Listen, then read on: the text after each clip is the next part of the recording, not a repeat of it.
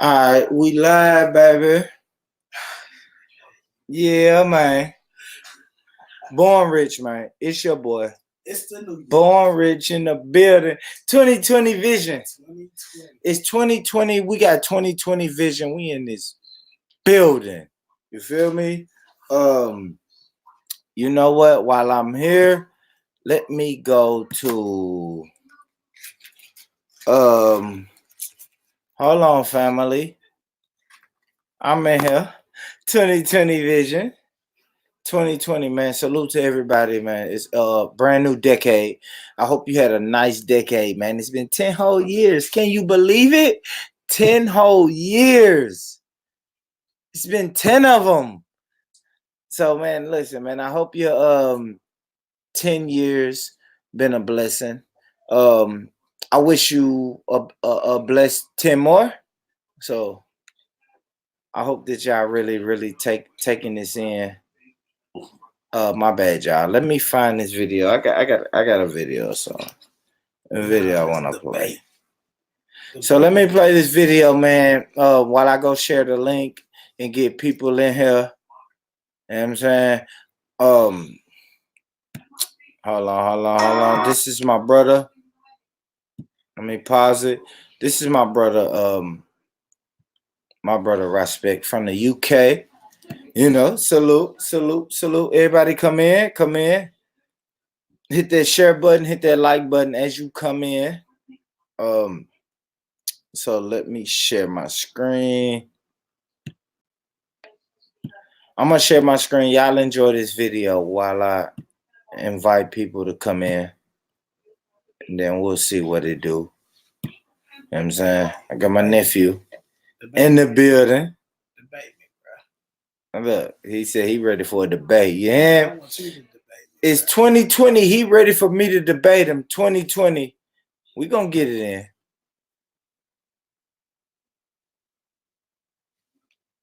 We're gonna get it in. Let me make sure everything's running right on the YouTube.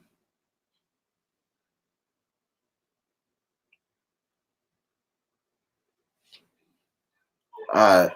So there go to YouTube. All right, family. Y'all check this video out, man. Check it. Check out my brother Respect. Bruh. Doing great things, man. If you're going to land the bet you make, you're not going to get away with nothing in terms of the energy. You know what I mean? You might beat the camera or the police. They might not catch you for what you're doing, but the energy is always going to return to you. So when you're living in this cycle of being negative all day, just putting out negativity, and that's the only energy you put out, it's going to return to you in a different form when you put it out.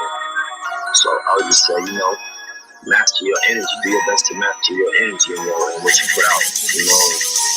All energy in, all energy in. For our brothers that died and all of our guys doing life on the wing. All energy in, all energy in. We all come from the struggle, so blood, I just wanna see all of us win. Facts. All energy in, all energy in. For our brothers that died and all of our guys doing life on the wing. All energy in, all energy in. Man's on that holy book hustle, so I know we're all gonna win. Yeah, it's all energy in for the marathon. It's just gang unite versus Babylon. All of us, enough rap dons, just Babylon. Nothing. Why you acting hype? Cause the camera's on. Why? All of the chat is long. I'm for the people. Bun what a fast is on. Fire. If I pick up the magic wand, then I make man vanish, gone. Pigs taking the piss, just carry on. I ain't never been no tag along. I got a bag of dons that will put ballies on and heat up your chest like Gary's gone. All energy into the packs are gone. All energy into the stack is long. Swear we caught more birds than the Amazon, and now we sell books on Amazon. All energy in, all energy in, all energy in, all energy in. For our brothers that died and all of the guys doing life on the wing. All of them. All energy in, all energy in, all energy in, all energy in. We all come from the struggles of blood. I just wanna see all of us win. All of us. All energy in, all energy in. For our brothers that died and all of the guys doing life on the wing. All of them. All energy in, all energy in. Man's on that holy book hustle, so I know we're all gonna win. Yeah. See, I locked up my head with senses. It was locked at the heart by friendship. Fact, if we'd ride or die till it ended. Promise. Wish I died by your side in these trenches. Cut my hair just to show that I meant it. We lost bros and rode out with a vengeance. When big crows are your only protection. A lost soul can't ask for repentance. They just want us broken, stressing. But I shoot in our own in this western. Hustlers holy book on my pendant. Like one that we got soldiers investing. As a youth, the whole team was offending. Straight up when we're leaving detention. Judge through the whole book more than a sentence. A man wrote a book I made go by the sentence. All energy in. All energy in. All energy in. All energy in. For our brothers that died and all of the guys doing life on the wing. All of them. All energy in. All energy in. All energy in. All energy in. We all come from the struggles of blood. I just wanna see all of us win. All of us. All energy in. All energy in. All energy in. All energy in. For our brothers that died and all of the guys doing life on the wing. All of them. All energy in. Alright. All energy in. All energy in. Man's on that holy book hustle, so I know we're all gonna win. Man, listen, man. Salute to Respect. My brother, Respect. Make sure y'all search Respect. All energy in, man. Support that, rock with that, the whole nine. I got the IG at the bottom. Follow me on IG, Born Rich Boopy. You know what I'm saying? As you in the YouTube page, make sure you like, subscribe, and share. The PayPal is down there. Everything's scrolling, man. You feel me? Everything's scrolling, man. So listen, man. We back. It's a new decade, right? I got my fam here with me, man. So it's a new decade. It's been a long decade, right, bro? Very long. What you think? You had some wins, some losses. How was this past 10 years? How did this past 10 years treat you? Man, this past 10 years been a lot of good energy and a lot of bad energy. Talk to me. So when you say bad energy, what type of bad energy was it? Bad energy is that our women are being kind of coerced. Our women are coerced into a man mindset, if you understand what I'm saying. Like, women are more men than men are. And it's kind of in a constitution. It's kind of breathing into the facts of our government. Our government have made our women more men than men are. Like, they've forced us to become more feminine and forced the women to become more masculine. If you understand what I'm saying. I like that, man. Salute to everybody in the chat, man. Salute to the brother AL, Turok, Okingo. You know what I mean? Make sure y'all hit that share button, hit that like button as y'all come in. You know. So I really think what the brother is talking about is, I think you're talking about like how the woman is being portrayed as being on top. Right? It ain't betrayed. It's more of being put in a spot of being on top. Like, instead of us thinking that we supposed to be the hunters. Like, at first we was the hunters. Okay. Now men are more the gatherers now. So you saying men are more docile?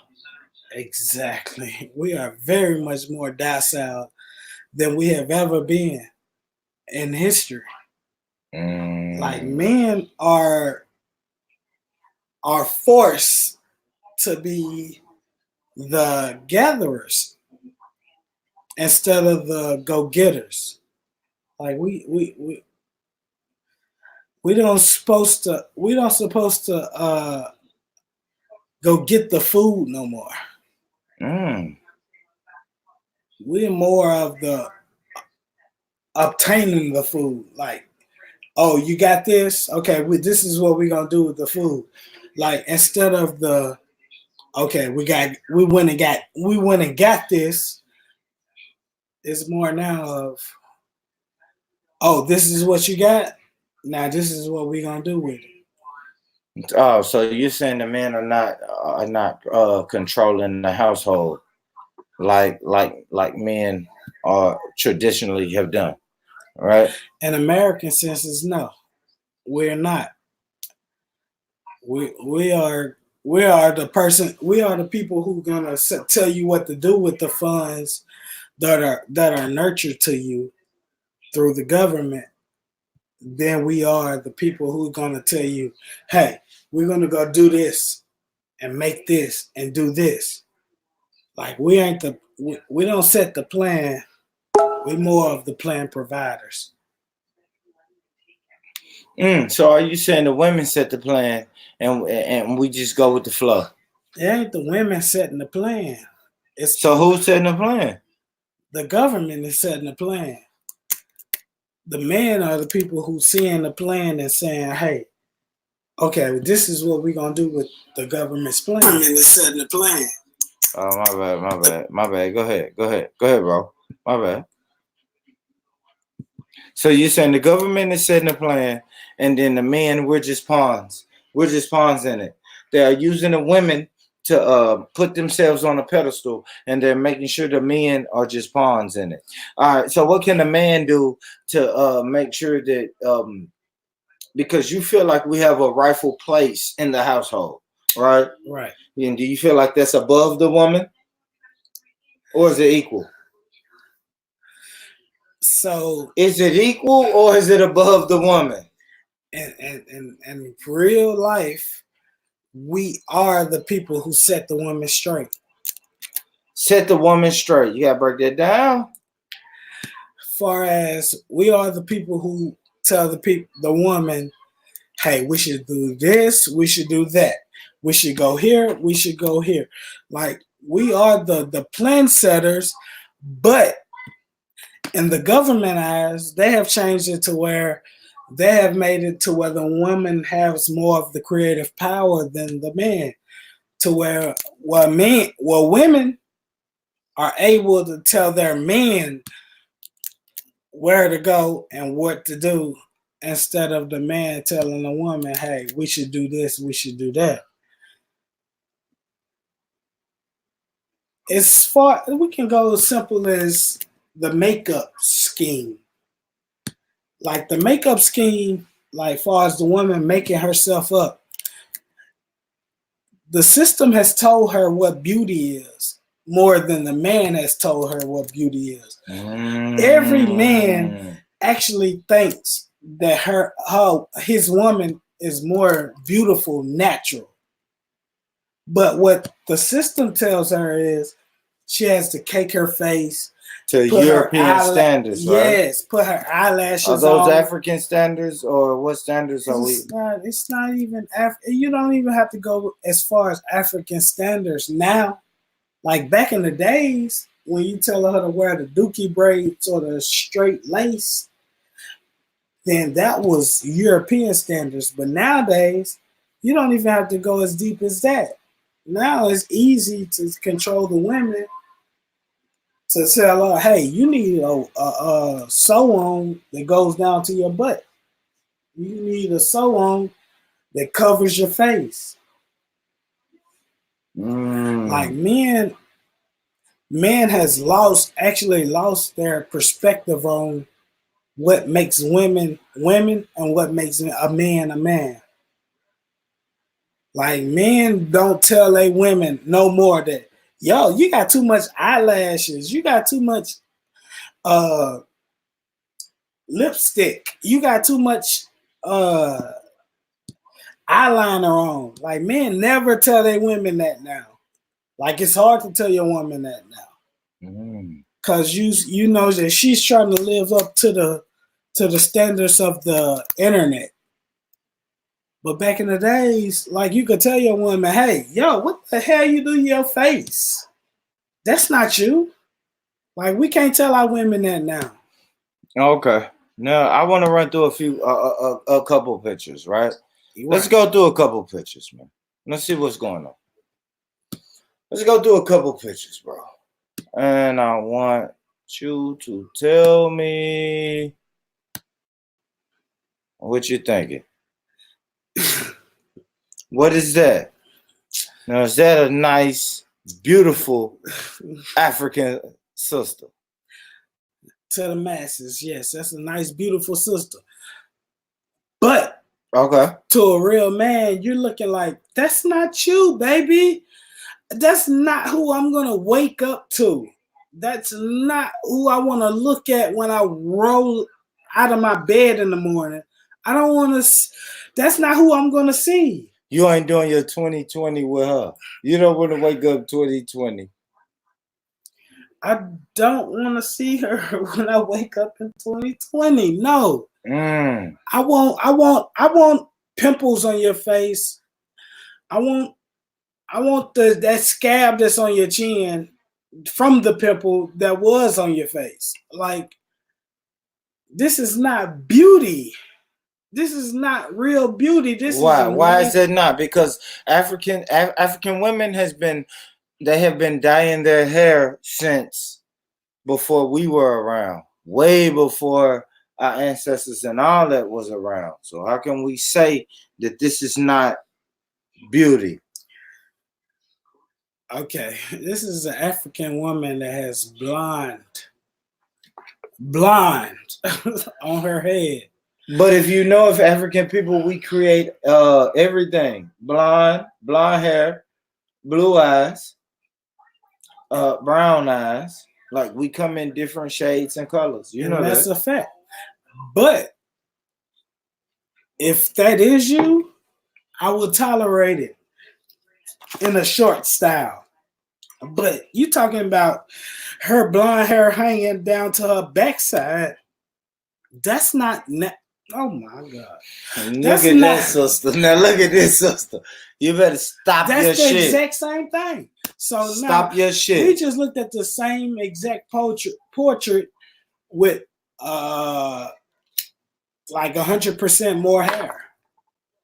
Like, that is horrible. What's bad about it? What's bad about it? That's unspeakable. Like she's brown skin with long blonde hair. I don't understand what's bad about that. What's bad about it is that it's not her. Like, if you take all that blonde off of her, she will be beautiful. Like, she looked like a beautiful woman.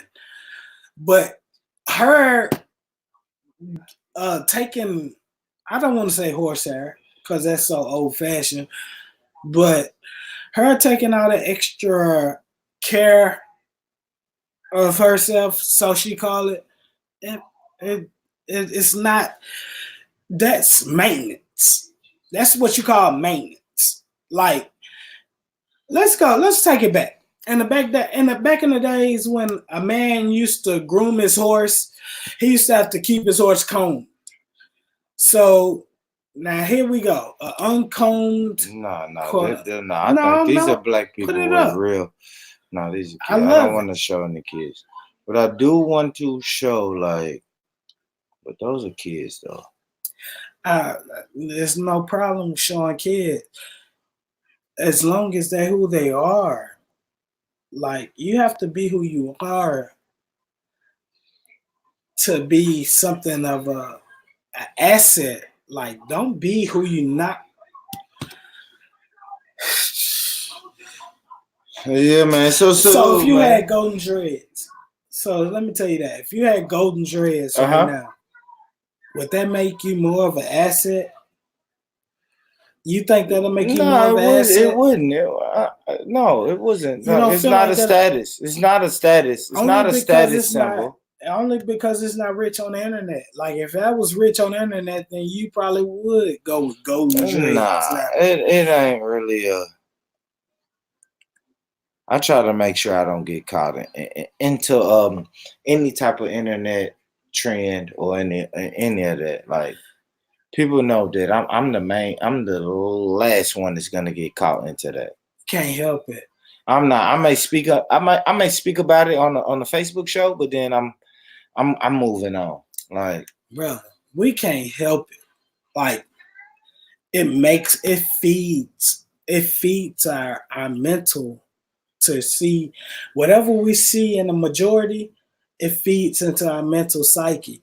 So sometimes when we see something in the majority, it makes us do certain things like put on a cap. Like if you have a backwards hairline, quote unquote, Yeah. as so is today, you will put on a cap. But back in the days, who's to say that backwards hairline didn't show that you had a big dick?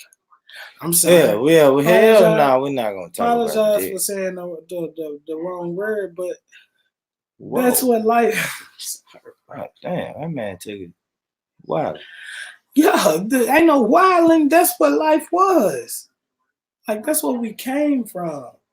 We came from each other. So if a receding hairline means that you was good, it might have meant that you was good sexually. A receding hairline might have meant that you could love better. Like we never know what we came from because we're so stuck into the pictures that we are standard to be. Man, I hear you. I hear you. All right, bro. Let's get into some shit, man. All right, let's see. Hold on.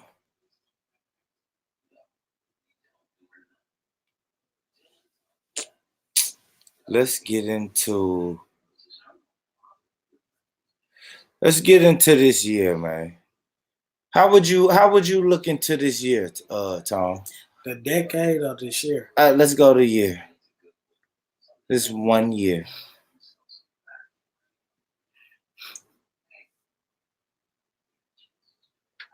You think the year done pushed us forward, or do you think the year have pushed us backwards? Okay, so if I have to answer that, I think I'm gonna say forward is just because the communication has opened up, right?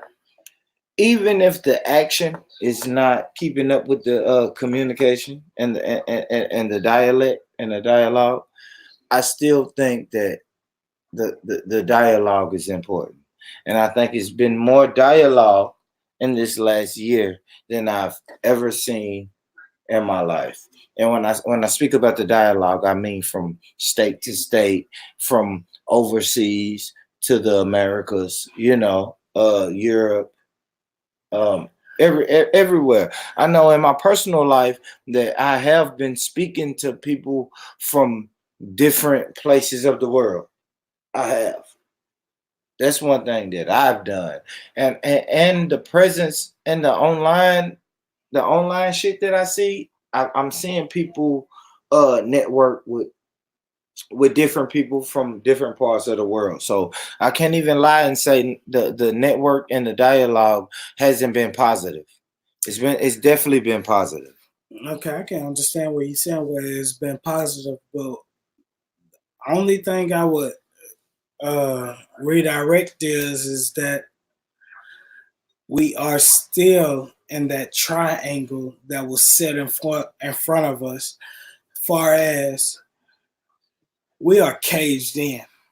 We're caged into what is presented to us more than what we can realize on a daily basis, far as we don't care what's most of the time we don't care what's real. We care what's put in front of us to care about. Like if your weight is an issue, that's put in front of me to care about. But if weight was not an issue, I wouldn't give a damn about it. Like we care about what the masses don't give a damn about. As in what? As in weight? Like, are you saying weight? No, I ain't that. No, that was an interpretation of it. Yeah. That was a small, but mental. As in mental, we don't care. We really don't care about each other's mental. Like you could talk to everybody around the world and around the country about what's real, but it doesn't affect nothing in nobody's real life. if you talk about people real life, if people want to, if people came on here and was their genuine self, we'll get into more homosexual rhetoric and everything. Like, cause that's what's real life. Like we've been programmed to think like homosexuality ain't real life. We think that straight, natural, you should be skinny, you shouldn't be fat, you should have long hair, you shouldn't have short hair, you should have a beard, you should not have a beard. Like all those small petty things make us judge people in real life when those small petty things is nothing in the hindsight of things of who people actually are. I don't know if y'all understand what I'm saying by when I say this, but you judge. You judge too much, and the Bible will go into that. I don't like to go into the Bible too much, but the Bible talk about judgment of others. Like we judge each other way too much before we actually know each other and understand where each other is actually coming from. If you understand what I'm saying, like it's a difference. Like I look at if you didn't have no facial hair on your face, I would look at you a whole nother way. You know what I'm saying? But if you was skin faced and didn't have no mustache, goatee, or whatever, I would probably like, what are you trying to do? Are you a pedophile? Or you know what I'm saying? It's like we look at each other differently just because of appearance instead of actually understanding who a person is and what they're about. But the judgment of others come from us thinking, oh, pedophile, oh, school shooter, oh, just we have different opinions of each other, which means nothing in the hindsight of things. I heard you talking that shit, bro. Let's go y'all to y'all ain't really ready to get into that shit. Yeah, nah, you hearing it, but let's go to this though. We do have to have like a little quick intermission. Fuck, I know they're probably gonna kick me off of playing this, but I want to do like a year-end review. It did of what? Of 2019. And wrap it up, put it in a bow. You hear me? Definitely. So we can just do it like this. This is the AP version of it. Family. What up, Tara?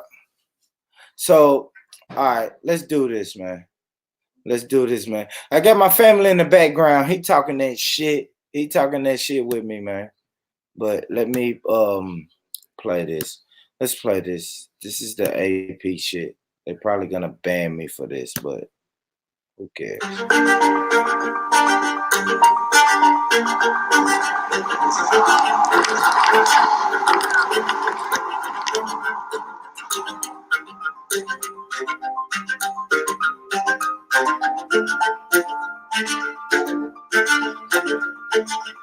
Tonight, I'm speaking to you because there is a growing humanitarian.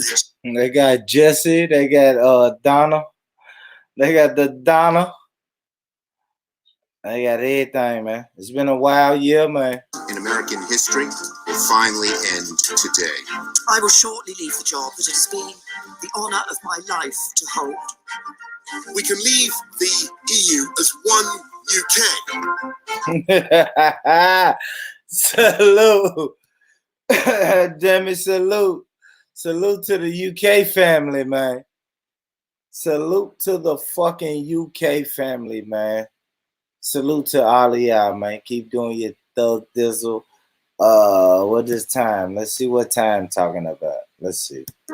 2019 began with a duel as the newly elected Speaker of the House challenged President Trump amid a government shutdown. President Trump has chosen to hold hostage critical services for the health, safety, and well-being of the American people. Man, if y'all don't quit this shit, man.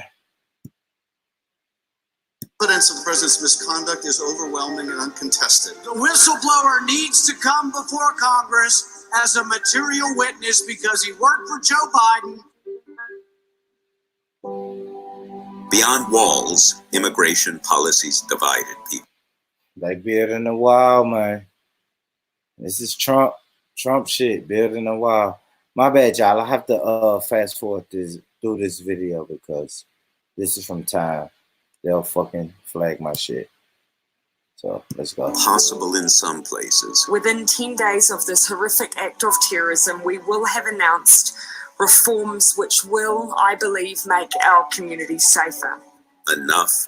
You know what I was just thinking about though? That's weird as fuck that that the UK had all of these quote unquote terrorist attacks. Like that's kind of weird to me. That's kind of weird to me that the UK and salute to the family in the UK. You know what I mean? I love all the family in the UK, but it's weird as fuck that the UK had all of these terrorist attacks, people being stabbed on bridges, shit's being blown up. Like, I don't know, man. That shit real. It's propaganda. It's another form of propaganda, man, and we have to make sure that we're aware of that. But you know, I just want to see this, man. It's a year in review. This is the year-end review. Let me go back and share my screen, man. Salute. Everybody in the building, hit that like button. Hit the like button, man. Hit the share button. Subscribe. If you're not subscribed to this channel, subscribe. Hit the bell. Make sure you get all the notifications. Everything in the bottom is scrolling across the screen. I got my IG. I have my IG page on there, and I also have the PayPal on there. So feel free to bless that if you would like. Let me share my screen, and we can get back to just a little bit of this. Let's see what Time said about this year in review. Wasn't enough in the United States. We're following reports of an active shooter situation. We went to sleep with the news of those 20 people dead in El Paso. You are waking up now to 9 more people who've been killed in a second mass shooting, this time Dayton, Ohio. The mayor of Jersey City, New Jersey says a shootout that killed a police detective and father of 5 and 3 other people was the result of a targeted attack on a kosher grocery store. The evidence points towards acts of hate. Ooh, Tara, that was fucking serious, bro. When they said acts of hate, and then they were pointing the gun was pointed at the Hebrew Israelites, and then they called it acts of hate. Like, that's fucking crazy. That's crazy. Let's get back to it.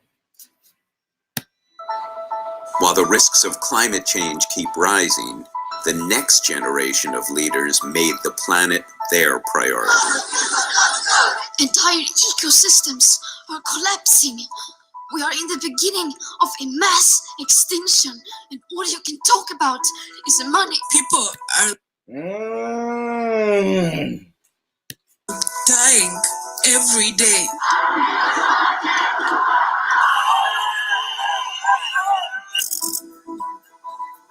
And Europe continued to unravel.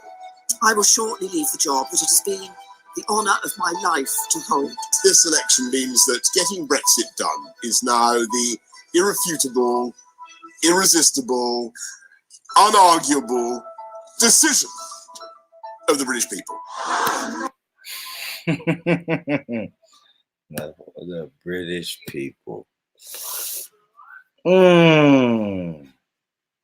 The British people, man.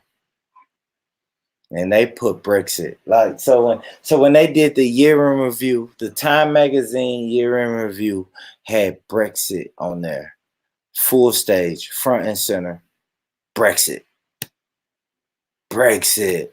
UK family, what are y'all saying about Brexit? What is this? Like, what is this?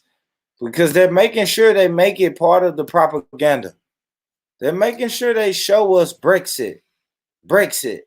Let's go. Protesters around the world challenged leaders.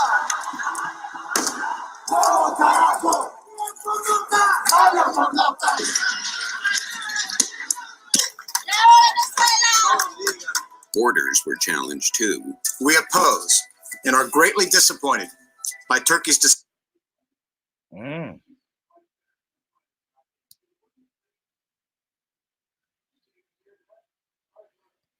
That was a little weird, man. I saw something. I want to see it again.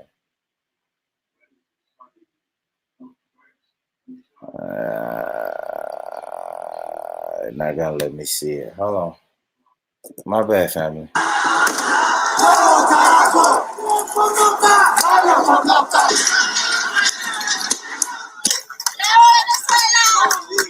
Borders were challenged too.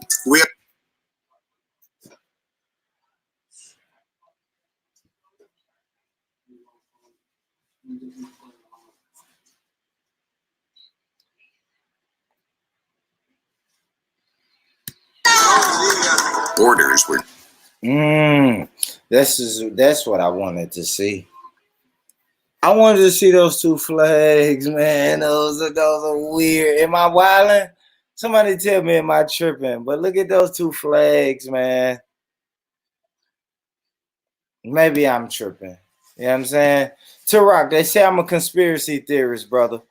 You know what I mean? I don't know, Tarak, but that is a wild picture, man. Those two flags right there, that's wild. But I don't know. Maybe I'm a conspiracy theorist, but that is a wild picture. That is a wild picture, man. That flag of Islam and an American flag right there at the same time, in the same feed, in the same frame. That's wild, man. Let's go back to the people. I want to talk to the people, man. Look, man, how is everybody enjoying their 2020? You feel me? It's 2020. We made it. Everybody made it, man. So salute yourself. First and foremost, salute yourself, man. You made it. Another decade, another year. I really appreciate everybody who been rocking with me. All the people who showed me love this year, all the people who blessed the PayPal, all the people who hit that like, share, and subscribe button. I really want to thank y'all for tuning in, man. It's been a beautiful year. Matter of fact, it's been a beautiful decade, right? Right, my brother? Huh? Mm-hmm. It's been beautiful, man. Our baby's getting bigger. Y'all's babies is getting bigger. You know, I think we're learning more. We're starting to ask more questions. That's what I've noticed about a lot of people, especially on this Hangout in this YouTube world, that people are asking more questions, and that's something that was not foreign, but damn near foreign when I was growing up. Right? It's like you do as I do as I say and not as I do. Right. Mm-hmm. So when you grow up living by that mentality, when your parents is telling you to do as they say and not as they do, then naturally you begin to ask questions like, how can you tell me not to do this when I'm watching you do this? The same thing that you're telling me not to do, I'm watching you do it. So salute to the people who ask questions, who want to get to the bottom of shit, who want to know shit. So I really want to salute to all of y'all, man. Keep digging, keep questioning, you know. Why ask why? And I say always ask why. So do that. 2019 for me, man, it's been a beautiful year. It's been a blessed year, man. Met a lot of good people. Met some fake people, but you know, eliminated them as soon as I met them. I don't really believe in like New Year's resolutions, but what I want to do is, what I really want to do this year is probably find a female companion. If I'm honest, man, I really want to I really want to see what I can see out here, man, and date something, date someone, make somebody's mama, make somebody's mama happy. I want to do shit like that, man. But yeah, man, it's been a while, yeah, man. Let me see. I had another video I wanted to show. Let me go to it. Thank y'all. Hit that like button if you haven't hit the like button. Hit the share button if you haven't hit the share button. All of that. Matter of fact, don't let me tell you what buttons to hit. I'm gonna let our good brother, the great philosopher T.I., tell you what to do. Do your job, nigga, and hit that button. Hit the button. Man, hit the button, cuz. Man, hit the button, nigga. You want me to hit button? Hit the motherfucking button and let me in.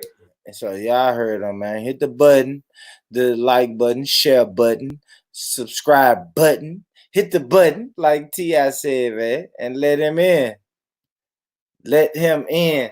Let's go back to a little bit more of this review.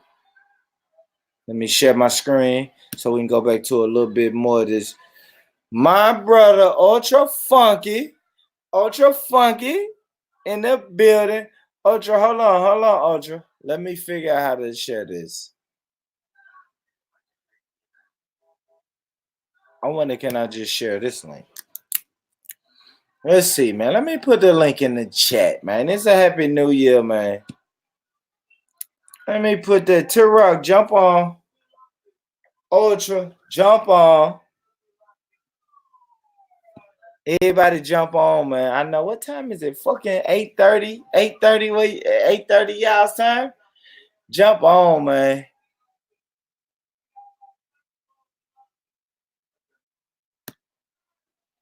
That's the link in there. If y'all want to jump on. Until then, let me rock with a little bit more of this video. Oh, fuck. Hold on.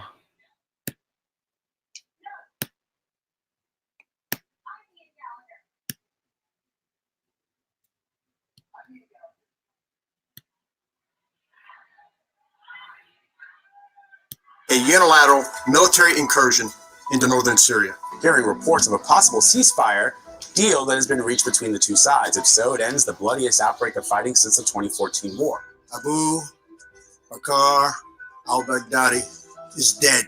And trade wars continued. Tariffs will largely... And that is the army. Like, that is the army, the military that people go and choose to fight for.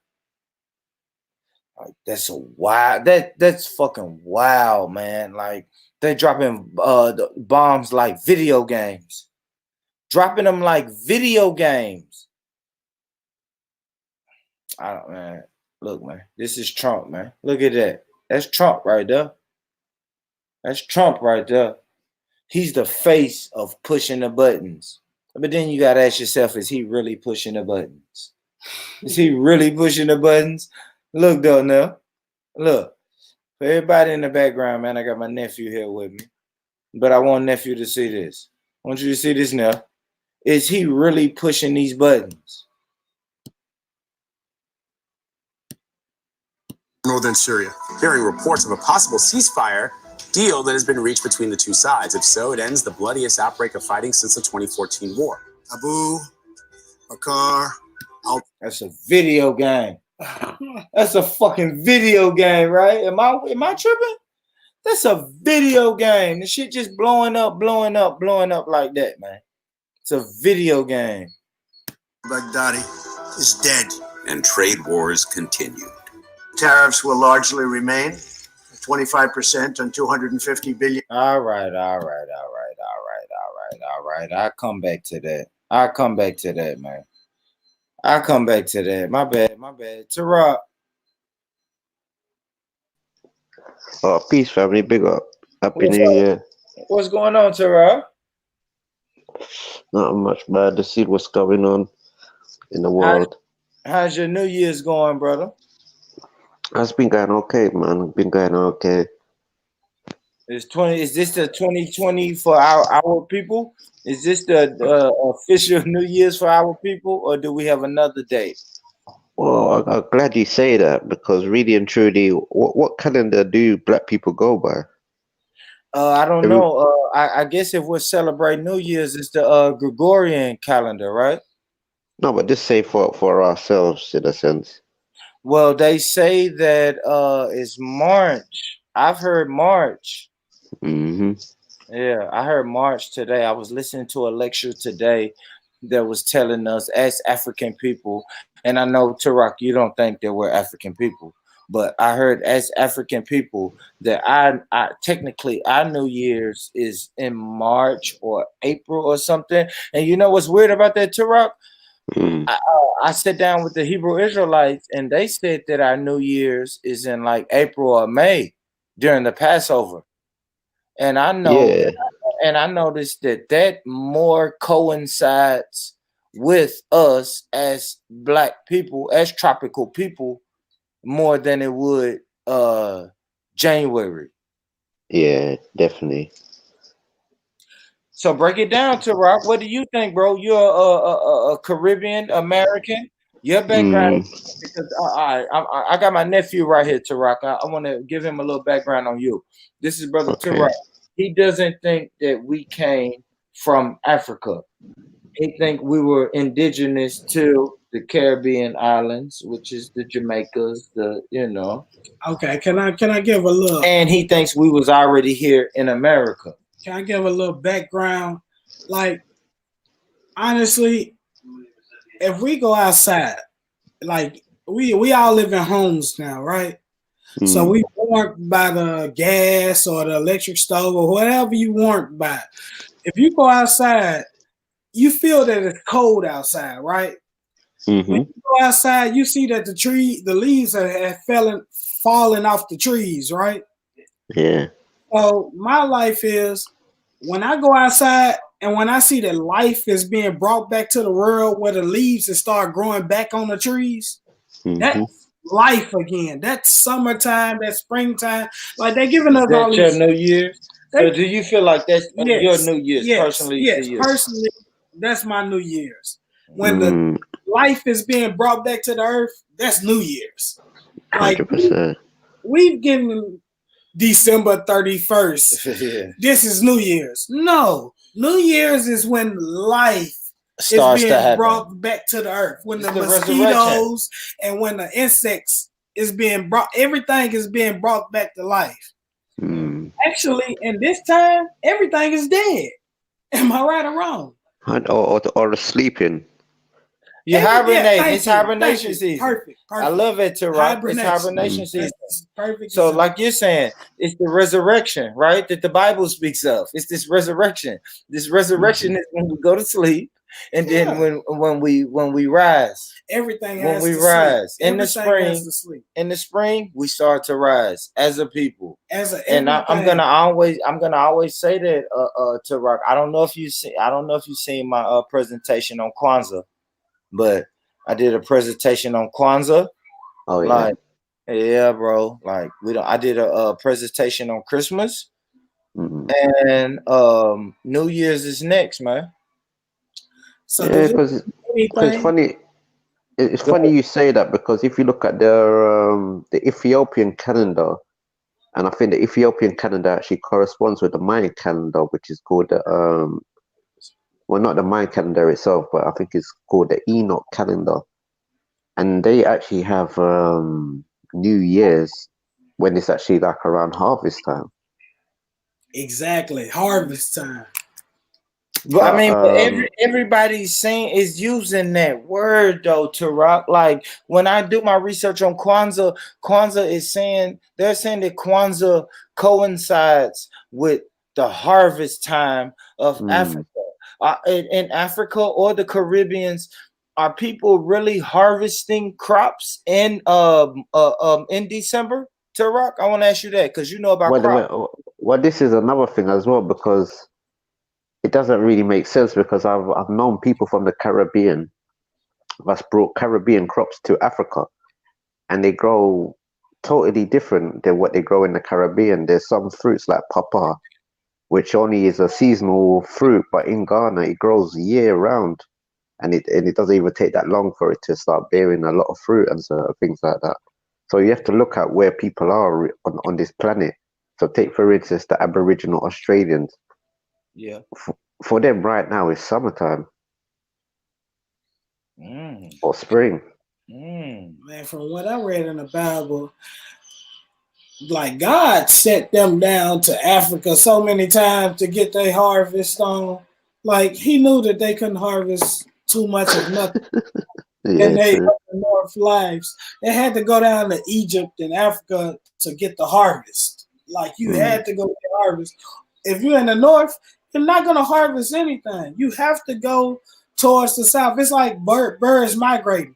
If we wasn't in the life we was in to think that we supposed to stay in a certain spot of town or in a certain spot of the world, we would harvest, we would move towards the south to go nurture ourselves, to go harvest things to benefit us for eating and stuff.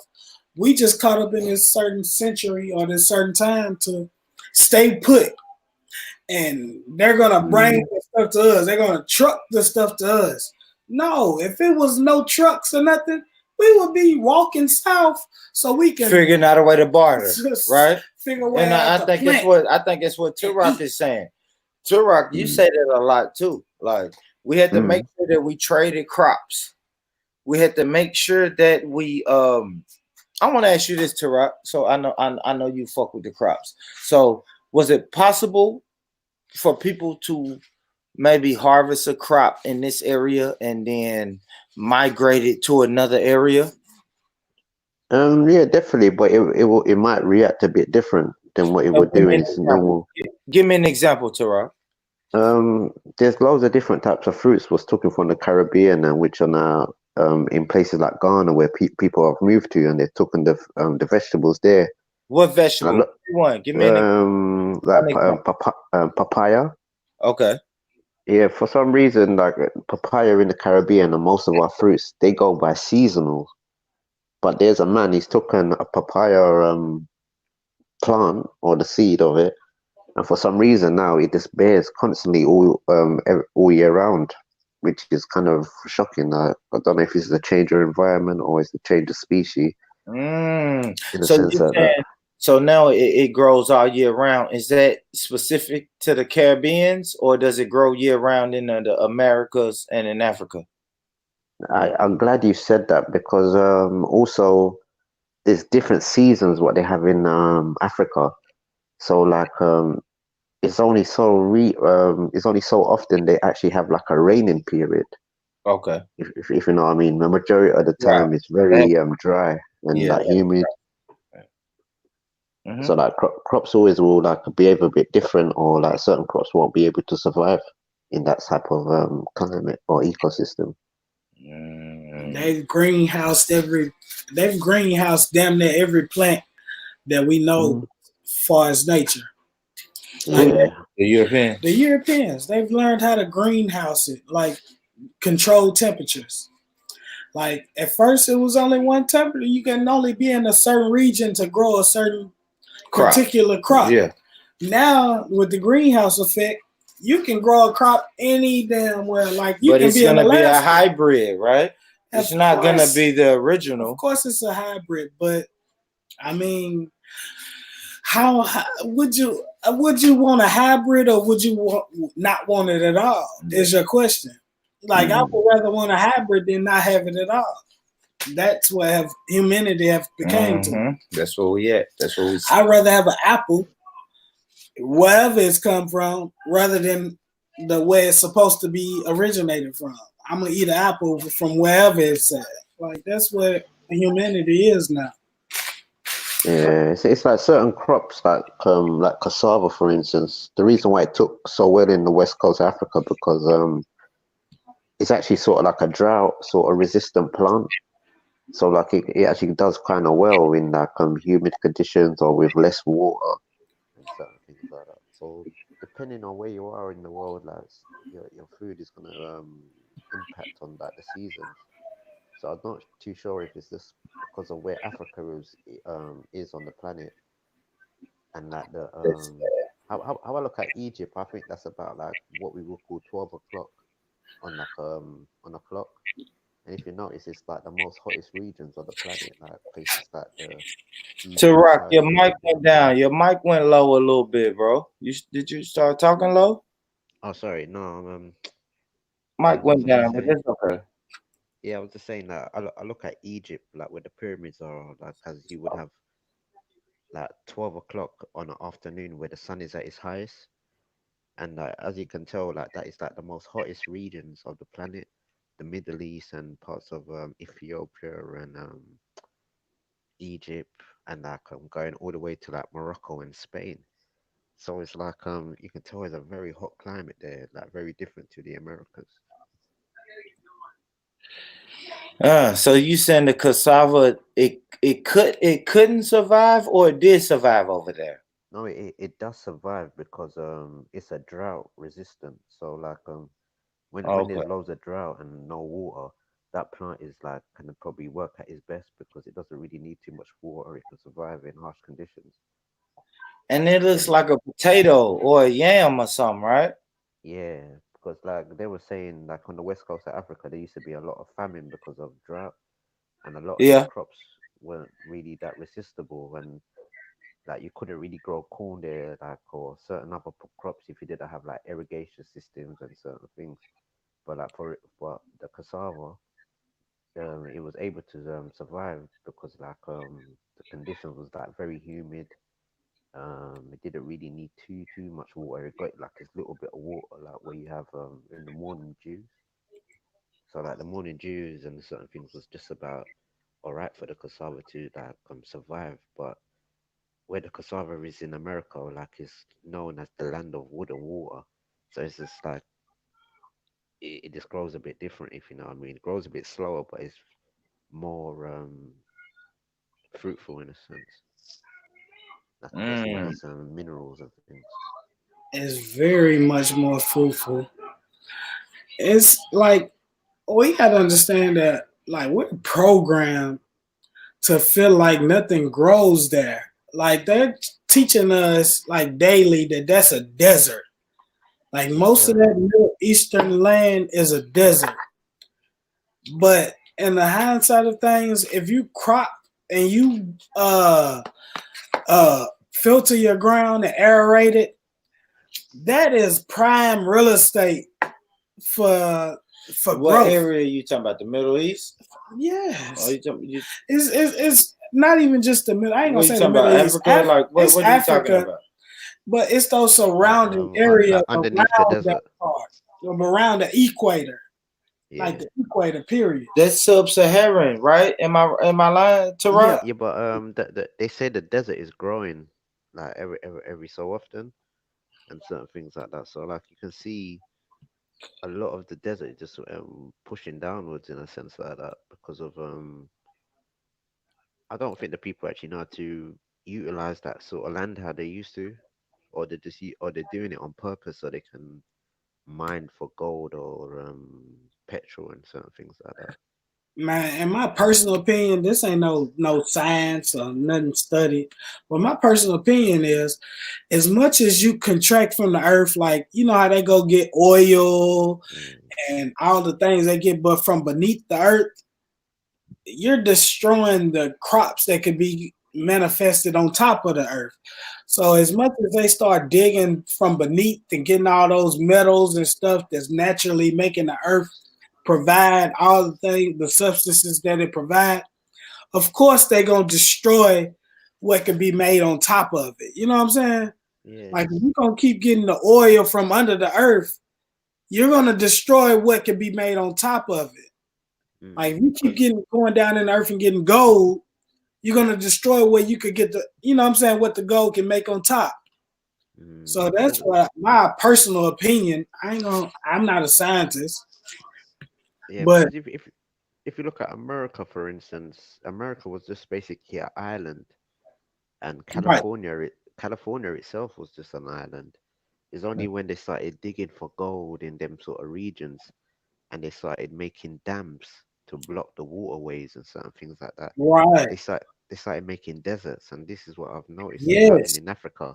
It's like a lot of the people they don't really talk about farming. It's all about gold and diamonds and petrol. So you can see they're doing certain things by destroying their ecosystem. Exactly.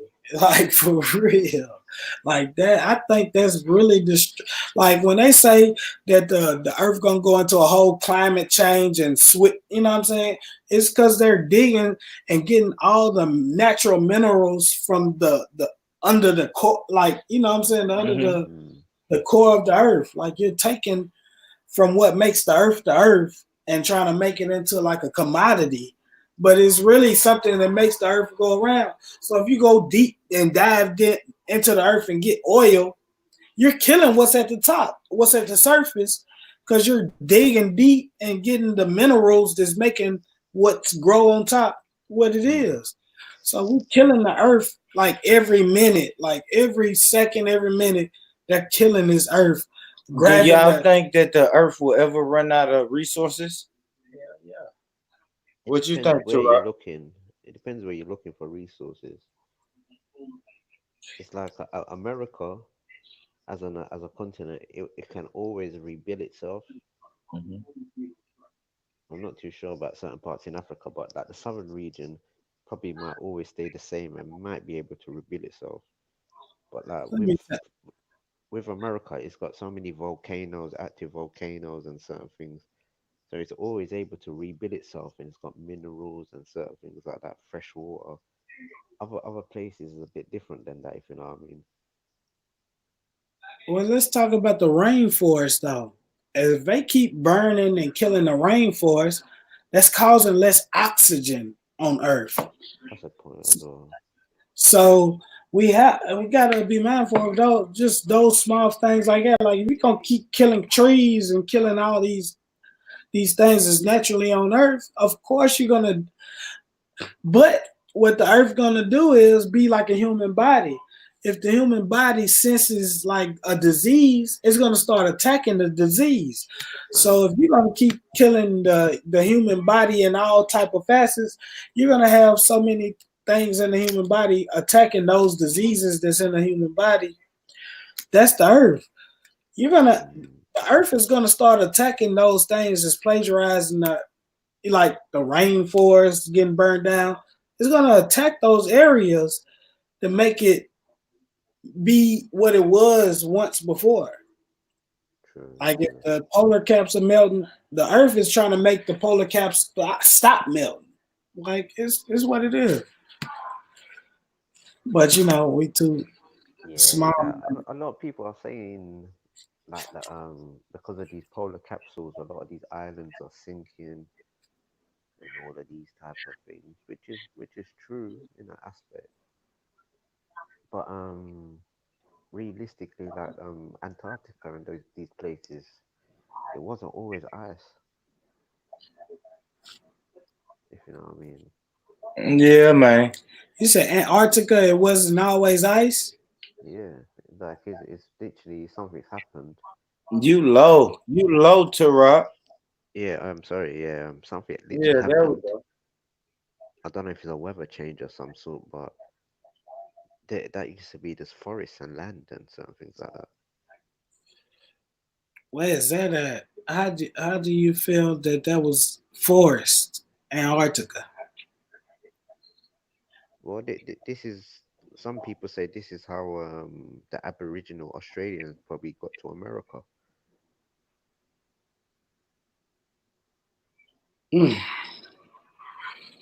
Yeah, I don't know, man. It's tough. Yeah, but let's take a break, man. Everybody, real quick, hit that share button. Hit that share button. I have another year in. This is from Google. Our good friends at Google. So let's check a little bit of this, Tarot.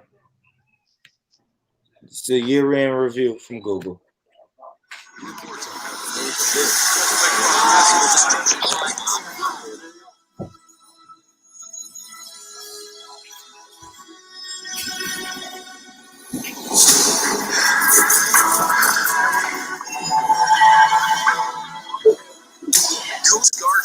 thriving in the Atoll Islands. 5 young boys create a rescue trampoline. The first to run a marathon in under 2 hours. We have seen what we thought was unseeable. A relay of dogs will lead blind runner Tom Panic across the finish line. Nicolas Maillet lost in the French Open, but then his 7-year-old son ran onto the court to give his dad a big hug. Grandma's sister and heroes for many little girls out there. Horrific mind, amazing. So it's a lot of I'm gonna come back to that, Tara. But I notice it's a lot of hero based, man. Do you believe in heroes? Well, yeah, yes and no in a sense. I think so. Yeah. You say yeah. Give me one of your heroes, Tara. One of my heroes. One of my heroes. Boy. There's a guy called Chatoyer from Saint Vincent. But basically, he was fighting with the indigenous people and some of the Africans against the English, and they basically cheated him at war, and he basically overthrew the people, and somebody shot him because he was like gaining Where was this at, Tara? in the Caribbean, Saint Vincent. Okay. Yeah, there's a man called Chatoyer. He was overthrowing the English, and they were doing a duel. And a duel is like like sometimes you walk and you have a gun and all that, but these like were fighting with swords, and that Chatoyer had the upper hand, and one of the English soldiers just shot him because he was killing their captain. But he was a great leader, like with the islanders and certain things like that. Okay, Tom, you believe in heroes? Yeah. Give me one. Give me one of your heroes. The sun. The sun is your hero? Yeah. Ah. I'm Okay. sorry. I'm gonna go away. No, it's all good. It's all good. But the sun is everything to me. It breathe. It helps me breathe. It helps me eat. It helps me drink. It's like everlasting. It's like it affects me whether it's present or not present. Okay. Let's go back to a little bit more of this Google year in search. This is what people search the most in Google 2019. She's my hero.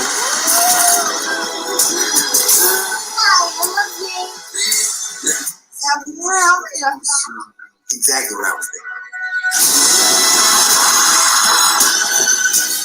When you are free to be you, it is the best feeling in the world. He's the Sully Sullenberger of pizza. My family is making a grant to eliminate their student loans. You know deep down what's right and wants to lead you. I'm gonna fight this. Who says I can't? Nobody! Here it comes. Never been done in competition.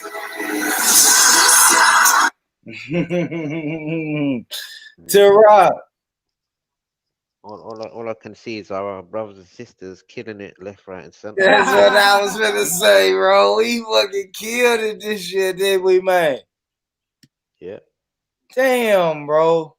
Black people fucking killed it this year, man. This year? decade. We've been killing it forever, man. I know. Tara, Do you know what do you about think? Go ahead. Do you know about Formula One? Oh, the race. That's racing. It's like drag Yeah. racing, right? A little bit, but one of our people won it from the Caribbean. I didn't know that.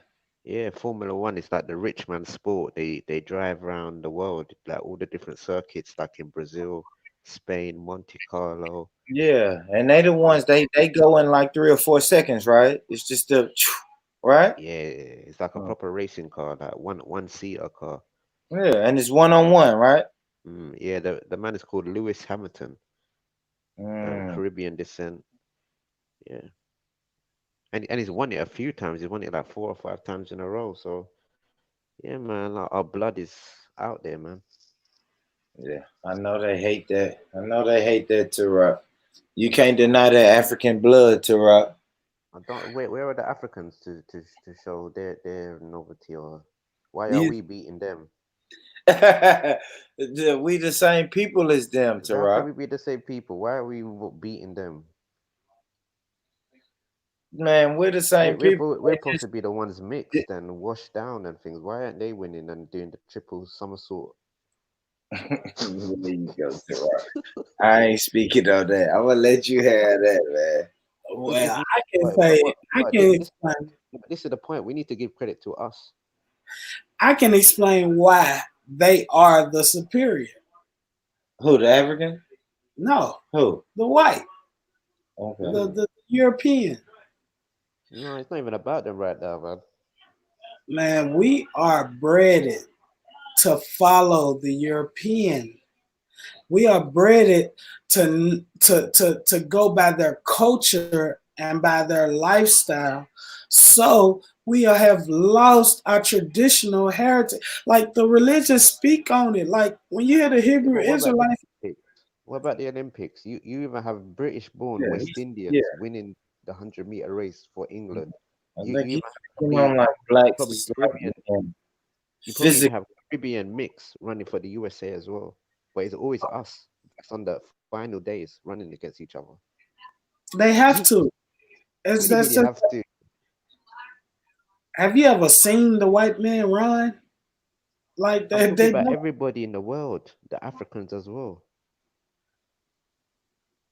They don't have our specimen, the energy. They don't get the energy that we get. I'm not being funny. What Africans have been mixing with white people before us.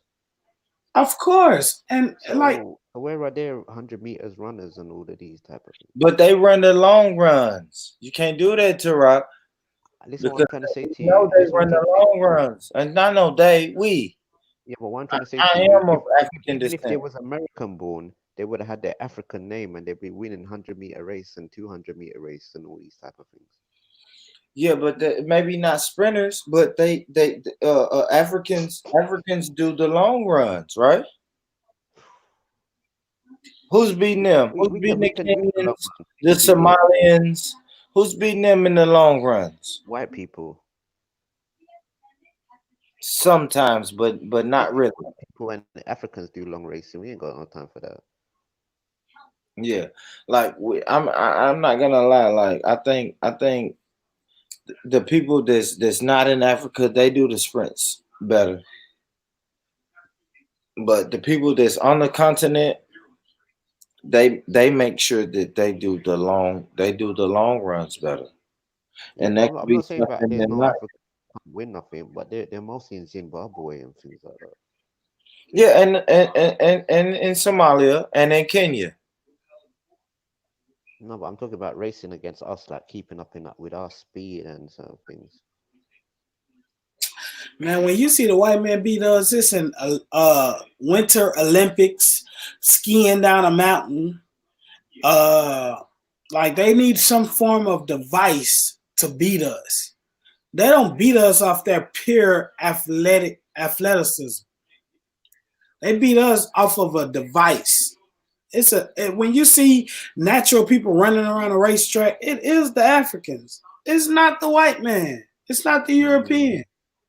Don't think so, man. You see it? Not Africans like that. No, I ain't saying African. But Turok is saying the Europeans beat Africans in long races. That's not true. In marathons, I don't see it either. You can't say that because they just now they have in the past and still to this day. They keep up with the Africans, but man, you got the Kenyans, the Somalians, like that. We have a marathon here where I'm at in Tennessee, man. The Music City Marathon. They have it every year, and damn near every year a Somali person or a Kenyan person wins it. Then you go to the Boston Marathon, you go to the New York Marathon. Like they are running these marathons. I'm telling you, Turok, they are running these marathons, man. Oh, man. But I understand though. I understand that Africans that's not in the I mean Africans that's not on the continent I'm that talking about a direct link. There's East Africans with no DNA traces to West Africa. just Tirock do not want us to Okay, say we okay, African, okay, man. It's my brother. Turok. So is Egypt Africa to you? But what I'm trying to say, there's two different types of Africans. You got Hamitic people and you got Nubians. The Hamitic people are the Ethiopian looking, Somali looking. Then you got like the Sudanese. Straight Them hair, like a that sort of straighter people. hair. All You know what right. he's talking about, I Tom. A understand. straighter, a dark skin, but a straighter hair, a different. Mm.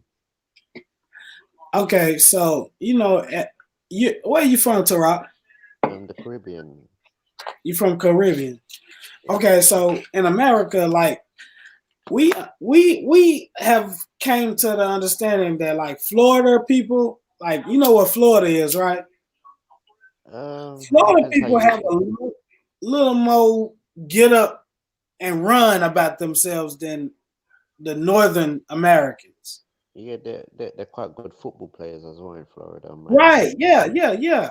So it's like when you go to a place where they getting fed the more energy, you have less likely of a chance to beat those guys in a foot race or even a long distance race. Mm. Just because they're in a separate energy from you, they're getting a different energy than you getting in a northern space. So I like, and on the equator is very out balanced. It's not, what I'm saying, straight around like, they might give it to us, but it goes in a certain space around the globe. The ones closer to the equator usually have the more energy. It depends really, because if your body equator, sometimes it could be lazy because you've got everything in abundance. So you might not have to do too much. Yeah, you have. So give me an example of that, Tirock. You have to give me an example of someone of a people, of a tribe, of a nation that's close to the equator that chills because shit comes in abundance. Because People I in beg to differ. America, South America, Caribbean, the oceanic Pacific regions, they've got all the fruits, all different types of vegetables. Even if they wanted to kill animals, because there's so much fruit and vegetables, the animals are there as well. Yeah, but we have to give it up to like our Jamaican brothers and sisters. They get out and work hard. Our Brazilian brothers and sisters, they get out and work hard. Our fucking Ecuadorian brothers and sisters, they get out and work hard. Like Turok, I'm just not seeing that. I haven't really seen. I mean, you can say Mexico. How close is Mexico to the border? Because if I think of, and they're not even a lazy people. But I I'm guess not I'm saying thinking that you have about to be weight. I'm lazy, thinking but about people who gain weight because I know Jamaicans. You don't see a lot of overweight Jamaicans, no, but what I'm trying Haitian. to say to you, that it's not that hard for you to grow food or find food, that if you know what I mean. Yeah, I understand though, Tarak, but you say that they chill because it comes in abundance. But I don't know, man. I see these No, people I'm come. saying if you have less food in abundance, you've got to be more active and looking for food and doing things for you to get that food. But Yeah, I give you that. if you go to like let's say I hate to go to here because I have less experience in it. But the North Pole, you have dog sledders and stuff. Like people want to sit on their ass as more north you go. Like if you go more north or whatever, like even to the South America, Nah, once you you get have to to the you have bottom to of ask. South America, they're not close to the equator. They No, get but you more have to. lazier. No, but what I'm trying to say is like in the equator, it's like every day is like nearly summer and spring. So you're gonna have abundance of fruits and vegetables constantly. In the northern regions, your summer and spring is like probably 100 to about 110 days.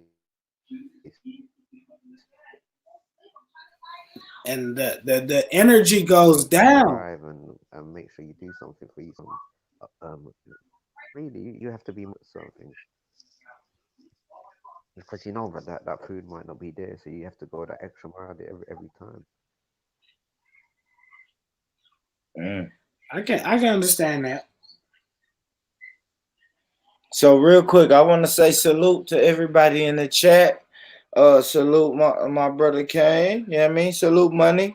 Ultra Funky. Everybody in the chat, man. Make sure y'all hit that like button. You know, as you walk in the door. Peace and prosperity to everybody, man, for this 2020. You know what I'm saying? Be good, be fruitful, do your thing. Let me play a little bit more of this video.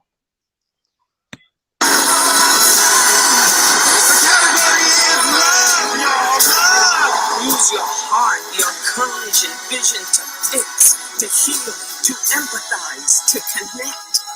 Because living life for something bigger than yourself is a hero's journey.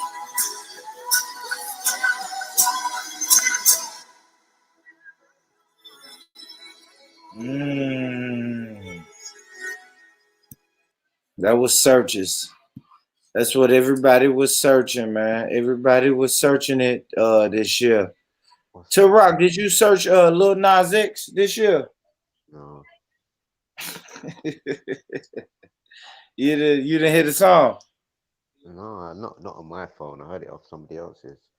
Yeah, that's what I'm saying. Don't act like you didn't hear it though. No, What you did? You did a little two-step. Not really, but it would have to be white people to show me. I didn't see it for myself. Or Rock, what type of music do you listen to, brother? mostly American music, like country and western, jazz. You don't listen to no fucking country western. Saint Lucia is the most Caribbean island that likes country and western and jazz. It's like little Louisiana, really. Saint Lucia. All right. So, what artist was you listening to in 2019? What artist? What new artist? Who? I don't know if he's a new artist. I think his name is 42 Drug. He's Santi 42 Drug. He's signed to Yo Gotti. 42 Drug. Yeah, I think so. Is his name. He's got a song called Dog Food.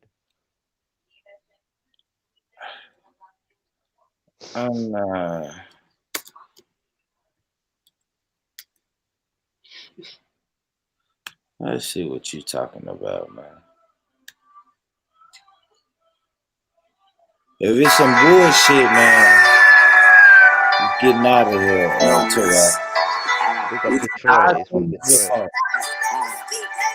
I lost my nigga, that shit crazy. I mean, we just put him in the pavement. Hey, bro, yeah, I miss you more than 80s. Yeah, I saw him before. What you like about him, Tara? I don't know. I don't know. He seemed like he's got good lyrics, or he's got or he can structure songs all right. I don't believe some of the things he's saying, but he seemed like he can structure his songs kind of well. Yeah. You just like the music. Yeah, no, he actually seemed like he does all right songs. Like he's got one song with Yo Gotti. We listened to him, didn't we? Yeah, we listened to him, didn't we? I listened to him like 2 weeks ago, bro. I listened to him. He all right. You know, it's just the same old, but he all right, Rock. That's crazy, bro. For a young boy, you know what I mean? Yeah. You gotta respect it. I respect the grind. I respect the grind and the hustle. I do. Damn, Rock. I'm getting to know Rock tonight, man. Salute, man. Everybody in the chat, man. Salute to Love is Law, man. My brother K, man. Salute to you, K.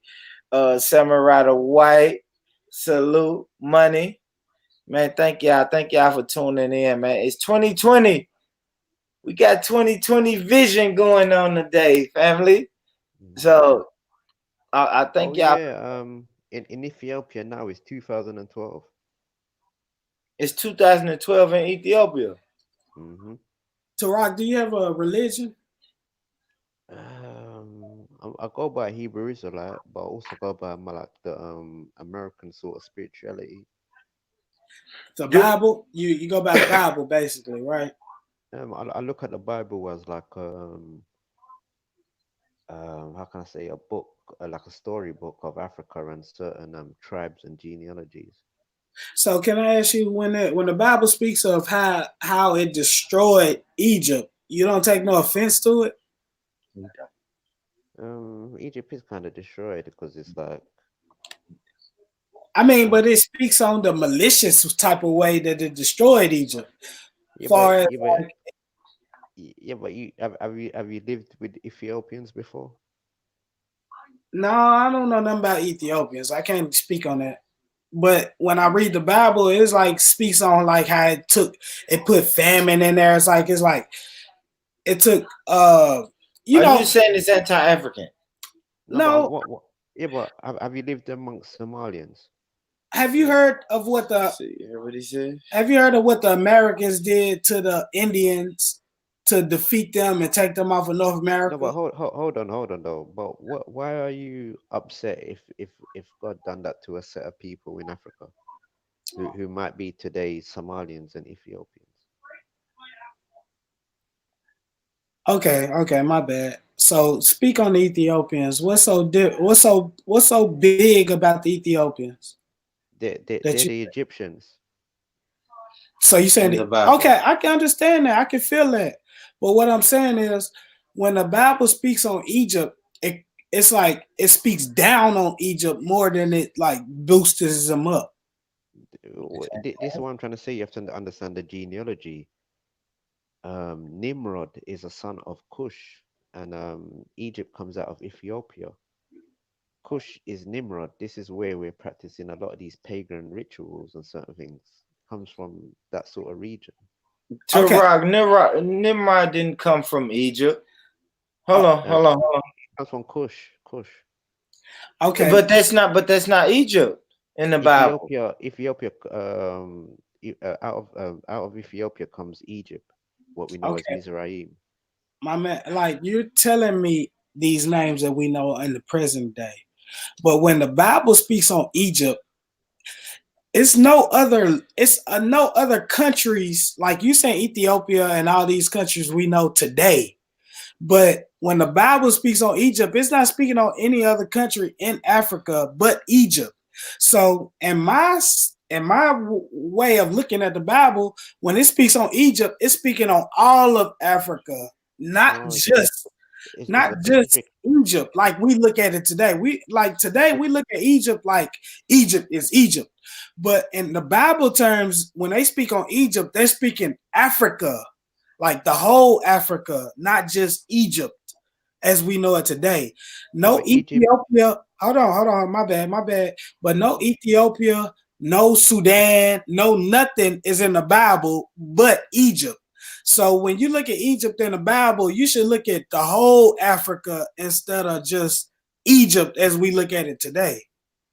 What we know is biblical term was called Mizraim.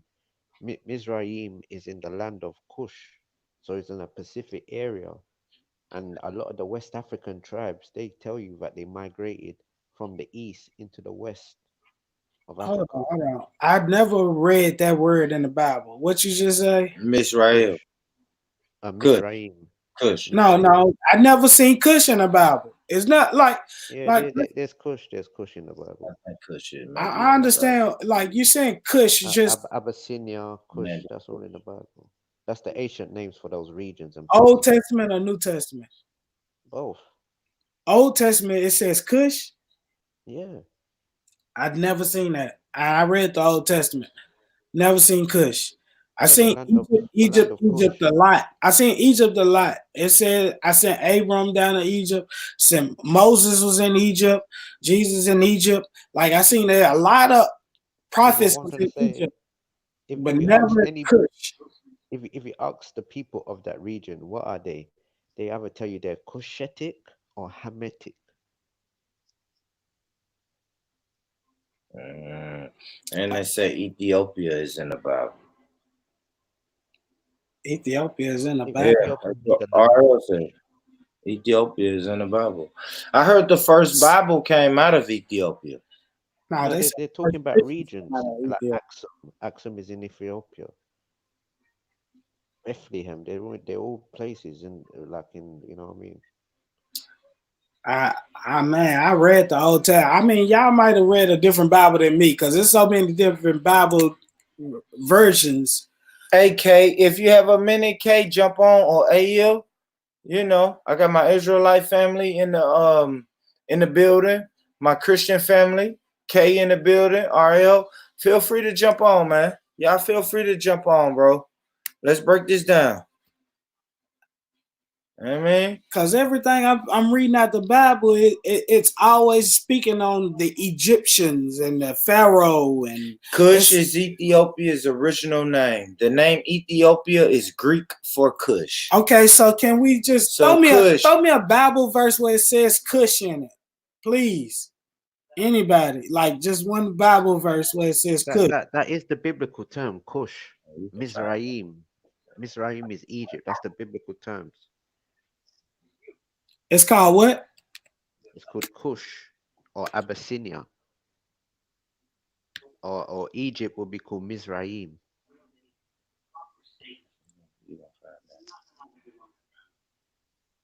Hold on, we looking at something. I'm sorry. Hold on. It said the oldest son. Oh, but the eldest son of Ham. Yeah. Read that. I ain't gonna act like I can. Yeah, that's Cush. Cush was, according to the Bible, the eldest son of Ham. Am I on to something, to rock, or is that wrong? No, that's not what I want to hear. People which the land is named after. I got you. So we're looking for Cush the land. Yeah, because it's K. Everything to the south of the Bible, of where the Bible was placed at, is Egypt. This is the reason why Dr. York and certain people, this is why they use the term Nubia or Nubian, because Nubia was under Egypt in that area, Sudan, the desert to Niger, Negro land.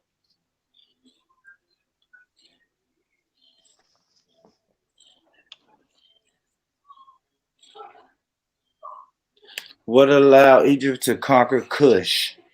Yeah, then you have to look at the culture of Egypt and places like India and the DNA, and understand places like Babylon is Iraq. So if Ethiopia kingdom stretched so vast to places like Iraq and all these type of things, it's giving you the understanding what the biblical time, how things looked in them types of regions, because Nimrod is a son of Cush, and Cush is what we know as today as Ethiopia. You said Nimrod is the son of Cush. Nimrod is the son of Cush. That's what it said. It said that in the Bible. It said Nimrod the is kingdom of Cush. The kingdom of Cush was an ancient kingdom in Nubia, located at the Sudanese and southern Egyptian Nile Valley. The Kushite era of rule in Nubia was established after the late Bronze Age collapse and the disintegration of the new kingdom of Egypt. Cush was centered at Napata during its early phase. After Kashta invaded Egypt in the 8th century BC, the monarchs of Cush were also the pharaohs of the 25th dynasty of Egypt until they were defeated by the Neo-Assyrian Empire under the rule of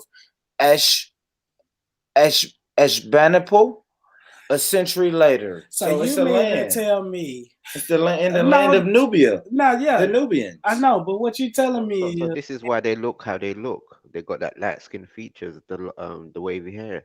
That's what I should go. But what you're basically telling me is that the Egyptians was black from the black land. The Cushites. If you want to say the Cushites, yes, they was black. So it's like. But Turok is saying that they're black, but they look a little different. That's like saying they're not West African. They're not West African. The West Africans, like they have the curly hair. They are like the Somalians, right? Is Somalia in the land of Kush? Yeah, But that's the fight The we have today. Ethiopians, the Somalians. Like the Those Ethiopians people, in today, the Ethiopians are light skinned. those people had the West Africans in slavery. Mm-hmm. So So this this is why and the this is West why Hebrew Africans are Israelites people. don't say all black people are their people like that, and you can see through DNA. Mm-hmm. Yep. And that's So the West Africans would be people who look more like us with the more kinky hair, right, Tara? If you want, just type in Ethiopian DNA test, and they will tell you themselves they got at least about 2% Bantu. so we can basically say that the Egyptians are Ethiopians, and the Cushites or whatever was the kinky hair people. There's like amalgamation of people because the Romans came in there. They was all mixing with each other. A lot of those people was up in the Mediterranean at one point. This is when No, you see this no, is when hold you're on. hearing all Jesus's people and black popes and all these type of things in the Roman army and all these type of things because they all used to be up in that area. Then later on, a lot of the other people migrated into West Africa later on because of So the Roman invasion. you know who Alexander the Great is, right? Of Yeah. course, right? A Greek. It was Greek, right? So his story tells of how he um went to Egypt, conquered Egypt. Well, he didn't conquer Egypt per se himself, but he went and manipulated them into being conquered. That's my thing is that everything but in Africa below Egypt is black. I mean, if we want to go into skin color, that's a little weird. You know what I'm saying? But we know they weren't white. Heritage and lineages. So when you look at North Africa, a lot of the black people they used to be all in the Mediterranean. If you look at even the Ghana people, they're called their Akan.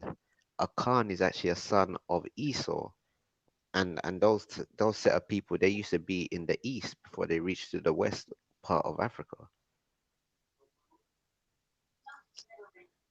So you saying that was more light skin?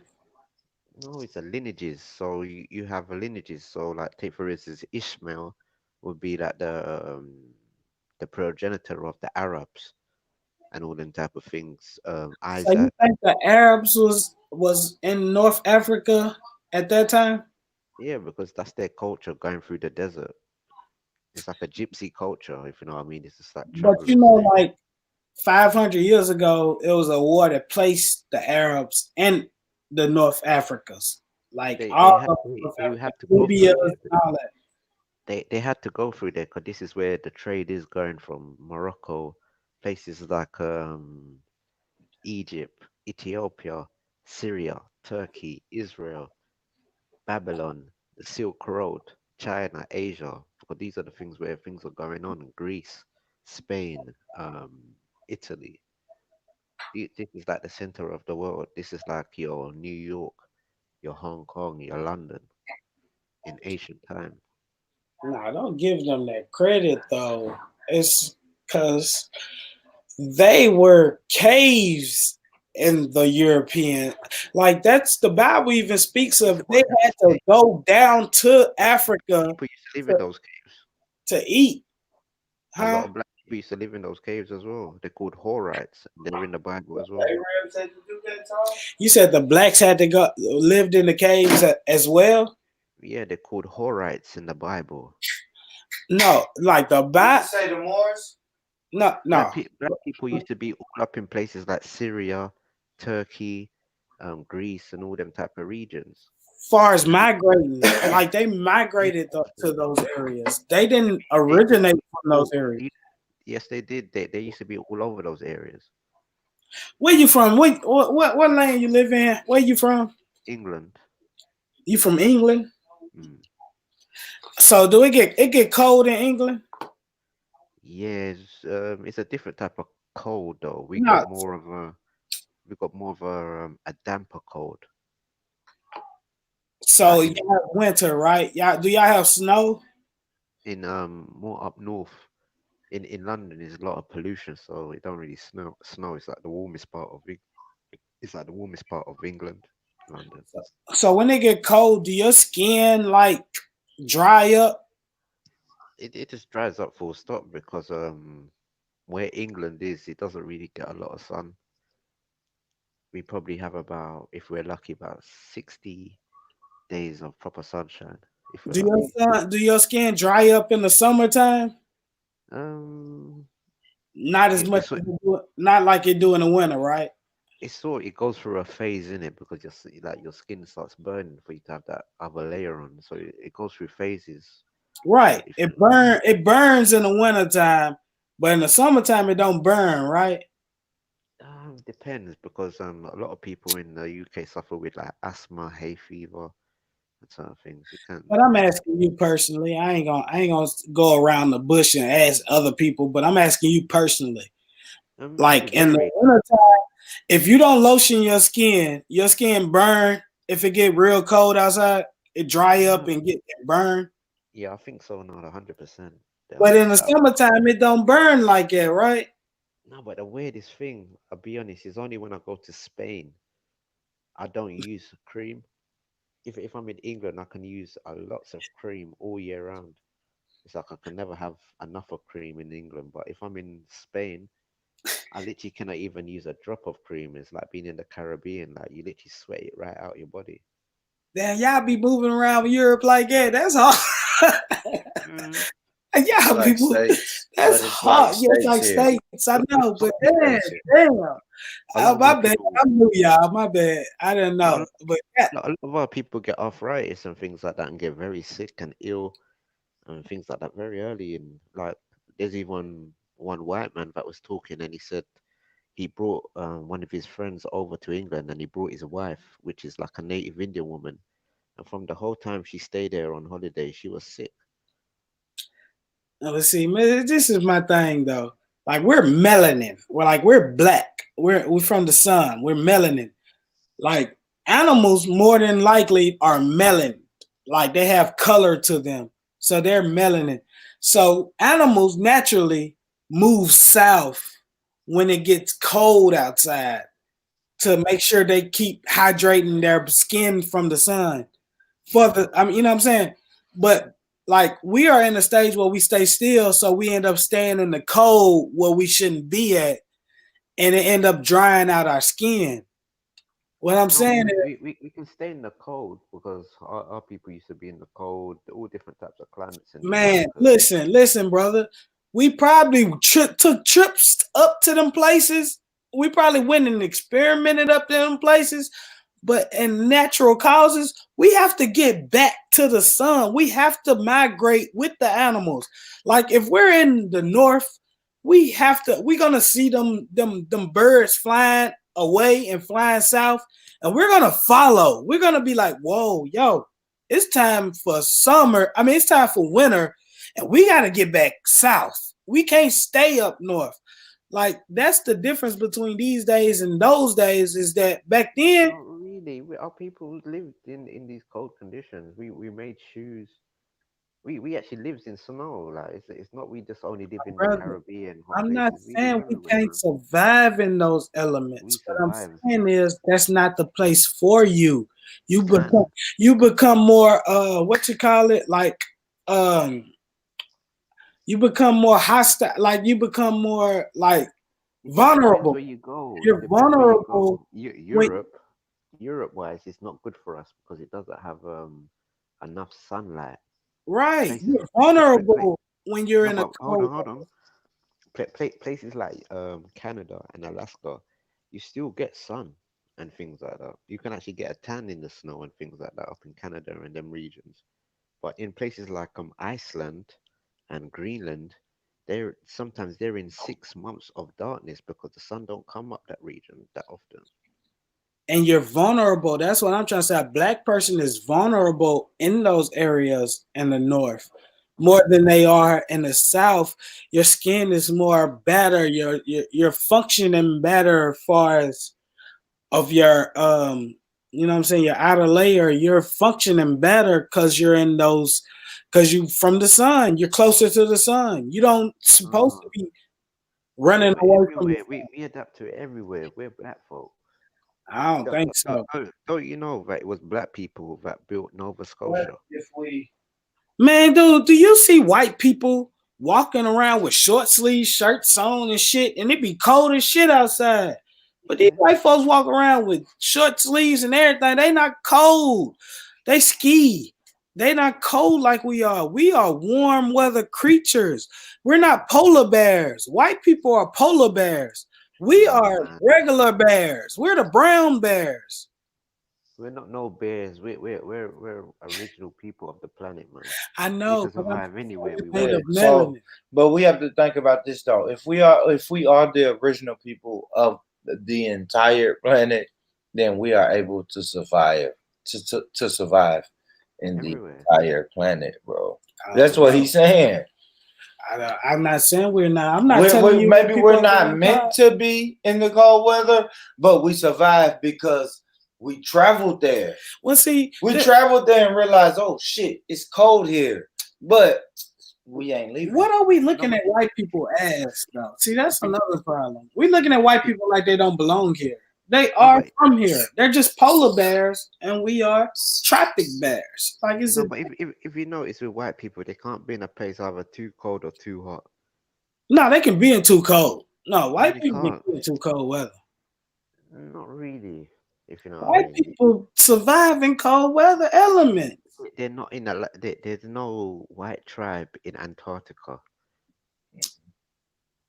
No tribe is in Antarctica. You can't say no white tribe. There's no tribe in Antarctica. There's people. There's probably not to say they are tribes, but there's people in the North Pole and all these type of places. My brother, it's people in the North Pole, but we talking about Antarctica. Only thing is in Antarctica is studiers. Only people that you How can do we look up know that? and see that's in Antarctica is people on the border How of do we know Antarctica, that? and they are scientists. They are studying Antarctica. How do we know that? All I'm saying that like South America is not too far from Google. Antarctica. Okay. And there's little islands in between of those places. So I'm thinking there must be people that look in between those sort of specimens, but are probably on the other side. Say that again, Tarak. I didn't hear. I'm saying if you look at the end at the bottom of South America, it's very near to Antarctica, and there's little islands that's separating them that you can get across to. So there must be some sort of people mixed looking, either Aboriginal that have been there and went across there. Yeah, and I think so too. What's your theory on the flat Earth? So What's your thing on the flat Earth theory? You don't have none. You think it's a circle or oval? I'll be honest with all the flooding and all of this ice capsules melting, it makes more sense that it is flat. So my thing is, when you look at the flat Earth, like if they show you a picture of flat Earth, they're basically showing you that Antarctica is surrounded. It's like a disc. Antarctica is surrounding the whole disc. North America is in the middle of the disc. Antarctica is surrounding the whole disc, and the lands in between are, the countries that we live in. Australia, because if you listen, if you listen to the first explorer that went to that side of the world, he went through Panama and got there. But they don't show you that on the map. If you notice where Australia is and the connection from Asia to America, they don't really show you that part properly. Right. So but if we think about it, if Antarctica was really a place, I'm just speaking in scientific terms, then you would be able to fly from South America to South Africa, right? Over Antarctica. And nobody does that. Well, but this is what I'm saying. When they used to take slaves from India and China and bring them to South America, they used to go underneath Africa to somehow get to Brazil. And I don't know how they done that. Hold on. You say taking slaves from China to South America. You would go under Africa. That's what they used to go. That's the That makes no sense. You should go from Australia. You should go from China past Australia to South America, right? But If you this is the look at a thing. map like it's supposed to be looked at, But this is what I'm trying to say to you, that maybe it's a route so you can stop off and get supplies or something. But it's even, I think it took up to like 8 months for that journey. see, this is what we miss. We never let people really describe why you don't fly from Canada to Russia over the North Pole, or why you don't fly from South America to South Africa over Antarctica. Mm. Like Because you always take the wraparound instead of the straight trip. mm, If you get what I'm saying. because if you look at the people of Hawaii, or the original people of Hawaii, they were black, and people of Hawaii looked the same as like the Aboriginal Australian, the Papua New Guinean people in That's a Hawaii fact. and them type of places. But I think there's a route what they actually take to go to Australia, where you stop off in Florida, I think, or North Carolina, and they go from there. And that's supposed to be very, well, it must be. I heard it is quicker somehow. It's the Indonesians, man. Like you don't you it. That's why. I mean, I ain't gonna say I believe in flat Earth because like I ain't that scientific to even go in that deep. But it makes sense because nobody lives in Antarctica, man. Nobody is in the middle of Antarctica. Matter of fact, they say the conditions are so bad in Antarctica. That's why no plane or nothing flies over it because it's like a negative 135 or something Hello, degrees. But this is what my thing is about Antarctica. hello. Yeah, hello. Tarak, you here?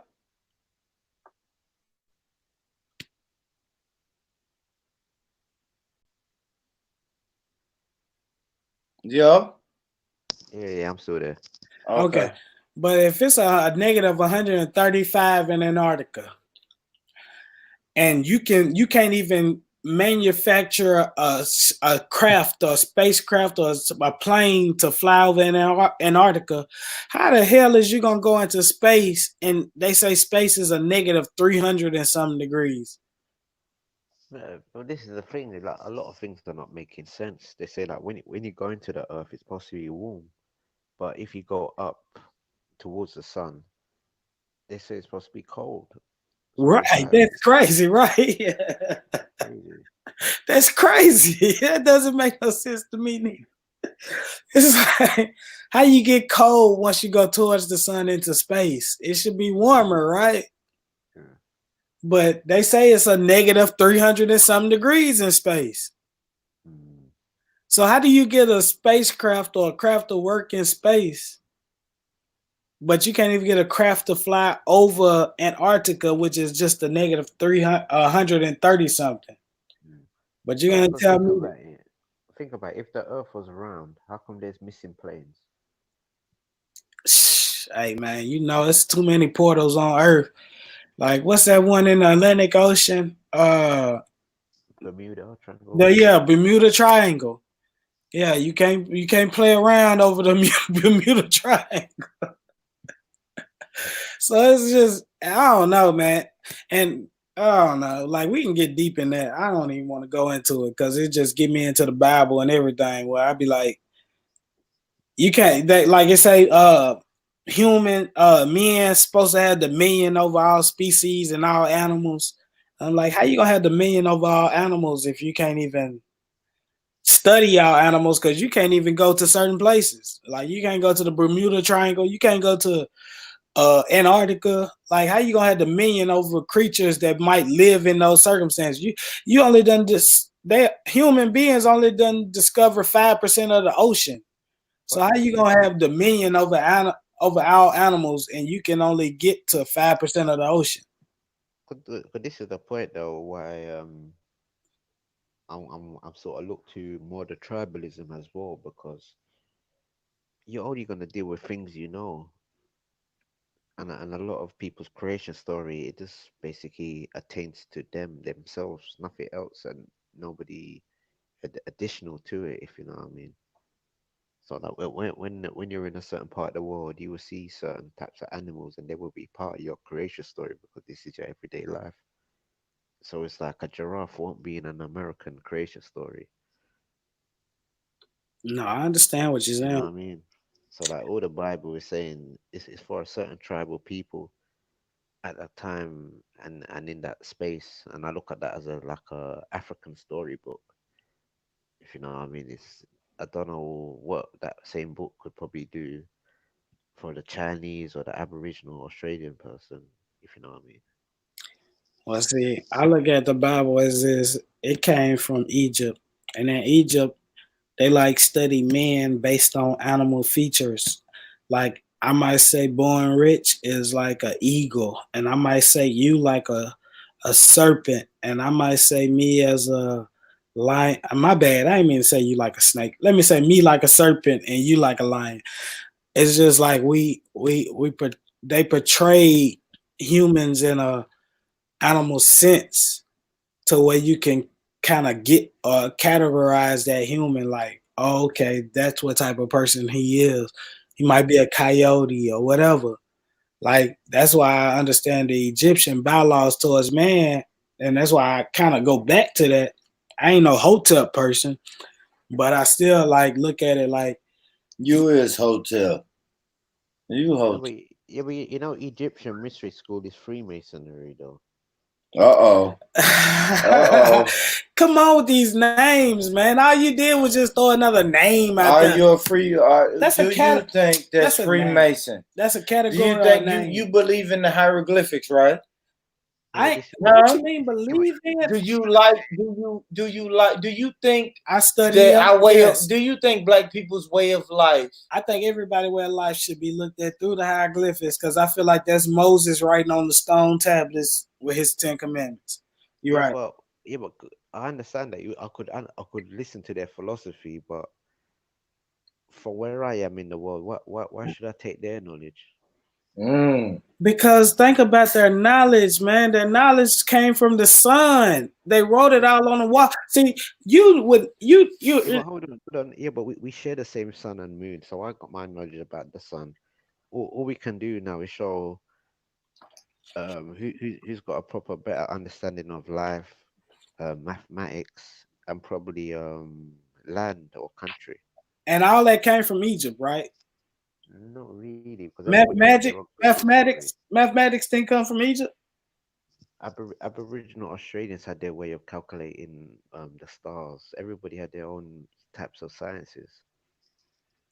But what about You to might need build to these look. You pyramids? might need to look that up, brother, because mathematics came from Egypt, brother. Like the pyramids and everything is all mathematical, and it It all was came. called Kemet. Yeah, Then, oh, right? what? My bad. I'm just gonna say from what we know it now. I ain't gonna say Kemet, Right. but But it was Egypt Kemet though, right? is very The much land was of Kemet. Kemet. But mathematics came from Egypt. That came from the pyramids and everything was done by mathematics, and it was all here before we knew about Australia and all those other continents. So how come in West Africa they ain't got pyramids since they got the mathematics? They got pyramids in South America. Like they traveled. They was West traveling West before Africa. they was traveling before all this set claiming, like before niggas started claiming Crips, Bloods, and everything, and all this. Playing their flags. Yeah, Before they niggas was start playing their already flags. there. So now once you get there, yeah, we're gonna claim another thing, but we was that before. Now let's ask Turok about that because Turok, your avatar is a Olmec statue, right? Mm-hmm. So come on, talk to me. They're saying it's pyramids in Egypt, and it's pyramids. Those are the same Olmec, the same African people who traveled. Do you believe that or no? That's that I island. don't believe that. No, That's I that think South You America. don't now. believe? Yeah, of course, that's the Olmecs. You're saying they traveled. That's What's what that those South- are the pyramids. What's that bro. island right there? These people. there's pyramids all over the planet, man. There's pyramids in Asia as well. Yeah, but dated. the They're dated Olmecs- though. They're dated, and them obviously come after the pyramids of Egypt, bro. Should we check?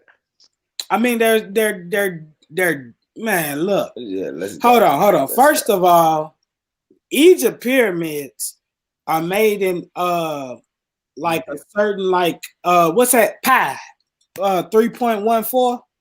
Yeah.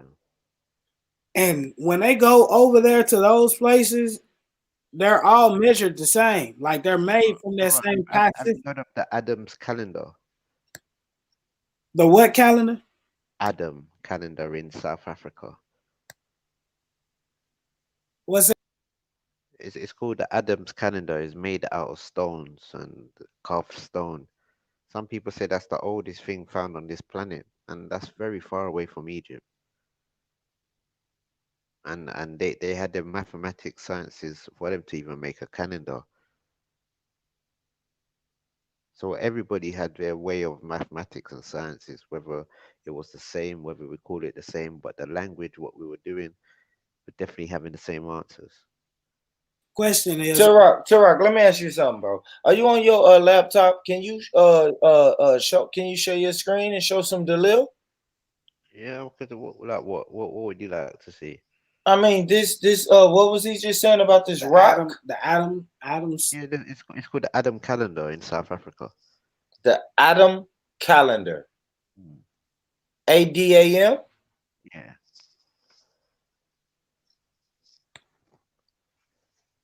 Let's see what you're talking about, man.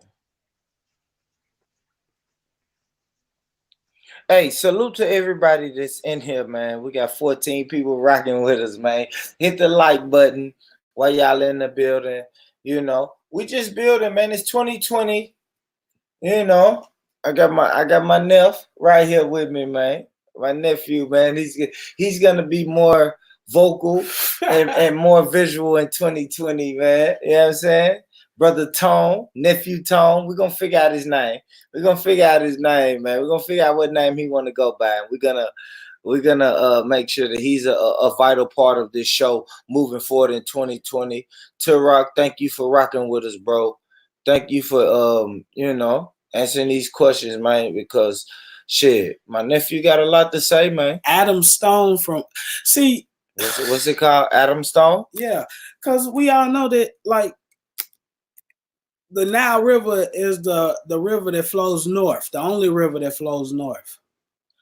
And that's the river that goes through Egypt. It's like the beginning of the waters, damn near. Because it's not even made, it's made from rainwater. Turok, the Adam Stone what? What I need to put? Where is it located? Turok. Fuck. Did we lose him? He went on mute. He went on mute. Hello? Turok, you said the Adam Stone, what was it located? South America? South Africa. South Africa.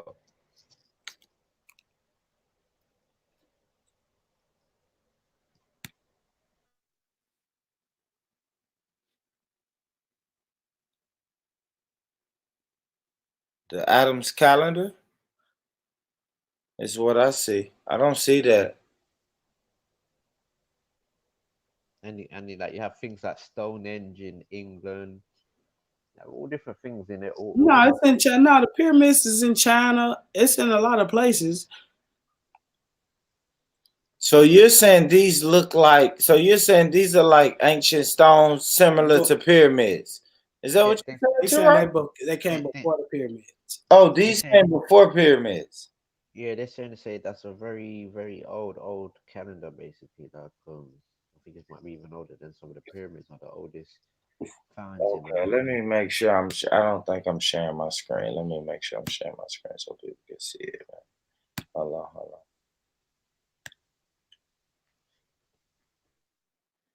I want to make sure people can see this. All right, let's go to it.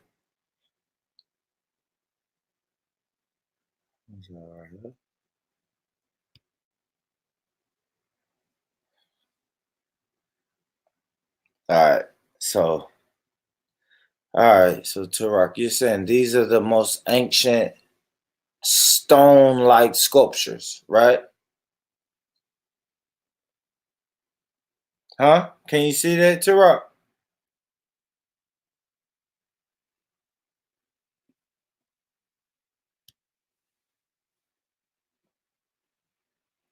He went on mute. But yeah, he's saying that these are the most ancient stone sculptures. I like that though.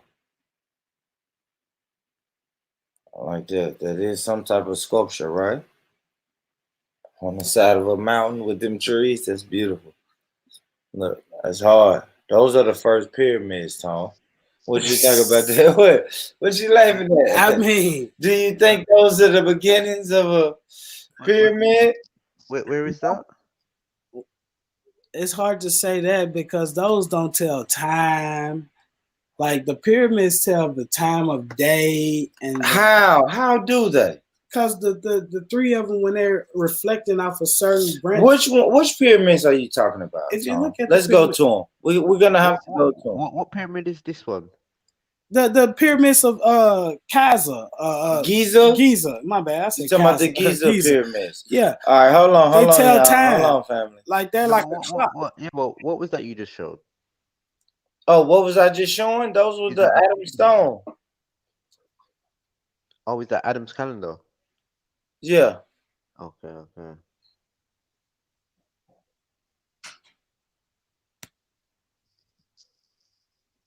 All right, hold on. I got another one. Damn, I got another one for you. Tell me, is this one reputable? Tara. Hold on. I got another one I just found. It's still fucking loading. But look, check this one out.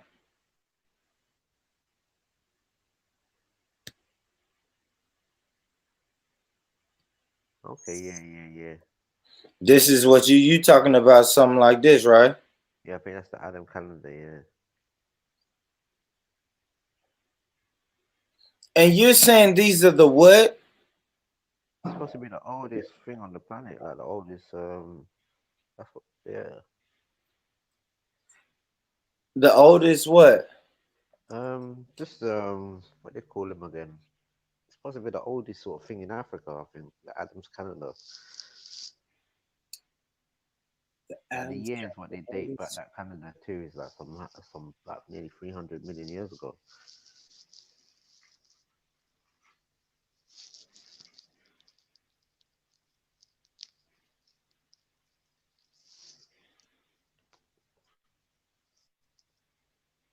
I don't know. No. Dead ass. They just said there's the oldest site. Yeah, but it said it was founded by an English explorer. like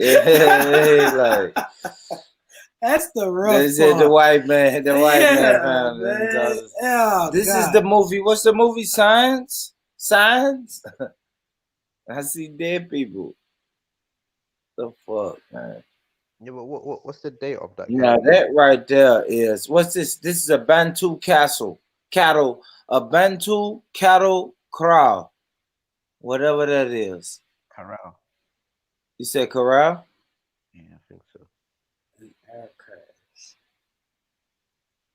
I don't think that story's not. But I could see this though. Now that's African right there, Tara.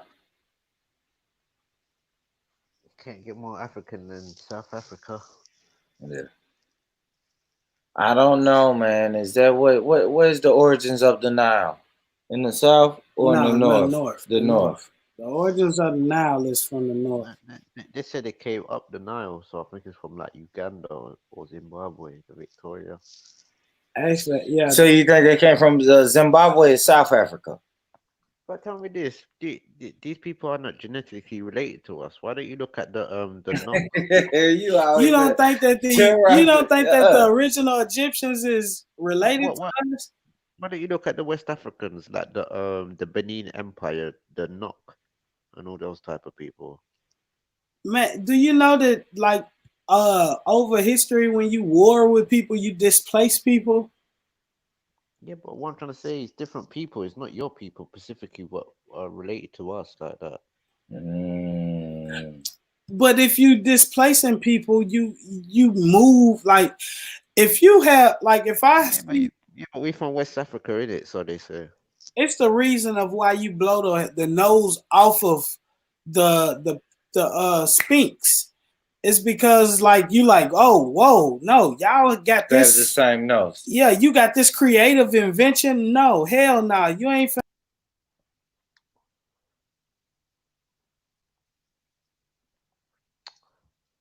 people. The thing that I don't tells know. time, like you can't even bury the ones from Giza.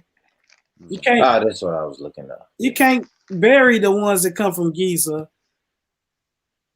So you think they don't want us to know that that's our land? Like they put people right there just That's the to Somalians. show us that it wasn't our land.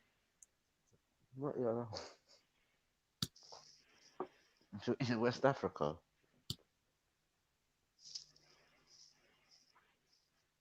These pictures make it look. I hate them pictures though. Some pictures ain't nowhere near like it really actually no. is. Well, let's look at them though. We'll go through them. Let's go through them. But the shadow of the pyramid showed you what time of day, what time exactly. Like they told time off those pyramids. It's lined up with the stars. Exactly. Yeah, but one could say you have a sundial. That's two different things. How much? They had a what dial? Sundial. The Most High. Hold on, no. That's powers from the Most High. The contraption. You're gonna tell me that a contraption made the pyramids? No, that is studying. That's the Most High. That is the Most High. They had a sundial.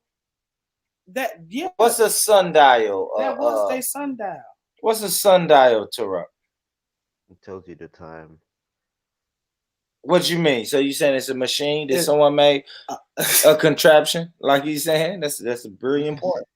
Everybody's got these things because that's what we used to do. We used to. But they fed off the sun to make that contraption. It's called a sundial. The sun goes round it in a sense, or the sun. Are you saying the sundial became before the pyramids? Maybe, I'm not too sure, but I thought that's what you were talking about. That's rough, bro. This look like people sitting down for a long period of time studying and knowing that they're in the middle of the earth. Like we all know that the pyramids are the middle of the earth. And they're, like you just said, they're aligned with the stars. How can you get that mathematical to know that you're in the middle of the earth aligned with the stars? I'm saying everybody's got some sort of mathematics in the world if we are tribal. But what I'm trying to say is that it scattered from here. It didn't go it from originated here. Yeah, it didn't go from somewhere else, then come. It didn't originate there. There's even Babylonian things in Iraq and all these type of places. It was older. That's older than the Egyptian. Yeah, the Phoenicians, Mesopotamian, them type of areas. So when we look at the burning of the library in Alexandria, do you know about that? Yeah. So you're telling me that them burning the library of Alexandria wasn't hiding this mathematical, like But this? they burned the Mayans one as well in America. How distant they was apart. That wasn't that close. I like that. You said what? They burnt the Mayans and the Incas books as well. Yeah, we know that was a part of colonization. Exactly. Like that's the Greek takeover. Yeah, that's the Greek takeover. Yeah, we're gonna burn up your libraries and your temples and That's all exactly of that. We know that. That's exactly what Alexander the Great set out to do. Like if you read the template of Alexander the Great, it says that he set off to destroy Egypt because he knew that they was on a higher frequency than him or the Greeks, and they set out to destroy them. And that's what I think about the Bible. The Bible actually illustrates how they destroyed Egypt with famine and all that, like cicadas and all the extra little trinkets that, I mean, like this. It's the same way they did to the Indians when they came to North America. They put the Indian, what they get, smallpox. Like you made a disease to beat your enemy. Like that's what the white man been doing for years. Like he know how to conquer places with diseases. Salute Trill for Ebo. Salute, man. Salute to all of my people from the Ebo tribe, man. Stand up. Salute Trill for Ebo, man. Hit the like button, Trill for Ebo, as you come in, man. Thank you. Salute, my brother. Go ahead, Neff. But if you read up on all those stones, had your people building those pyramids in slavery.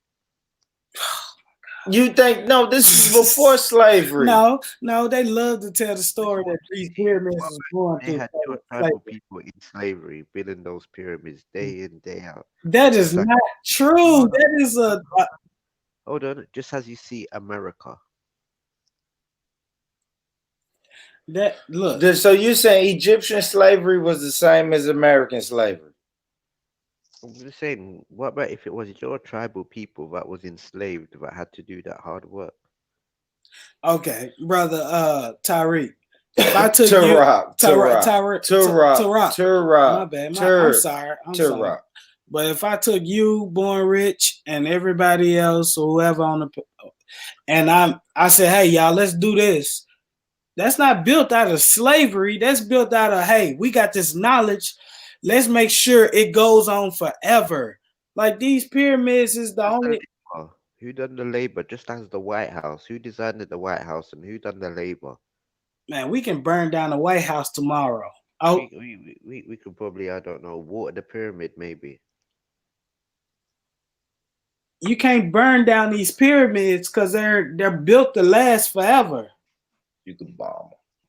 They tried to bomb them, and look, they just knocked the nose off. No, I'm talking about now. In 2020, they can be bombed. All right, let's be honest though. In 2020, yeah, maybe back then, no, right? Back then, no, but now they go out. Am I lying, Tara?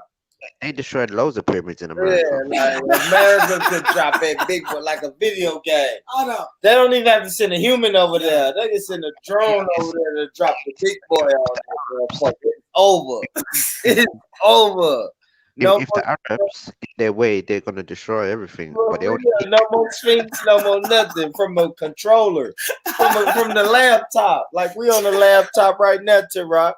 They're gonna aim that shit from the laptop. No, but you see that I'm glad you brought that up because this is what they used to entice black people to Africa: the pyramids and the Sphinx. And yo, no, don't say that. So T-Rock saying we are not the same people.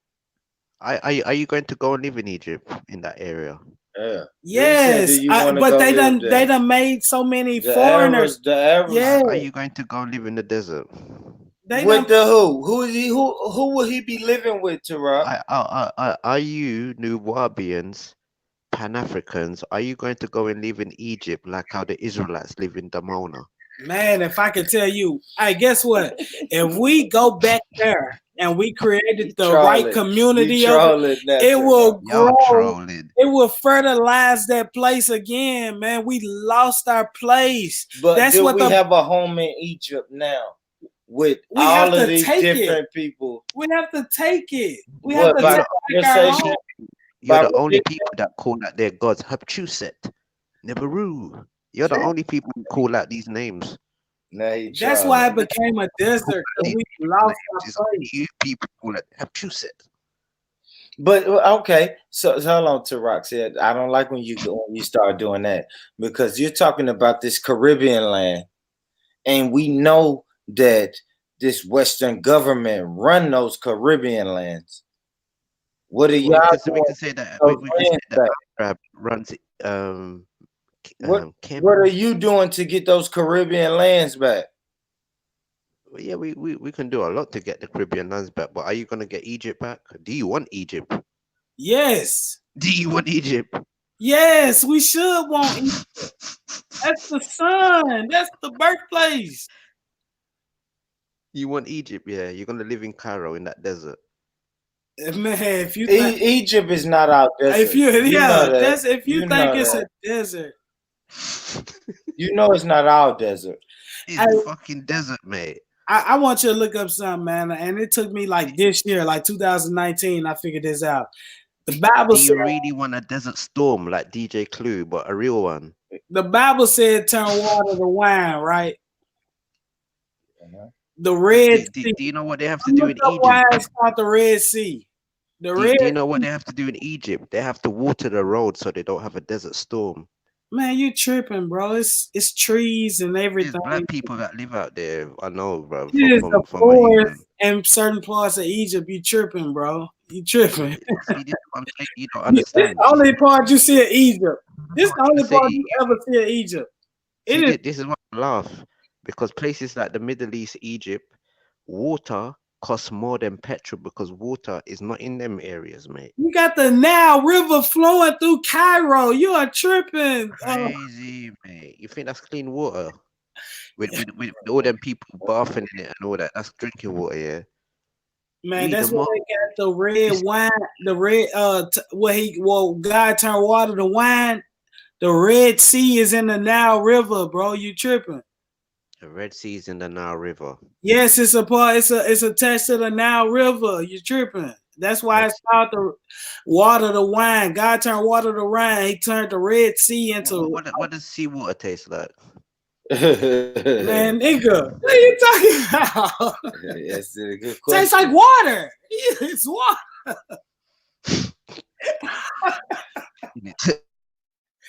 Man, it's a plant called shit. It's something with a TR, Chazika something. It's a big stupid word, but it's a plant that scatters across the Red Sea that turns the water to red, a red color. That thing right there say Ramadan in Egypt. Man, what are you talking? Ramadan. Let me show you something, bro. That's Egypt. That's Egypt right there, Tarak. That's where we come from. I don't know why you tripping, Tara. Admit it. We come from Egypt. Look at that. Look how beautiful that is. And you talking about a desert. I think he jumped off. Tara jumped off. Good job, though. He stirred up some shit.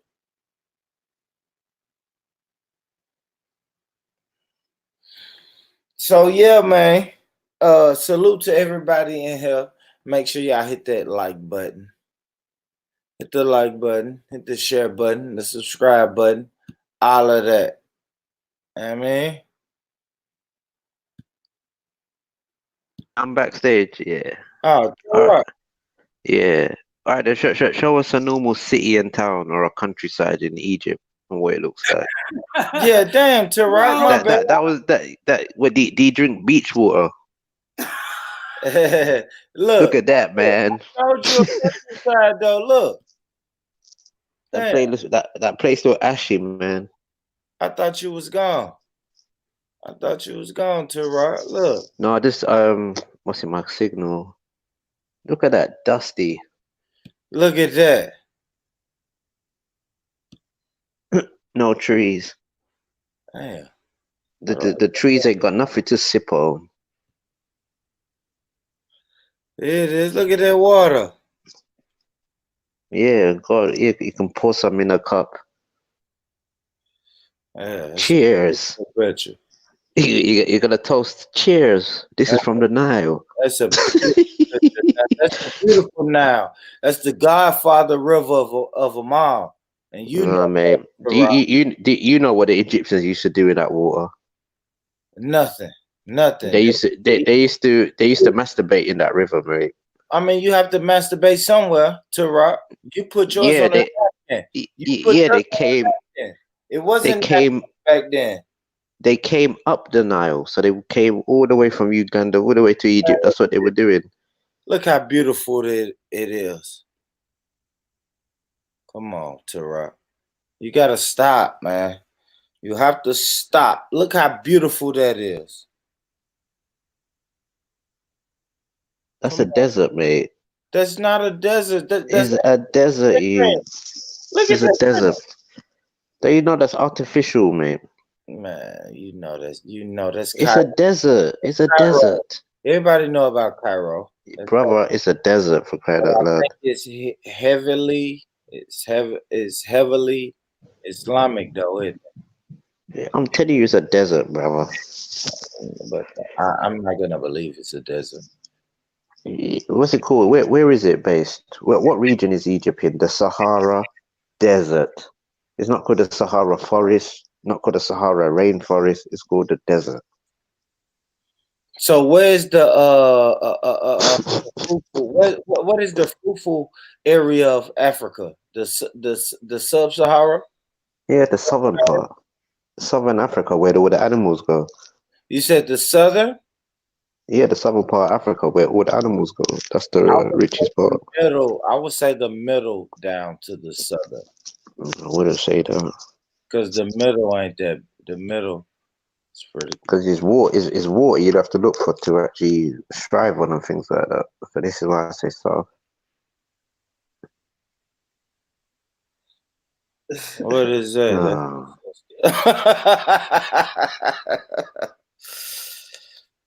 That's the god. That's the goddess. The goddess. Look, nephew. That's the God is showing love to the God. Shit, man. The God is showing love to the God. Tara. They saying fuck your Egyptian. look what they doing, man. Yeah. What's going on right there? They gonna walk all over. What's going on right there? And now nobody has a nose. Look at this. Yeah, but white people are African children. That's a nigga face, bro. That is a nigga kissing a white wench in the mouth. Oh my gosh. They're gonna say this is the racist strain. Yeah, it's very racist. My bad. I'm sorry. No, it ain't. I'm just this stream is for everybody. Hit that like button. You know what I'm saying? We've been going for 2 hours, 2 hours, 30 minutes, man. Salute to Rock. Rock been rocking with me. Anything you want to get into, nephew? You want to get into Rock? Anything you want to get into? If not, I'm gonna go ahead. What you want to get I'm just saying, like, basically, it's a desert area. It's not very habitable of living in. Man, that's not true, bro. What do you think? Bro, look at that area, bro. What can you put and grow there, bro? When was the last time it rained in that area, bro? Listen, the reason that area is cursed, just like the Negroes. That area is cursed. So we're cursed? Yes, of course. Why are we the only race that's cursed? Because we stopped believing in the real originator of the land. We start believing in a fake fictional character instead of the real originator of our people. It's the sun god. Like we stopped believing in the sun. We start believing in fictional characters, and the Bible says that God is a jealous God.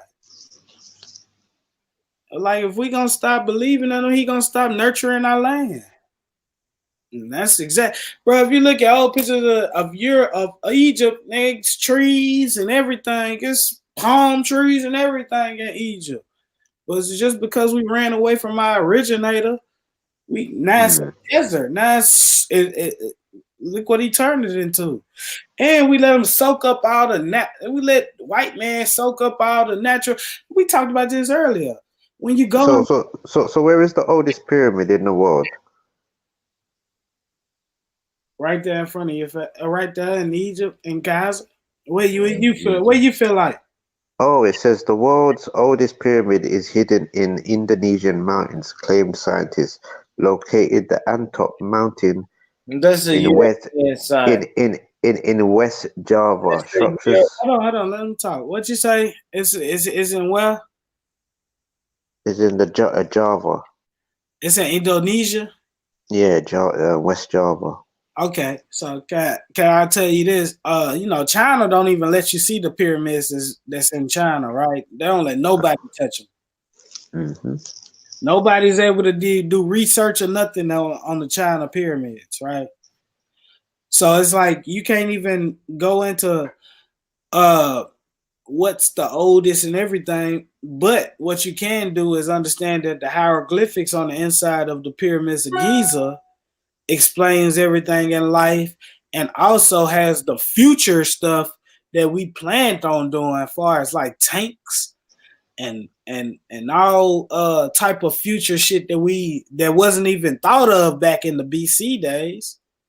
So can you answer that? Like why would it be a tank on the inside of the pyramids of Giza? Well, there's even things on in the American ones. This It ain't says America. These are the Giza ones. These is Africa. yeah, well, we had even computers and helicopters designed in our pyramids. Man, And hold on. How did these niggas And have waves back then? and it says from the 3000 BC, the oldest Brazilian pyramid predates the earliest example by 700 years. Constructed techniques that were also marked different each pyramid being built in one operation, while the Brazilian ones were each built in several phases, possibly over many decades or even centuries. And unlike the Egyptian stone pyramids, the Brazilian ones were built exclusively of seashells. That was archaeology in the past have never realized what they were. For years, Brazilian prehistorians had thought that the site were simply piles of domestic rubbish from settlements, but researchers carried out over the past 4 years have revealed that the piles of ancient rubbish were in fact deliberately built square structures of roughly pyramidal designs. My brother, do you know that the buildings that are like what city you live in? London. Okay. Even the buildings in London are a copycat of the pyramids built in Egypt. Like every building is made with the same diagram that they made the build in Egypt. Those Yeah, we use it in mathematics. mathematics, yeah, I'm gonna say mathematics, but at the same time, we have to take out the white man's mathematics, if you know what I'm saying, bro. Like you telling me that Mathematics is a universal language. I understand what you say, and guess what? Mathematics, even if you look up the deepest, the beginning of mathematics, it'll tell you it came from Egypt. If you look it up, it came from Egypt. Everybody had mathematics, whether it was 1+2 or 2+3, man. That's what I'm trying to say to you. Did It's everybody not like it. have the pi symbol though? Yes, in China and loads of places, it's been done. And that's what I'm saying. They're telling you it comes from. It don't come from. We don't speak the same language for one to start with. Who don't speak the same language? We don't speak. What you call it, Hebrew, but we all worship the Bible. Yeah, but look, I just showed you the oldest pyramid in Indonesia. How are Indonesians and Egyptians communicating? It's more likely that there's more connection with the Americas and the Indonesians. Indonesia, you talking about in India, right? The Pacific Islands, so like all the little islands going down the Philippines, Japan, down to like Australia and them type of regions. Are you talking about Asia? Yeah. So Asia is closer to Egypt than America, right? So I don't understand what you're saying. Like, of course they travel. I said Australia, the Indian Ocean islands, little islands that's in the Pacific Ocean. You just sound like you ain't trying to give us credit for this shit, bro. We built this shit. You saying that the Indians built it? Like we did this. Like look at the face that's on your avatar. That all came from Egypt. It came from a Pacific tribal people what I do not link myself to. If you want to link yourself to Ethiopians and Somalians, good luck. But you feel like you probably from Asia. You feel like Asians was the first on Earth. I'm saying everybody's got their own mathematics. Everybody's got their own pyramids. We don't need to share each other's things to say, oh yeah, you're the first one. You have to be the first. No, it's not a first, second, or last. Everybody's got their own language. Everybody's got their own resources. So how many of those sculptures was aligned with the stars though? A lot of them are, majority of the time. I mean, they're aligned with the seasons. I like the ones in Easter. What's that called? Easter Island. Yeah. Yeah. Like that look like one of them Easter Island ones you got on your avatar. But this is in Mexico, but Easter Island is what the places I'm talking about. Right. Yeah, I know. And they had the first pyramids or the oldest pyramids. Easter Island. Around them areas. And those people are the first Americans. And do you know what those stones equivalent to? 3.14. Yeah, but you understand that those people are the first Americans as well. Bro, I'm not disagreeing with you on that. And America's got more pyramids than Africa and Asia combined. I don't know about that. Because don't forget, you got all the mounds. What's in Mississippi and Idaho and all them places, Illinois as well, and also up in Canada. Yeah, but like we know the 3 main pyramids, but it's so many other pyramids that's in Cairo. Like it's a lot of other pyramids around Cairo. Yeah, there's even pyramids in Uganda as well. But the point what I'm trying to make, it don't only solely come from Egypt. Have you not looked at the other pyramids they made before they got that Giza pyramid? Have you seen the style? Have you seen the style of pyramids we make in the Americas? Totally different to the ones in Africa. But have you ever heard of any of them being connected with the stars? Yes, they are. They're connected. That's all they had for their entertainment. You call it entertainment, bro? You gonna call something so magnificent just entertainment? Well, they didn't have TV in it. All they had to do is look at the stars, and they didn't have street lights, so the stars was very bright and things like that, so they could see it like a show.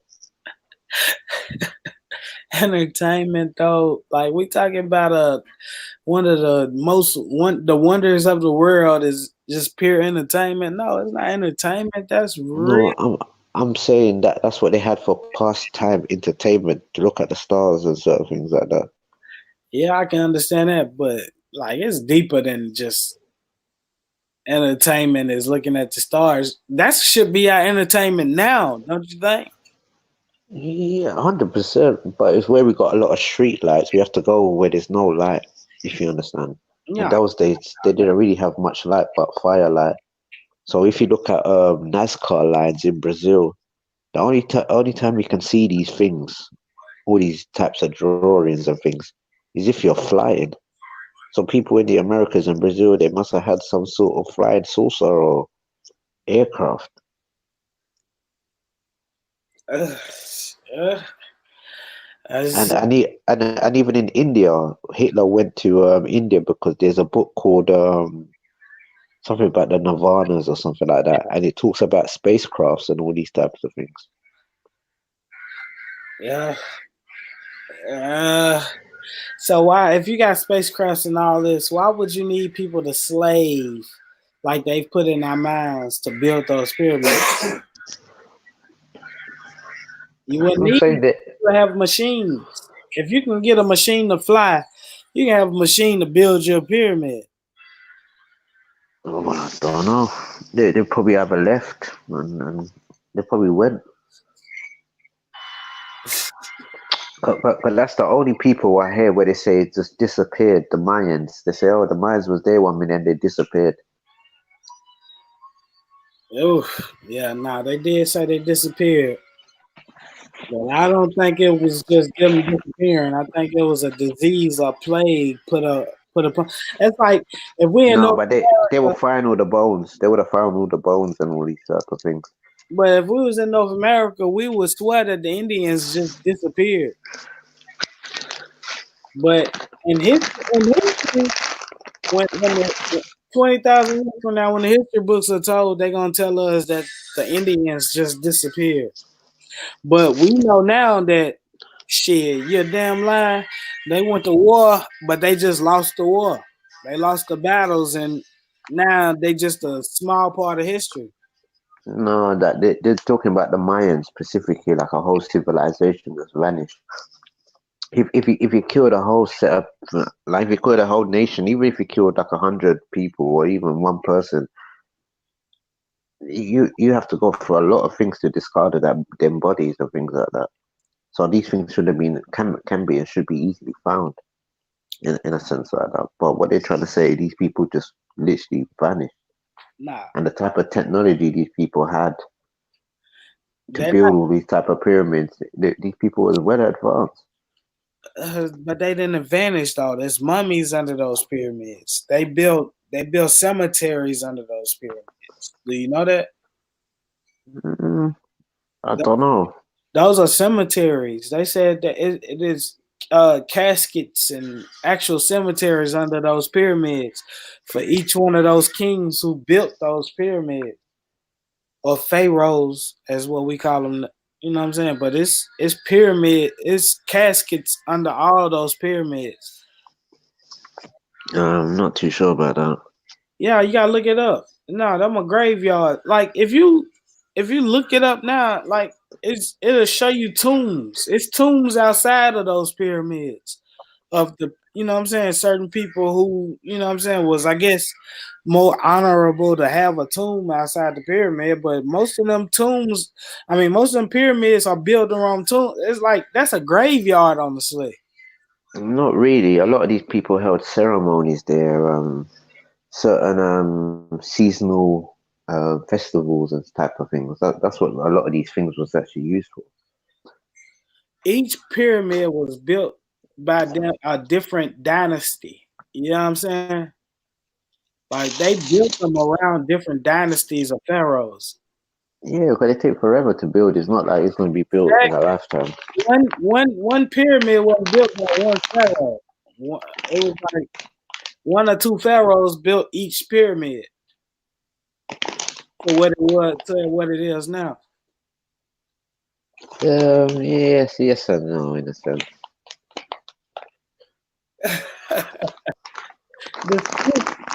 The Sphinx is a like a tomb. I don't know. Some people say that. I'm not too sure. Some people say that. I'm not too sure. But some people say the Egyptian, they revered the cat.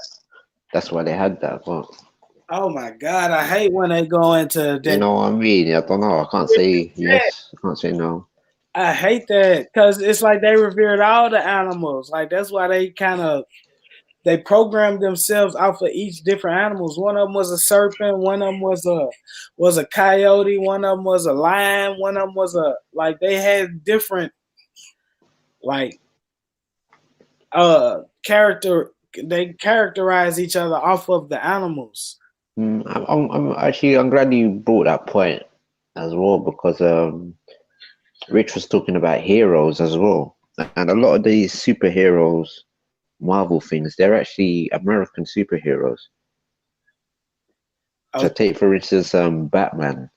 There's actually like a bat god. I think in either the Aztecs or the Mayans cultures, and we called the bat in the Taino language Murcielago, and as you know, the Lamborghini Murcielago. So these people are still using our words and names and certain things like that. Yes, if you take all our entertainment, But a lot of people are thinking, yeah, because it's only black people, Africa is, it has to be African. if you take all our entertainment sources away from us, we will be entertained by the animal. If you think about it, if you get into your subconscious and leave all the stuff that you're taught, that you've been taught in your life, take it away. Take all these houses and everything, the buildings, school buildings. If you take everything away, our subconscious is gonna take us to the animals for entertainment or to even to navigate us. Like we was once navigated by the animals. That's why I was trying to tell you about the birds flying south. Once you see the birds flying south, you're like, oh, whoa, it's time to move. It's time to migrate. You can't stay in this land once these birds start flying a certain way. Like I live in America, but it's in Tennessee. It's the South. But if I live, Yeah. but if I lived up north, if I was in those times, I would be trying to get south in the warmth True. for the winter. I wouldn't want to stay up north for the winter because I know it's gonna get blistering cold up north. It's time I to agree. go south towards the equator. That's what I'm trying to say. Like we were at one point in time, we were guided by the animals. We wasn't always guided by MapQuest and by the contraptions that we have now, as far as even the what you call the thing, north, south, east, west, the compass. We wasn't always guided by the compass. Depends. Because let me ask you this. Because it like in my people's the Taino, in our creation story, we talk about the four corners of the world, like the North Star, the East Star, the West Star, and their value, right, and certain things like that. So, do storms go from east to west, or do they go from west to east? Seeing that they go more west to east. Exactly. That's what. Sorry, not west to east, north to south.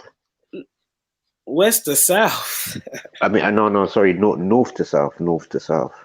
No. Wait. Do you know why I say that? Why you say that? If you notice around these times, and I'm glad actually around this time now, always around this time in Asia, they start having floods, earthquakes. There's always like a disaster around these times, 1st of January, around these times, or down the line. And if you notice in the autumn in America, in central sort of part of North and Central America, we start get hurricane seasons. We start get tornadoes and all this type of things. So if you look on a flat Earth map, Asia and America are literally connected to each other, but they're literally like opposite poles. That's why they call Australia down under, like the south. You're right. Right. And Africa's like to the east or something, or you know what I mean? So you telling me that storms go from Australia to Africa? No, it's like it goes through the cold parts through to America. Or the only thing travel to the west is hurricanes. No, but what I'm trying to say, it starts say around this time, January. It starts in the Pacific regions and comes somehow southwards, going up the Caribbean to that Texas, and when it reaches those areas, it's about August, September times when it's hurricane season, October, because we have different seasons. So you saying y'all storms go from? They don't come from the UK to Germany. They go from Germany to the UK. We sometimes get storms, but most of the things what we do get is either coming from America or it's mostly the heat we get from Africa, like the wind pushing upwards. But mostly yeah, everything we get like either wind wise is from America or the North Pole. Right, it goes from west to east. Yeah, on a globe, but like if you look on a flat Earth map, it looks like it's going from north to south. Yeah, because the reason why I say that, because Africa don't get affected. No, you can't touch Africa with those storms, not those up north storms. Up north storms can't survive in Africa. No, but this is why I say it doesn't go east or west. Like, if you know what I mean. Yeah, I Like see. I see what you're saying. It seems like it either goes up or down. Yeah, I feel what you're saying. Because if it went east, it would, like, definitely West Africa will get like a hurricane and you will hear about it. But these people never get hurricanes and things like that. It's us people that get hurricane, earthquake, floods, and all them things. So you live in the UK, right? Yeah. So most of your storms come from the north because UK is kind of directed more towards the north. Yeah, it's very high up north. Right. So most of your storms come from the north. No, it's mostly from America, sort of, with the Atlantic coast. But we're the Western civilization, so it's coming from the west. Don't try to change it up, man. No, because what I'm trying to say to you, if you look at it like a flat Earth map and the North Pole is in the middle, it's like whatever happened. Because, like, I'll be honest, for people to get to Jamaica from England, we have to go over Greenland. Then from Greenland we get into Canada, then we go downwards. We don't just go through the Atlantic Ocean like that. Yeah, man. I hear you, Turok, man. Listen, man, this born rich, man. Salute to everybody in the building. Kush I smoke now or never. Everybody in the building, man. Make sure y'all hit that like button as you come in the building. You know, good bill. My nephew holding it down. Yeah. Brother Turok. You know, I hope your New Year's was blessed. Was your New Year's blessed, my brother Turok? Nah, it's just it's European Fool Day. What you mean by that? It's not New Year's. New Year's is actually April Fool's Day. It's April the 1st, according to what calendar? Mother Nature. Good shot. I like it. According to Mother Nature. Okay, so it's like the springtime. Mm-hmm. That's why they call it April Fool's Day as well. I swear I just didn't I just say that? I hear you. I think my Israelite brothers would disagree with that. They would agree. No, they agree with that. They say spring is the new year. They will agree that it is the time of the Passover.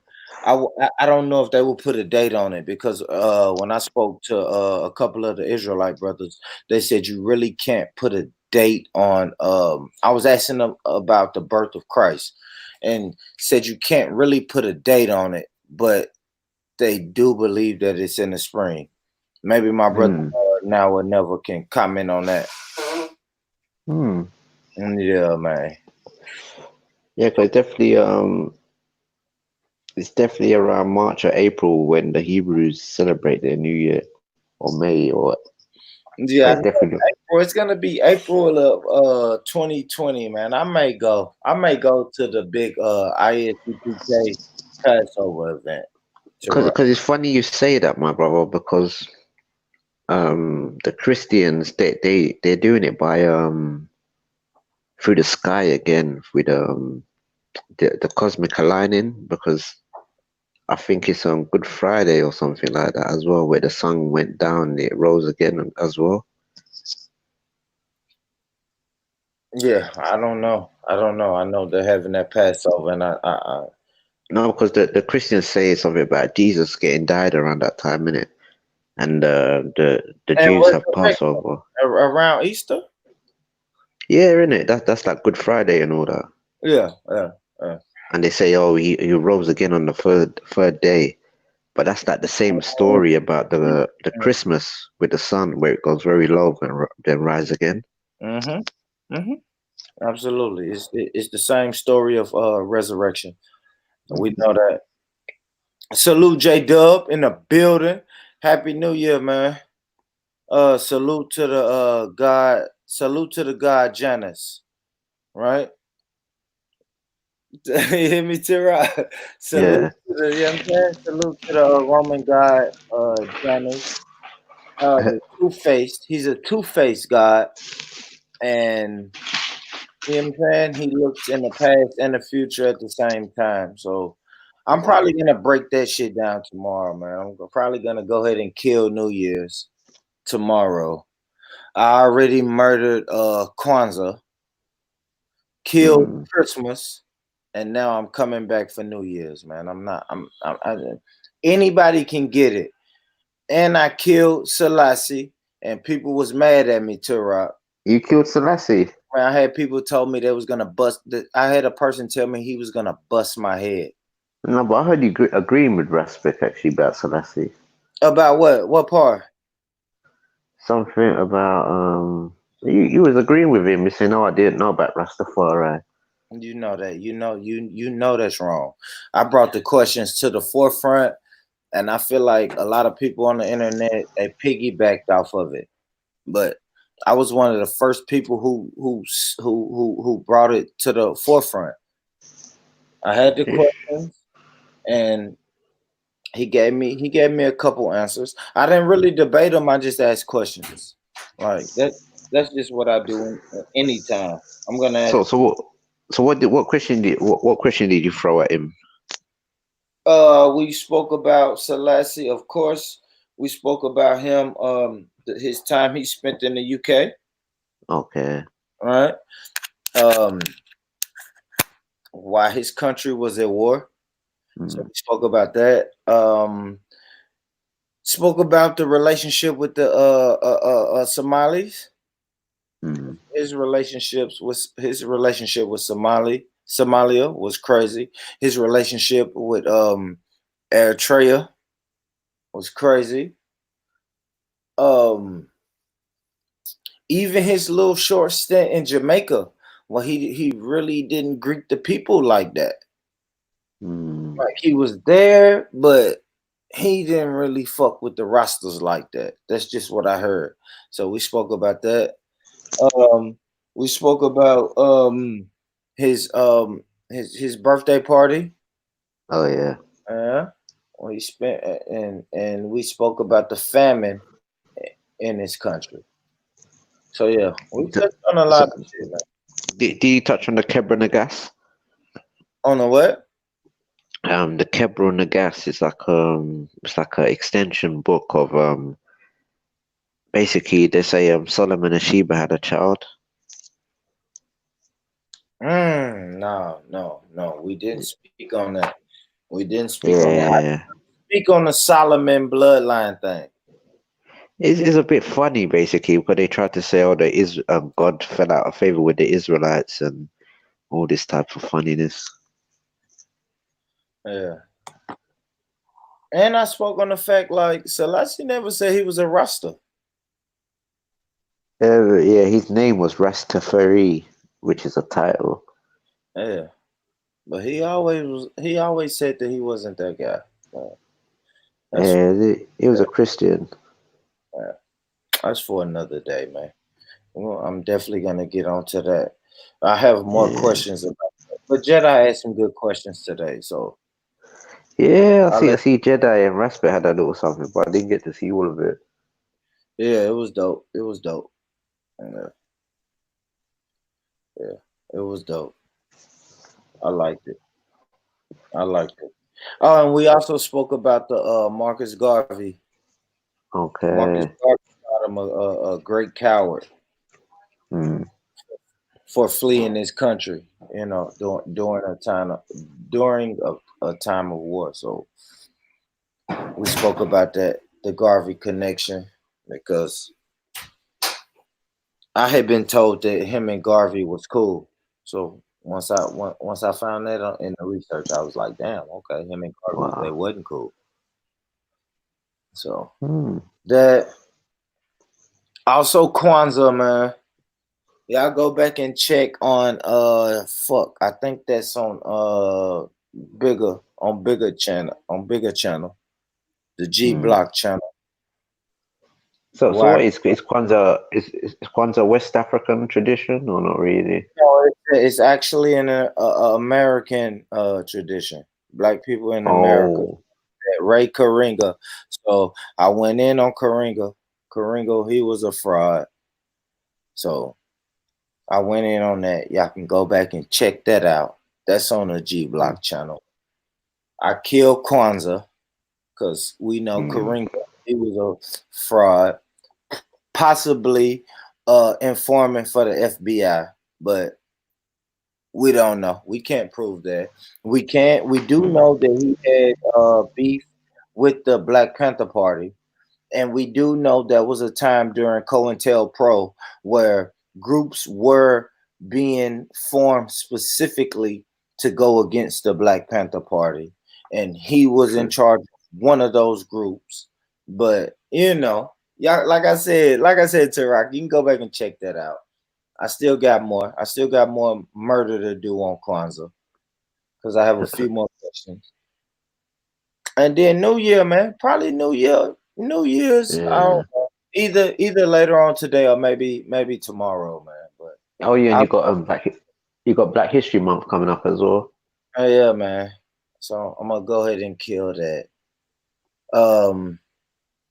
Yeah, I'm gonna go ahead and kill that. We're gonna get on the Roman god Janus. Go ahead and kill that. Make sure we get that out the way. While everybody popping bottles and drinking and making these resolutions, and it's the time for transition and betterment and all of that, and at the same time it's fucking freezing cold. So tell me this then: if we had our chance to rule our civilization and certain things, what calendar should we go by? Say it again. Say if we was in charge of our own country and certain things, what calendar should we go by? What calendar? Yeah. I think it should be. I don't know. I think it should be a calendar that we are most likely to prosper in. I don't think our holy days should be in the wintertime, right? Because Turok, we spoke earlier about the hibernation period, right? So if we're gonna live in these climates, which I don't think these climates are our natural climates, but if we're gonna live in these climates, then we should be able to hibernate, because I can't say it's a scientific fact, but I noticed the energy is lower in the wintertime, especially when you're in places like America, in certain places in America, and in places like London. I know that as the sun comes out less, then we interact less. We don't get out as much. I don't know. It's just like because we're not really in charge fully, like as African Americans, Afro Caribbeans, you can't really count it because when we are in our own communities and certain things, like we sometimes we don't notice these things. We just go along with it. If you know what I mean. Yeah, exactly. We go. Go ahead. Go ahead. Yeah, take for instance Christmas. Like a lot of people forget that. Oh, it's cold, it's snowing, and it's actually winter and things because you're with your family. You're with like people of your same tribe or same hue or community. You forget about a lot of things. You know what I mean? Yeah, we do. But if you think about it, we get together more when the weather is suffice. So when it's warmer, we get together more. Like I know it seems like we get together a lot during the Christmas holidays, but if you think about it, the summertime, we get together more. Yeah, a lot of things seems more accessible that to do. Yeah. So when Because it's like because like in the UK by 4 o'clock at winter time it's dark. 3 o'clock sometimes. and it's almost the same over here. It's like 4:30, 5 o'clock over Yeah. here. So it could be even, I don't know, 6 o'clock, 7 o'clock, or somebody says, "Oh, why don't you come out?" Because you see the weather and it's dark. your biological clock tells you, oh, it's night. But if it was summertime, you'd be like, oh, I'm coming in half an hour. That's a fact. That's all the time. We do that shit all the time. I hate when it get dark early because I always think it's late because it's dark. So Yeah, man, that goes to show we're not really night people like that as well. you saying what? You saying we're not really night people? Yeah, when you think about it. Mm. Mm.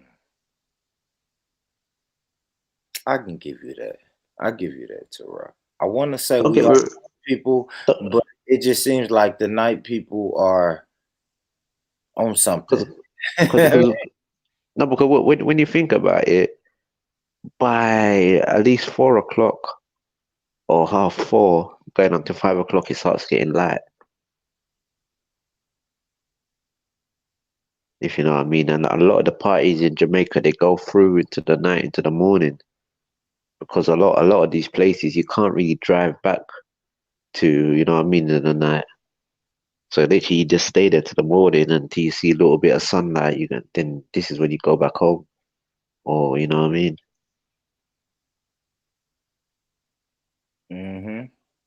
Yeah, I got you. I don't I don't know if it's the same in.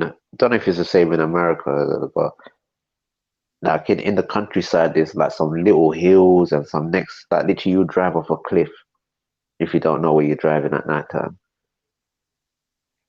And you're liquored up, you're spliffed up. Yeah. It's not point you take that journey at night time.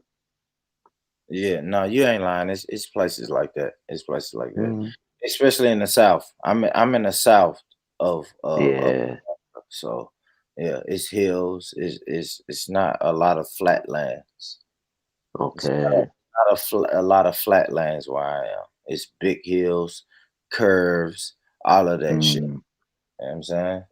It's like big hills. You can ride on the highway and see a big fucking mansion sitting off in the hill, up damn near up in the sky. You know what I mean?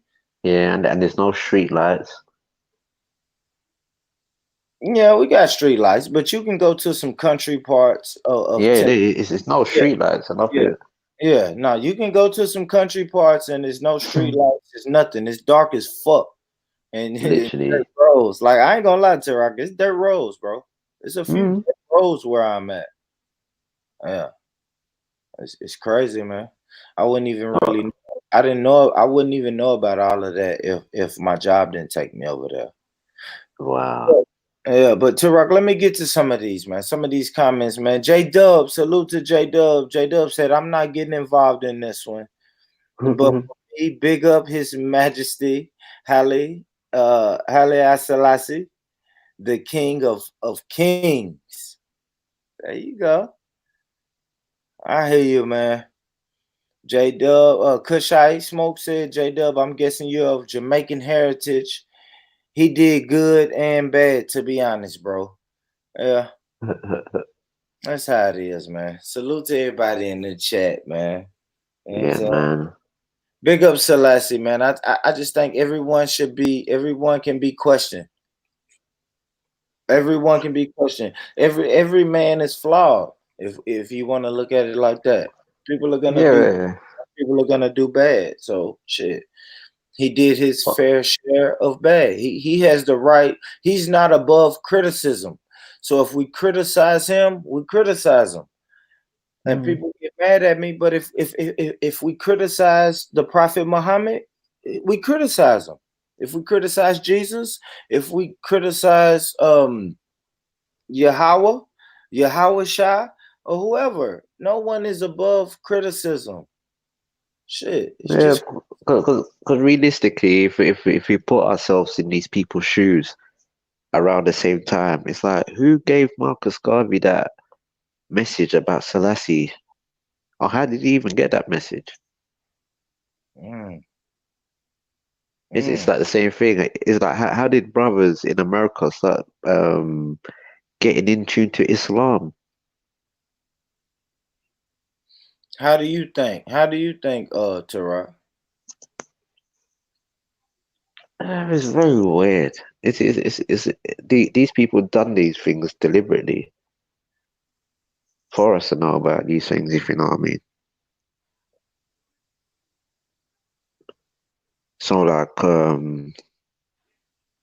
lot of these people were actually employed to literally teach our people Islam, and a lot, for some reason, I don't know if they had time to do it in the real world, but it seemed like the only time they could actually teach us some things of Islam or religion is when we was in incarceration. And it's the same thing with Tupac. When Tupac was in prison, what, 94? You say, no, I'm in prison. I'm hearing everybody talking about this Illuminati, Illuminati. This is why I put the K up front of it, because I'm Illuminati. I'm killing it. And it's the same thing. It's like, I remember in the UK when a lot of the big man, them, like my uncle's generation, when they went prison, a lot of these people was reading these Dr. York and Dr. Zeus books. It's like, who's flooding these books in here? Yeah, I mean, you know, the propaganda is gonna spread. Period. Period. And Yeah. it makes you think. I know that J Dub, and I know, man. Oh my gosh, I know that Rastas love to say that the Queen of England, she bowed to Haile Selassie, Celeste. and she doesn't bow to anybody. I understand that, J Dub, but why was she bowing to him? Like, why she was bowing to him? Was that was in the UK, right? I don't think No, so. that wasn't in Ethiopia. Did she go to Ethiopia? No, she sent a representative to go and bow for her. She never bowed herself. Yeah, and like, what was he at? And then, I mean, it's reasonable questions that need to be answered. Why was he buddy with the queen? If the queen is Babylon and queen is the ops. And it's like, where did Rasta people see this? Because it wasn't no YouTube. There wasn't no satellite TV like that at that time. Who showed them these things? Who said these things? That's it, man. I just cannot see when you cannot say this person is the ops, and then you're taking pictures with this person and getting refuge from this person. That's just weird to me, man. That is. Like, it's a lot of questions that need to be answered. That's it. That's it, man. It's just a lot of questions. But I never disrespect people's movements, man. Because if that man has a so if that man has a good movement, right? If that man has a positive movement that is keeping people off of drugs, it's making people not commit burglaries and robberies and stealing from their own people or harming their own people, I'm never going to go against the Rastas or Rastafarian. I'm never going to go against Islam. I'm never going to go against Christianity. I'm never going to go against anything that's helping people get into a better state than they were in. But I will always question the foundation. Always. That's me. I'm gonna Yeah, you question. have to. I'm gonna question. Selassie. Like, it's questions that need to be answered. So salute, man. Yeah, is it a lot of our history? Because I find the English has played a lot of part of misleading history, and this is why I'm taking a lot of interest in just looking in the fine details of certain people's cultures and their language. Because I'll be honest, a lot of the history what's been given to us as a narrative, we can't use it. You're right. You're right. It's been used against us. I believe that. Because say for once, like if you're reading the Spanish, and the Spanish were the first people in America, and they're saying America is like a stronghold for Negroes. Then the English come and they say, oh, they're all African. And this is the narrative what we're getting. You at least have to look at everybody's notes of coming to America, not just the English narrative what's been forcibly commercialized. Mm-hmm. And there's a lot. And there's a lot because a lot of us don't read or speak Spanish. We won't get the information, or we don't. You know what I mean? Yeah, man. Yeah, man. I want to take this time out to say salute to everybody, man. The new salute to you, Sister Samaya. Big up my brother, J Dub. Everybody in the building. While you here, take the time to show some love to the page, man. You know, you got the like, over there. You got the share over there. You got the subscribe over there. Make sure y'all take some time to show some love to that. But y'all know, like I always say, don't let me tell you what to do. I'm gonna let the great philosopher T.I. tell y'all what to do to the like, share, and subscribe. Do your job, nigga, and hit that button. Hit the button. Man, hit the button, cuz. Man, hit the button, nigga. You want me to hit for you? Hit the motherfucking button and let me in. So yeah, man, hit that like button, that share button, that subscribe button. What you think about that, T-Rock? Hit the definitely button and let me in, T-Rock. That's right. Yeah, man. But yeah, man, it was just a light one, man. I wanted to get one off before nah, we not really hating on anything. You know what, Samaya? If anything, today was just I like one. I did throw a couple shots at Selassie, but I'm not doing that right now. I'm not doing that right now. I think I'm going to go hard on New Year's Eve later on today, Samaya. You're right. Which African? I'm not. I am. I'm tired of going hard. You're right. I have been going hard on Africans. Turok is not gonna say they're Africans, but yeah, Nubians. Turok would call them Africans because I went in on Karinga Turok, the founder of Kwanzaa, killed him the other day. You know, I've been on Selassie for like the last 3 or 4 months. You know what I'm saying? I'm not playing with nobody. I went in on Dr. York. I went on a 2-month spree on Dr. York. So it is looking like I'm attacking black people. So you're right. Y'all right. It's kind of sad though, because a lot of these people were the people that got us to the level what we're at today. But we're the people that actually went and done the research. They told us, do your research, and people were just waiting for the next video of theirs to drop. Yeah, and it's some bullshit. You always go back to some bullshit. You feel me? It's true. I see my brother Now or Never in the chat. I haven't went in on General Yohana yet. Okay.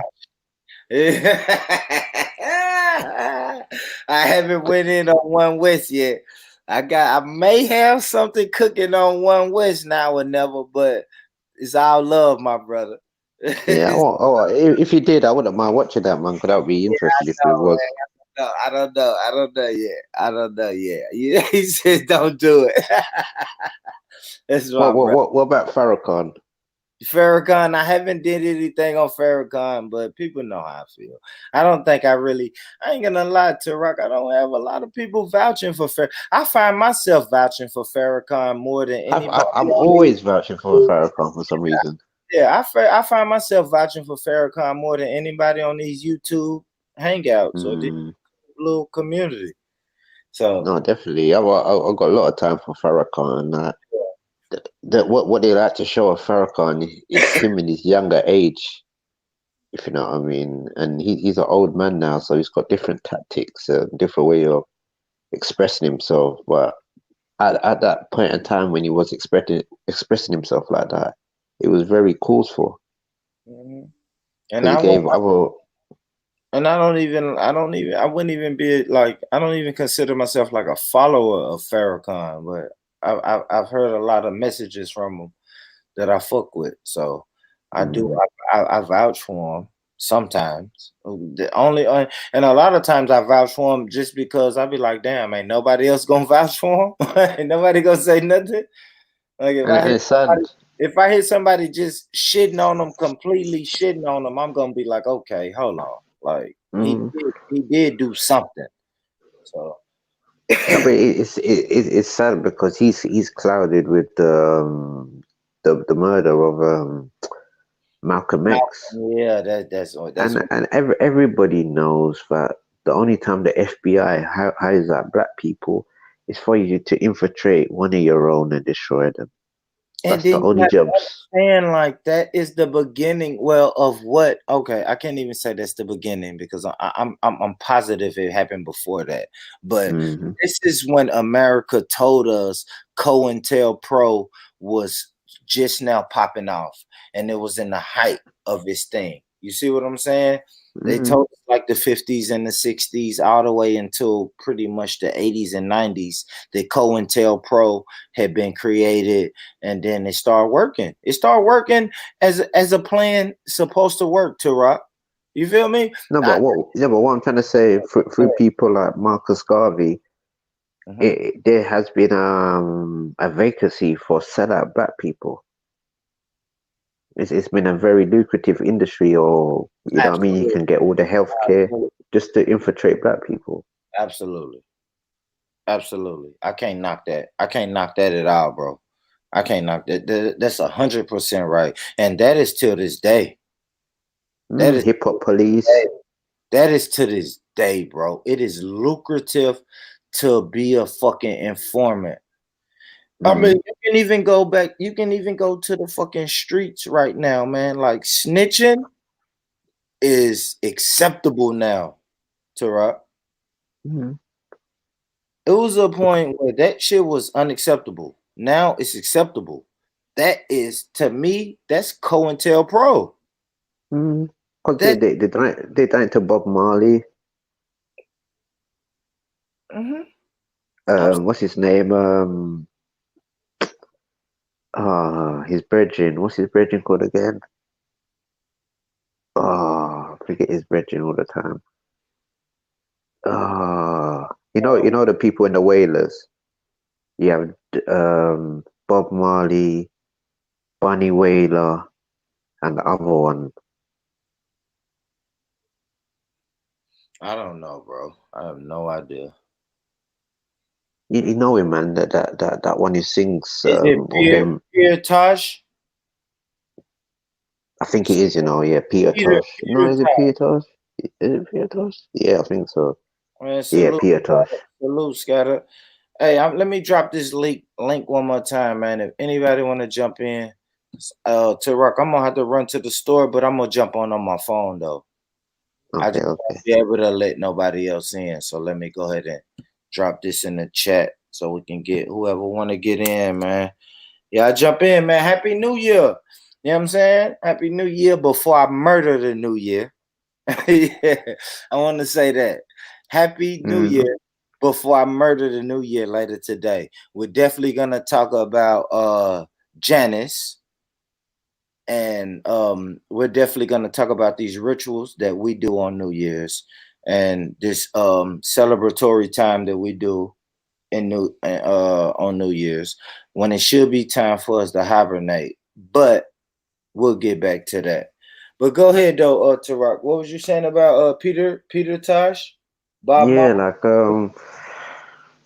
So somebody saying it was sort of prophecy because he done something. He tried to link the two political parties of Jamaica, and they said it was sort of like a prophecy that fulfilled. It said the governments will be on the backs of your musicians and certain things like that. It's a certain quote what they say is out of the Bible what says something about your musicians and the governments will be on these people. And when you look at people like Tupac, a lot of the revolutionary music was made in the 60s, I mean the 60s and 70s. You also have like the hip hop police, which is also interrogating the artists and musicians for some reason. Yeah, so a lot of this is sort of prophecy, you know what I mean? I can honestly speak to that, man.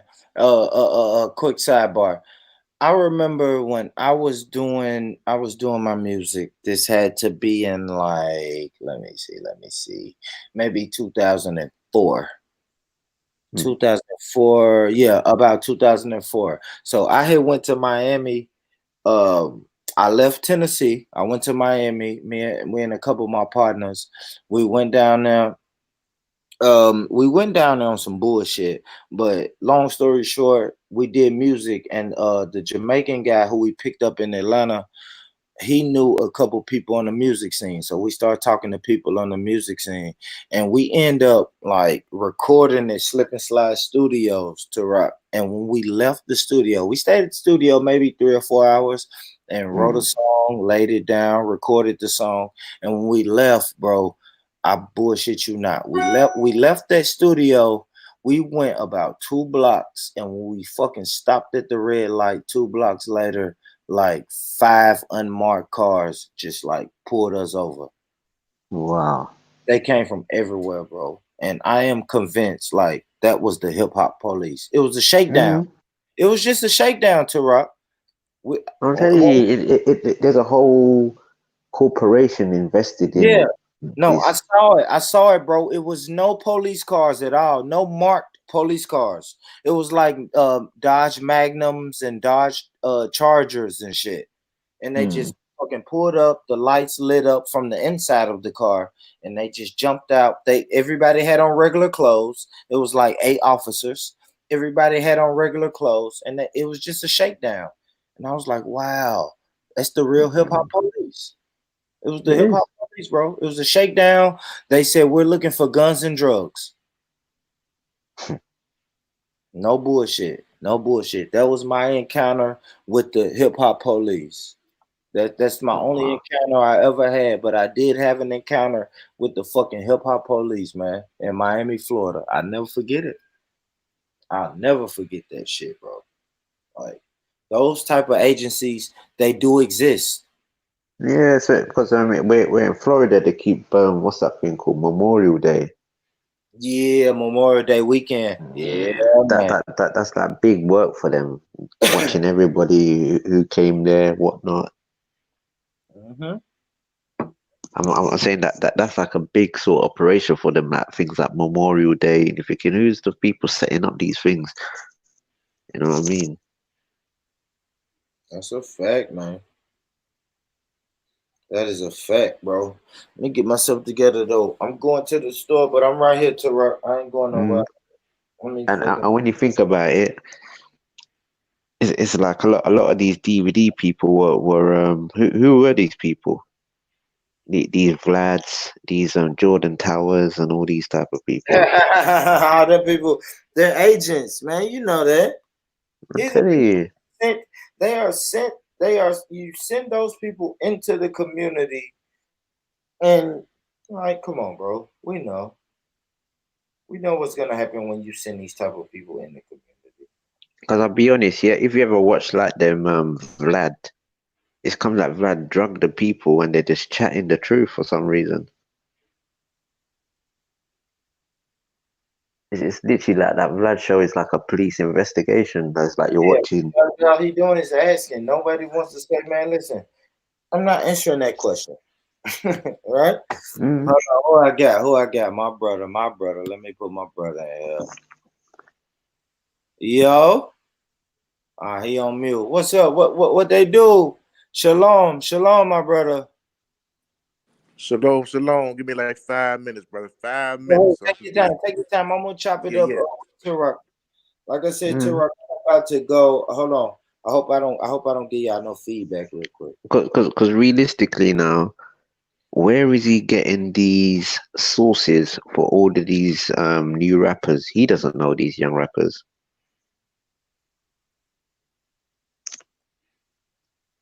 Hold on. Let me make sure. If you know what I mean, a lot of these people, they're not really up to date with what's going on with artists and different talent. Is only a lot of the mainstream ones they're very familiar with, but they're still not really familiar with like their whole story. So it's like, who are these people sending questions to these people to ask these people questions?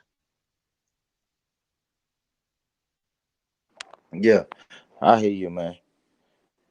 Cause he asking a lot of fucking police questions, and Mm, people. But you know what though? It's like smart people been calling him out from the jump though, to rock.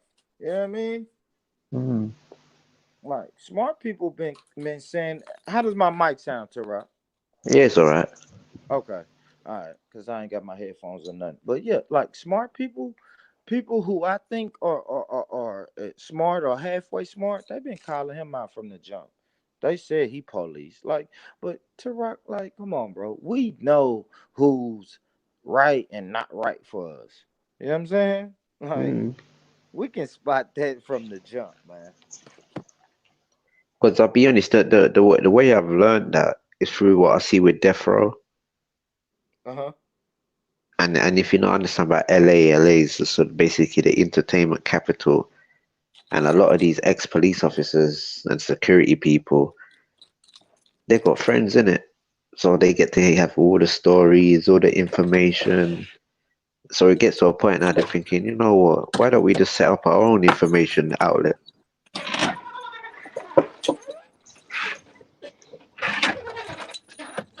Mm.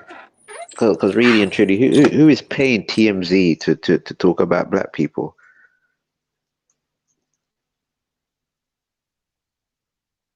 One, I think places like TMZ and Vice News, I think they're just doing what they always done.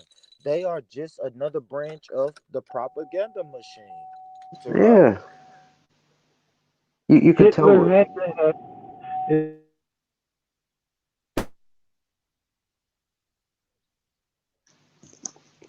You can tell by the views, the production, the type of questions they're asking, who's the funding, and all of these type of things. Because it's like everybody's asking these questions, but why is it that you see these flashy places or these flashy outlets?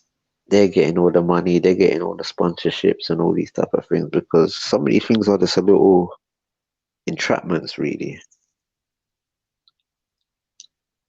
And what's happened from that now is like we've literally used the trap and literally not to say evolved it, but we've literally made this type of way of living. Oh, or basically this multimedia platform now, it's just come like everyday life where we've incorporated a lot of the camera. We're like paparazzi people ourselves.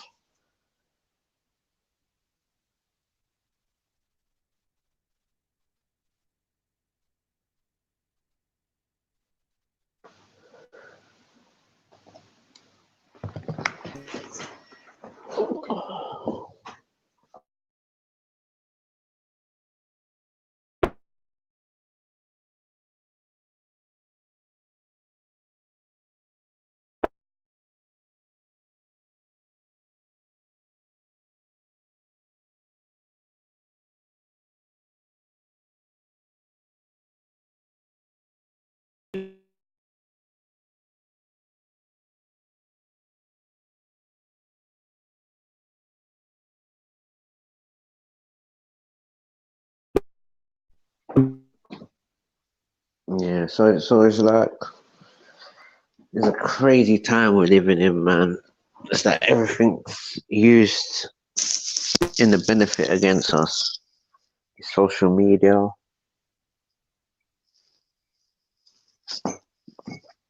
it's a crazy time. And now it's such a way now we've literally come so over socialized. It's like things that we would never used to say before. People are saying it now.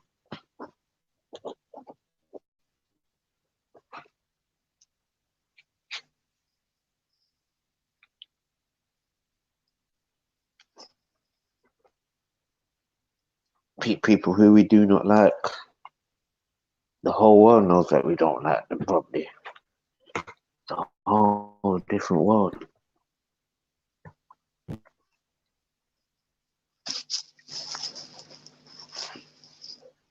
If anything, what has happened now with the COINTELPRO and the black community it's gone to a whole another level.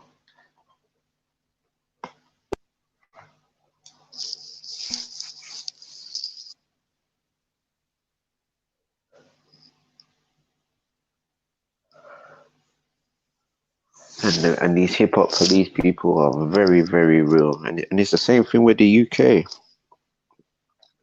A lot of the black brothers, when they were first started out and getting notoriety, a lot of the police used to phone up a lot of the venues and all these type of things and stop their business. You know what I mean? And God knows who's pushed this narrative for them to be doing these things or what. But as we know from the past with newspapers and a lot of these people now, just like how they have bait cars, it's like they're baiting certain people into certain situations, i.e. people like Buju Banton. I was going to say Talisa, but Britain's Got Talent, you know how it goes. Who's got the X Factor? Definitely Talisa.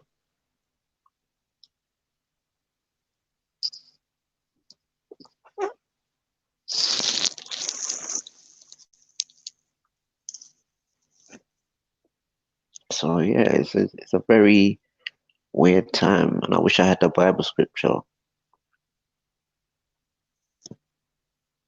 but it was saying something like the governments will be on the back of the musicians or something like that, your musician players.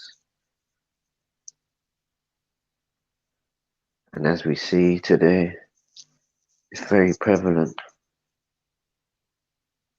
Same thing in the reggae industry. Vibes Cartel is in prison. Ninja Man, prison.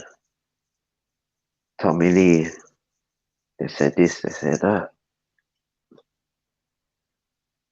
Supercat, a whole heap.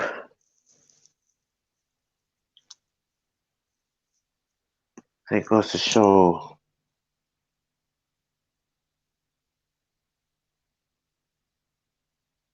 that the scriptures are very live and prophecies are getting fulfilled. I think it was maybe 2 years ago, one of the CIA agents that was on his deathbed revealed that he was made to do a certain thing to Bob Marley where he infected him with some sort of substance via some shoes. And the way how they done it, they made it out like, oh, we're a magazine. We want to write an article. We give you a pair of shoes. We like you. We're this, we're that. You know what I mean? And it just reminded me of like the smallpox with the blankets and all these type of things. Very harsh. Very, very harsh.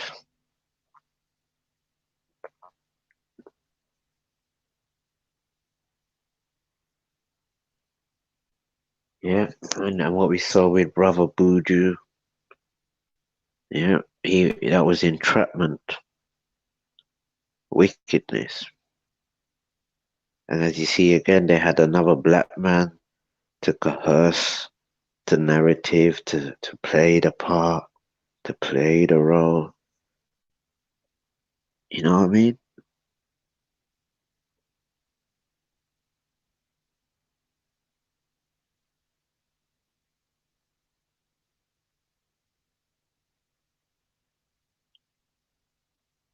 It's just very peculiar.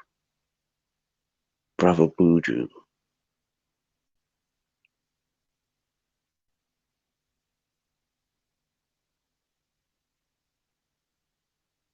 Yeah, so when you're in the clubs, if you're an artist and you see people there not smoking, not drinking, not doing nothing, just doing nothing, just there. Those are the folks you have to watch. You know what I mean? And try to do things more professional for the 2020. Move it very digital.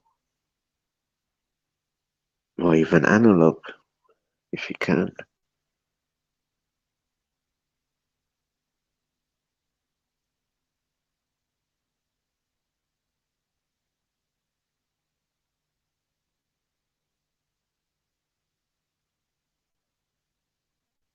Yeah. These things make you think.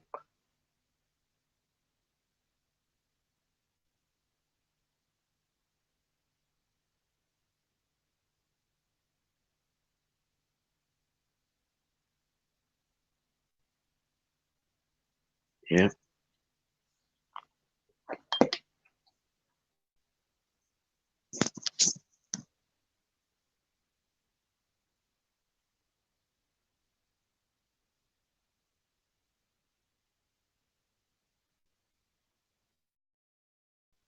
Oh, Marley was a white man. Was he white? Or was he a different color from white?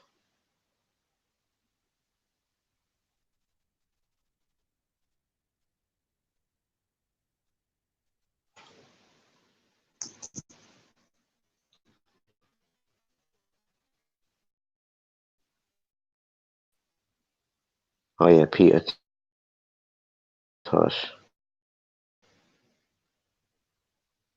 Yeah, but what happened to the brothers, man? People ate. God only knows. Who shot Peter Tosh?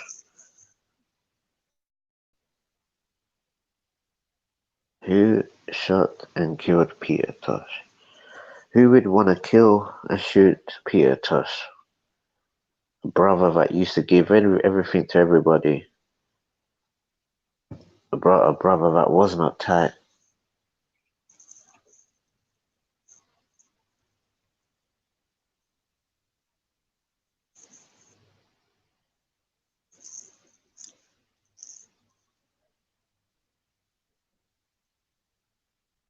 Yeah, I'm gonna try and find that scripture.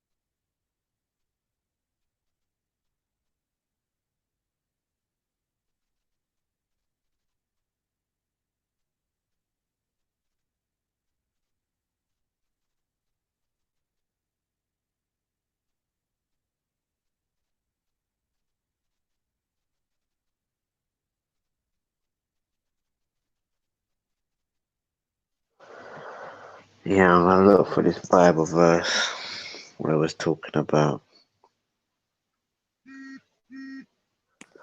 the Brother Turok, governments. what's good with you, man? Peace, family. Happy New Year. Yeah, same to you, kinfolk. What is looking like Yeah. on your side of the world? Well, we're just looking normal, man. Normal English day. Yeah. Yeah, it's not snowing or anything. It's just one of those mild days. That's what's up. That's what's up. Do you know the scripture about musicians and the governments being on their back or something like that? Yeah, I'm familiar with it, but off the top of the dome, I can't give it to you. Yeah, But I know yeah, because exactly what me you're and talking about, though. Yeah, because me and Rich was talking about the hip hop police and all these type of things and people infiltrating our movements and certain things. Yeah, I know where you trying to go. It's some Bible verses / precepts that I know right off the head. You know what I'm saying? I can go get. Yeah. But the ones you typically don't use all the time, you be like, where's that at? But yeah, man. So where about you from, man? This is East London, but I'm Caribbean. Okay. Yeah. How often you get back? Or to the Caribbean. Yeah. Not much, I'll be honest. Not that much. I'll Oh be honest, man. like when I do get there, I just don't want to leave. Yeah. So I always think like if I do go there, I want to stay there for a little while. And Hey, what's your idea on all these people who ballyhoo Africa, but they never go back? yeah, it's kind of I hear it's all kind of this. weird. They tell me I'm African from London. I'd be like, that don't make sense. And Africa is near London. It's not that far. Yeah, I'm like, when your flight leave? What gate you flying out of? I'm telling you. Don't tell me I'm African and you in the Queen's bosom. Stop that. Yeah, it's ridiculous. And the thing about it, they don't want to join a tribe. They say I'm all of Africa. Yeah, man. Like they tell me I'm African. I'd be like, okay, which part? Just Africa, man. Nah, that don't work for me. We can't run that one. This is crazy. I can't be Africa in name only. That don't make sense. Yeah, and if you are going by the words, Africans are only white settlers. Exactly. My whole thing is it's 54 countries on that continent, and you just gonna say I'm the whole continent. Man, make that make sense to me. Make it make sense. It just don't Only make thing no I know is, sense. hey, look, yeah, my parents were born in America. There before them was born. I have no ties to that continent other than I was sold from it by Africans. Yeah, but I mean, let the truth come out. Tell the truth and shame the devil. Let's do that. Yeah, what do you do? Do you think you got any indigenous American roots? I probably do. I'm not saying I don't originate from Africa, but you ain't about to slam that label on my head. So, but what are you saying? Yeah. What are you saying though, my brother? You saying you're from Israel? Is Israel not in Africa? I mean, yeah, but what is the difference? Well, then you answered your own question. But if they're gonna slam a label on us, what are we doing? Are we going Israel? Why are we choosing Israel? I'm doing country, nationality. Africa is a continent. Yeah. So what do you say to Turok when he say he's what country you identify with, Turok? But you don't. It's the Caribbean. Yeah, but he don't push it on nobody. I have. Yeah. What's your dude in the chat? Kushite Smoke. He was, man, you're African. Where about? Yeah, because what I try to do is give my people some stability because it's only the Caribbean we have as our foundation.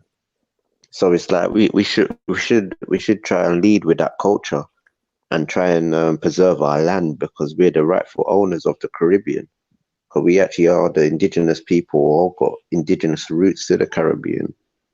So what's happened now in history? They've told us we're Africans, so a lot of our people feel that they don't have a say in America. They have to look towards Africa. And I'll be honest, your voice won't get heard in Africa because there's millions upon millions and millions of black people in Africa already. But I think it's millions and millions of black people that's willing to build with us Africans that's spread out across the diaspora. Rich, I've been all on that continent. Stop playing. They're trying to come over to America, man. Because they don't know any better. They know better to come over here, man. Hey, yes, they do. They know they got to get the hell up out of there. They know something. They know Africa ain't what it is. I mean, but they think that it's greener. They think the grass is greener, but they just don't know the It shit. is greener. It's Bitch, we colonized. can't have it both ways. You can't ballyhoo Africa on your way to America. Or Yeah, and we England. have got green, and our grass is greener. But then we know, but we also know you have to send some people to a foreign land to acquire assets and knowledge and bring it back to their people. So why are we knocking people that's doing that? If Nah, Rich, you can't sell me that. They're trying to Can't sell survive, me man. that. You got the resources over there. yeah, but why not? But why not send your children to get more knowledge? Send your children to Babylon, the thing we bun But Babylon and but bun we this. send them to Yeah. Babylon to learn the ways of Babylon. Right? Learn the ways about when they come over here, they don't go back, Rich. They don't want to go back. When they go suck on the queen's titties, they can't get enough of it. They stay there, Rich. Mm. And they laugh at us Caribbeans because we every day bunning England and bunning fire up on Babylon. And you have Afro Americans, Africa, and they want to stay here. So they don't mind. They would tell you, yeah, Africa, and they would stay here. Yeah, but because what happened in Jamaica? They say it's year of return, and Ghana sent 300 nurses to the Caribbean and other places, while our Make people. that make sense. I hear you, Turk. Yeah, while our people. It's the year of the return, and they sent 300 nurses to Jamaica to do what? They sent 300 of their nurses to get employed in nursing all over the Caribbean, Brazil, certain regions, and they told our people to come over to Ghana. Yeah, make it make sense. I know some sisters that went, so it's the year of the return. Man, it's the year of tourism. Yeah, but what I'm trying to say, where is the Jamaica Prime Minister going to Africa securing jobs for Jamaican people? No, they're not doing that. They're telling you to come there as Africans and build, while they send their people to take your space, because all you want to do is bun Babylon and say, yes, you're African. The year of return is nothing but an investment strategy. They don't really want you to return. They want you to bring your wallet and your skill set and help build their economy back up. You can't really acquire no land over there. They won't give you citizenship. What are we returning to? I don't want to see no castle I was sold from. And why would you go there? Why would you go there if they sold you and they just apologize for it? That's it. But you have to bring your money and buy your house, plant this, buy your land to people that sold your grandparents. Exactly, Turk. There was a time once when we romanced Africa. We looked towards Africa. That shit has gone. It's subsiding, brother. Don't nobody look at that shit like that no more. And you can see we're a bit, but we're so racist to ourselves. We don't even help the Haitians. That was a free colony. They stayed in fault. Shit, I respect them for that. You said no, but I'm saying what? No, but I said at least I'm saying that fault, man. They got a fighting spirit in them. I like them. And they had independence, but none of the Pan Africans wanted to. They're from the 12 tribes, right? Now or never. That's what we say. Yeah, but I'm saying none of the Pan Africans. None of the Pan Africans. What's the Haitians? What tribe? Yeah, but none. Yeah, but none of the Pan Africans. Levites. Okay, all right. The tribe of Levi. Yeah, but none of the Pan Africans invested in Haiti as an independent country to help them while they were getting subjugated under people. Tarak, you so right. Remember when Haiti tried to join the African Union? They told them no, they have enough money. Yeah, they say you're far away from us. Yeah, but you want me to return? But what do Haitian people hear every day? You're black. You're African. But just be African over there and send us your money. Yeah. Stop playing. Because Haiti's got resources, but none of the Pan-Africans will say, let's send money to help Haiti as an independent country. No. Man, you can't ever say Pan-African. But you can't help Haiti because we know that the Esau has it set up to where you're not going to be able to help Haiti. It's like the Israelites. listen, hear me out. Yeah, but Pan Africans could have went there. Hear me out though, Turk. It's like the Israelites trying to go back to Israel. Like, come on now, and never. You know, Esau and the heathens are never going to let our people go back to Israel and claim Israel without Yahweh coming down and helping us. That's You true. know, Hold on, Rich. We don't go over there saying let's stay over there. We go visit, take the information, and we come back to America. Ain't nobody trying to settle in there. Yeah. I think Yahweh was the one who tried to set up a little out in Demona, tried to set up something out there. You see how that went?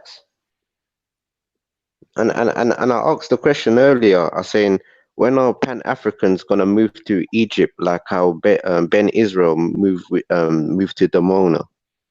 It's lip service, brother. They ain't going out there.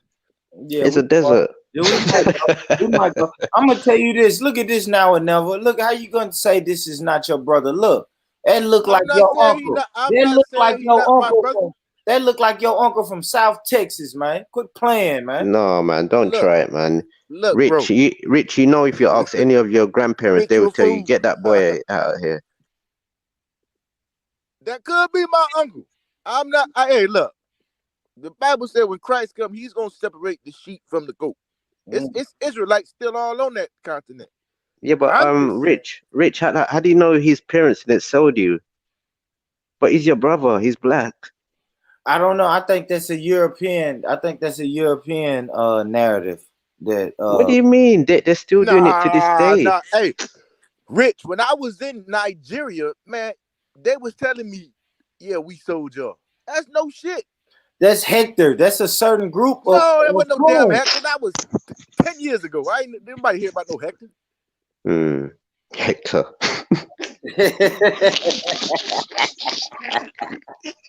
Hey, when my ship pulled in there, we was in the one bar. We was drunk off our ass. Yeah. And we got the squabbing with some of them cats after they said that. Yeah, so Rich, how do you know he didn't sell your ancestors this one? I don't know. But he looked like you. Maybe he was misguided. And you know, all right, and you know, Tarak, that servitude and chattel slavery is different. So yeah, but Rich, he sold his criminals.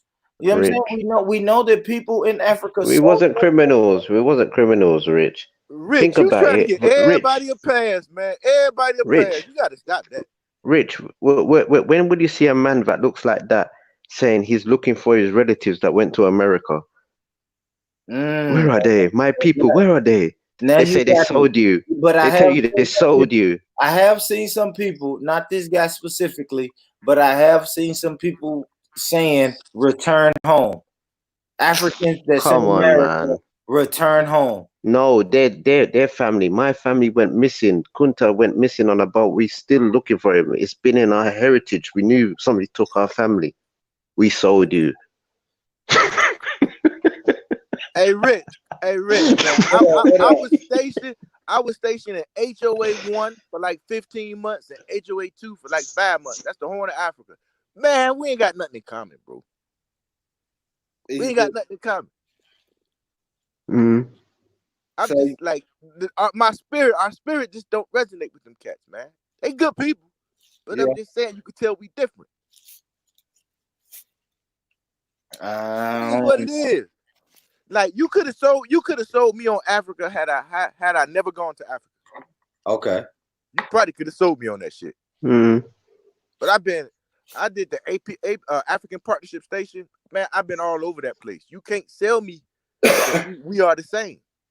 Like black tells us how we look. It doesn't tell us who we are.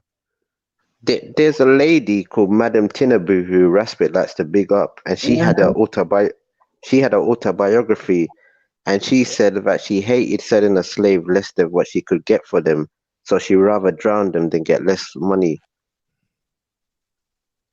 And that's her own words in her autobiography. Yeah. Hold on. You hear all these Africans in the chat talking about you fighting for master. I'm fighting for my country. I don't know Africa. Yeah, you I'm was gonna fight for Africa. but you fighting for Babylon though. You know this country now and then. You know this is a conversation I've been wanting to have with you, my brother. Let's have it. You know, I hope you couldn't have been in the truth when you went and fought for this for Babylon. And I'm gonna tell you why. I'm gonna tell you why you never been in the truth. It says, "In want of all things." That's Deuteronomy 28 and 48. You're gonna serve your enemy in want of all things, in hunger, in thirst, in all things. I want you to go pull that scripture and just meditate on it. But that scripture wasn't saying no. Hell no. The Israelite brothers I know would never go and fight for this army.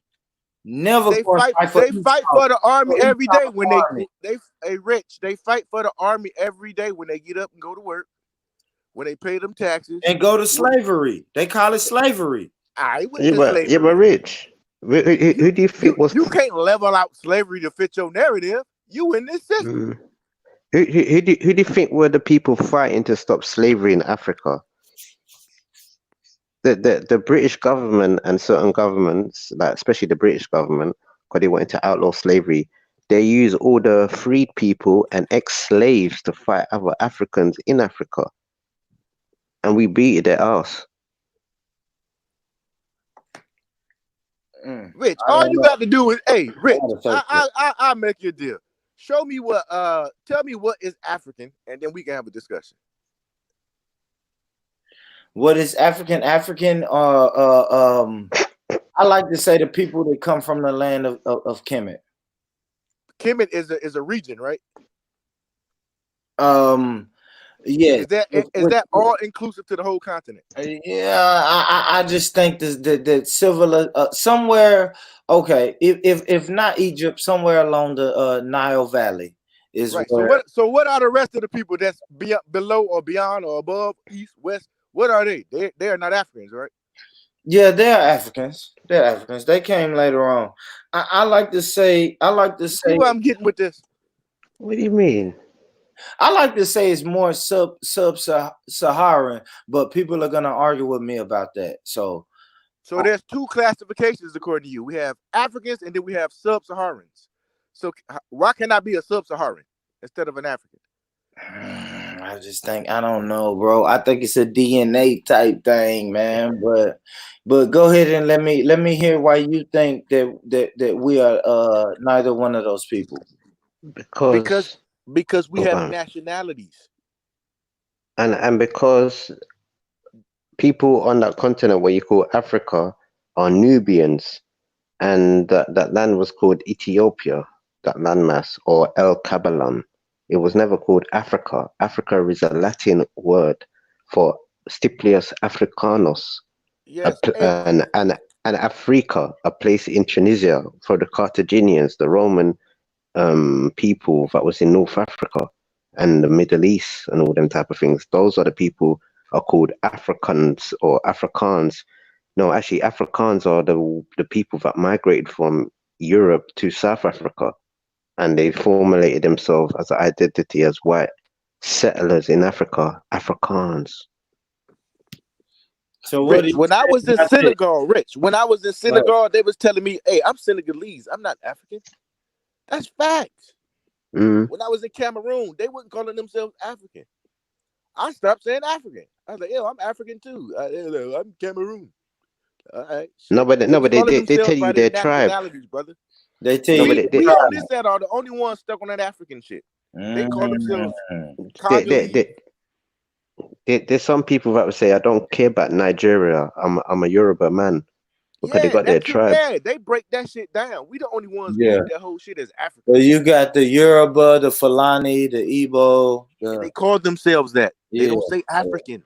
I've heard that. That's not the first time I've heard that. So I've heard that before. Because Africa is a big continent. So. Rich, straight up, man. Until you go there and visit some of these countries, you'll see that we have an obscured view of Africa in terms of the whole word Africa. They call themselves by their tribes and nationalities. I'm Nigerian. I'm Congolese. I'm Senegalese. They don't do all this African shit. We've been sold that African shit because we needed somewhere to fit in. They needed somewhere to put us. Yeah. So just they drop you off. Hey, go be an African in one of these countries, but you just tell them And you're and African, and you'll be and good. and I'll be honest, I've got a feeling that Bible verse is coming to alive where it says you're gonna go back into Egypt by ships. Where we're literally gonna go back into Africa, where people like Pan Africans will keep showing us, oh, look at the pyramids, look at the Sphinx. Stop that shit, Rock. We're It going is. to Egypt in ships. Yeah, but it might be an aeroplane this time. Yeah, I don't know. So, Rich, my whole question to you, Rich, why should we consider Africa? Why should we consider Africa? In it, literally, Why we are not going back Brazil? into Egypt. If we Why know not Brazil? civilization, Thank you. If we know civilization started in Africa, then we know that is the homeland. How do you know civilization started there? What African? Hey, Rich, I'm not talking about origin. I'm saying in today, 2020, why should Black America consider going back to Africa? Why not Because Brazil? that's where the resources are. Brazil has resources. Mm-hmm. Yeah, but but I don't know, man. I don't know. I don't think those people. I don't think we have the same spirit as them. Have you been to Brazil? I haven't, brother. We have the same spirit. We have the same spirit more than those people in Africa. Yeah, because in Africa, the people that they took more, Rich. Brother, Yeah, the people the people what they took from the Caribbean and Brazil, they put them in Africa. Guess what they call them? Afro-Brazilians, and they're still different to this day. I would rather for Black Americans to go to the islands and build up the islands versus Africa. Exactly. Or even down south, or Mississippi, Florida, or something. Something like that. Tennessee. But those are most colonized. Those are some of the most colonized places in the world. Goddamn, boot up, suit up, and boot up. Let's get to it. Let's get to the work. Yeah, somebody got to die. Yeah, I give you that. And I keep saying to people, if I did go to space, I want to be represented by either African Americans or Afro Caribbean people. I don't want to be represented by no other people. If we went to space, just saying. I tell everybody I talk to, man, you can go Africa, but I'll go to the Caribbeans. I would have to get the men to learn how to fight and grow some nuts and shit, and let's go to war. Half of us standing right here ain't gonna make it, but shit. Yeah. You don't think we're more powerful if we link up with our brothers and sisters in Africa? Hell Are they no. are they powerful linking up with each other? No, I say no. Because what happens that will just water us down, and we be doing what we're doing now in little pockets of the ghetto in Sudan. But are we more powerful linking up by ourselves? I'm saying, look, this is what I'm trying to you. I mean, are we doing a good job of linking up by? But this one, look, but I gave you the good example. The Afro-Brazilians Hey, let have me go least mute been for a second, Rich. All right, okay, bro. The Afro-Brazilians have least been in Africa now for over 200 to 150 years now, and they're still sort of different. They haven't really integrated properly into Africa like that. They might just speak the language, but them same people are still identified as the people that came from America to Africa. So what would be the difference of our people now in this modern day going to Africa and not be still classed as the people of America? It's the same thing what happened in Liberia. They call the other people what? Americanos. I mean, you're gonna get called names anywhere you go, though, Tara. Like, we're not gonna do that, bro. Me, a person from the South, one of the southern states of America. If I go to the Caribbeans, I'm gonna be called a name. Like, fuck name calling. By who? By who? By the indigenous people of that land or the native people of that land. They're not gonna say, "Hey, my brother." They're gonna be like, "No, you're fucking country Bama. You're Bama." Like, No, in America and get called a Bama. Yeah, you're playing now because about 95% of the slaves that went to America was from the Caribbean. So you're playing there now.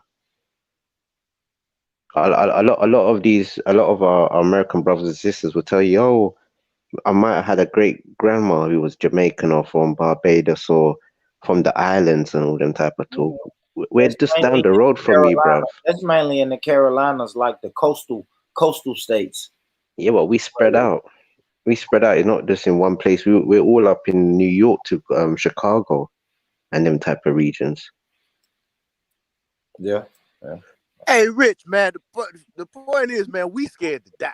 We got that Selassie spirit on us. We rather walk the tall There line. you go. You always want to start some shit. Look, I'm just keeping it real. We scared to die. You know what I'm saying?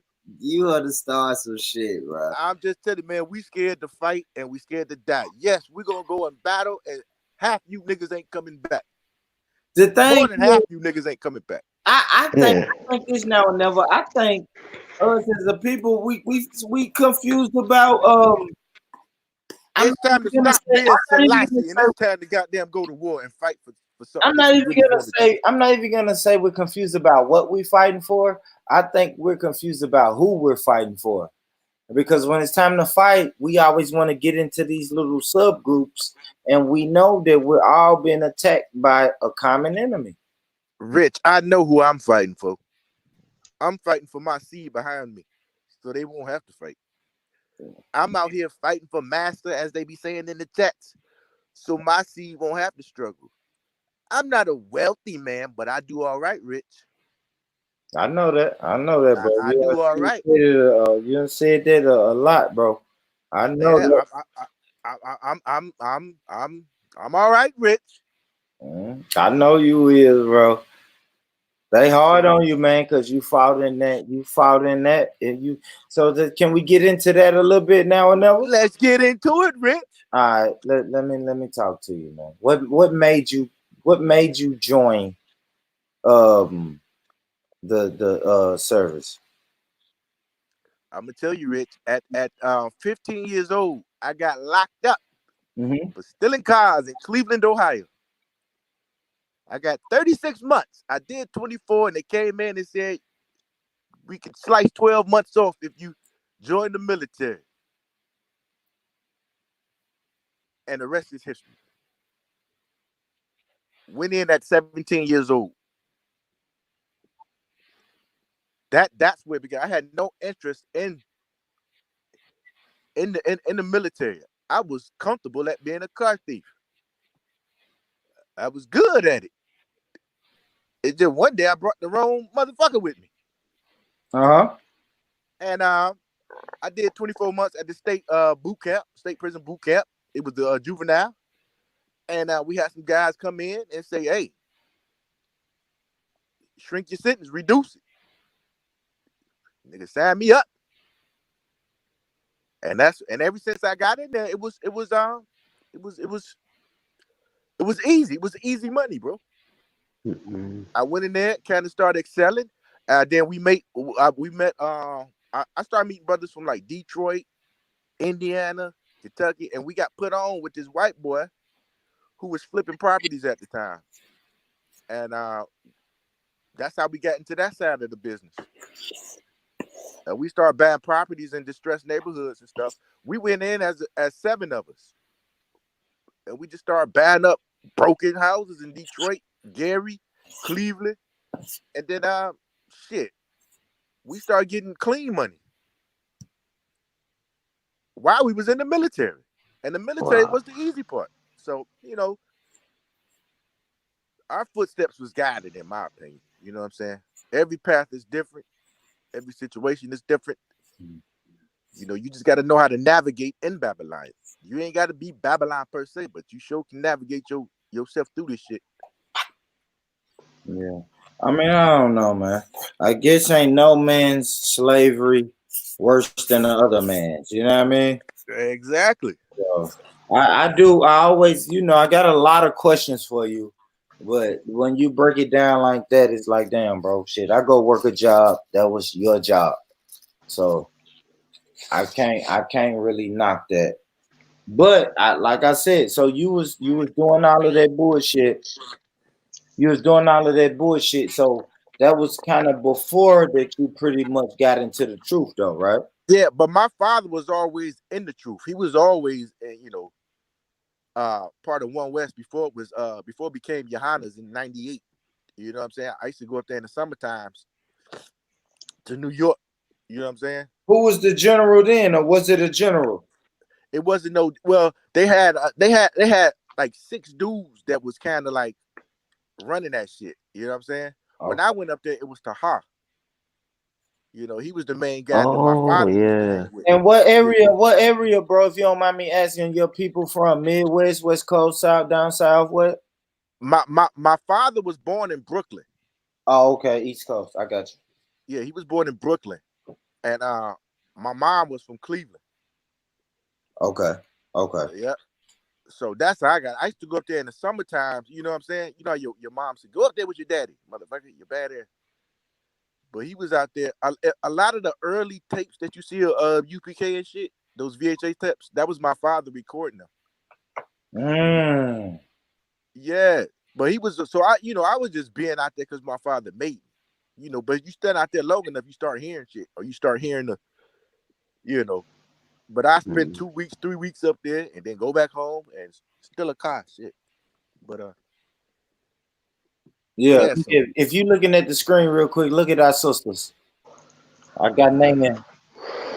yeah, man, black people, man, we gorgeous people. We're gorgeous people. I got Nan sisters. We got my Yeah, sister Ghanaians, right man. here. She got the red hair. You know I've that's been to Africa. Ghana before. That's I have Now, you know what? That's Israel. She got the yeah. red hair. That's Israel. They're actually Esau, you know. No, Look, they black actually are people. Esau. That's Look, the tribe of Jacob. Rich. I'm gonna tell you this one way or another. What's up? Whether they Hamite or Israelites, black people are beautiful people, bro. They are beautiful people. No, but if you do the bloodline, because some of the Ghanaians people, not Damn, hold all on, of I gotta them. go on mute. The fuck this nigga won't. All right, hold on. Yeah, so some of the Ghanaians, they're actually the progenitor of Edom, and they're known as Akan, and Akan is one of the grandsons of Esau. I don't know about that. I gotta ask the God of Jacob about that. Yeah, it's not all of the Ghanaians are Israelites. Yeah, I gotta ask about that because Ghanaians was a lot of them was Hamites from what I heard. No, the Esau's. But they look beautiful. Because if you look at the Fulani people, you can see like they're a mixed people. What Hey, region? Rich, I gotta drop off for a hot second, brother. All right, bro. Thank you for jumping. All right, brother. Yep. Tarak, what region was the Fulani people from? West Africa, but more of like from where Senegal is and near Ghana. Okay. They used to call that region the Senegambia. Then it was called St. Andrews Island, then James Island in Gambia. I got you. Man, salute to everybody in the chat, man. Thank y'all so much for tuning in. Hit the like button. Like up the video, man. Hit the subscribe button, hit that bell. Let's get the subscribe up. Thank y'all, man. Me and Tarak, salute to my brother Tarak. He been rocking out with me, man. Oh yeah, I wanted to say with the DNA tests, a lot of our people have been going into Africa from the 16th, 17th century. So sometimes when we are doing our DNA tests, we're picking up our relatives in those regions. And if you do the history of like places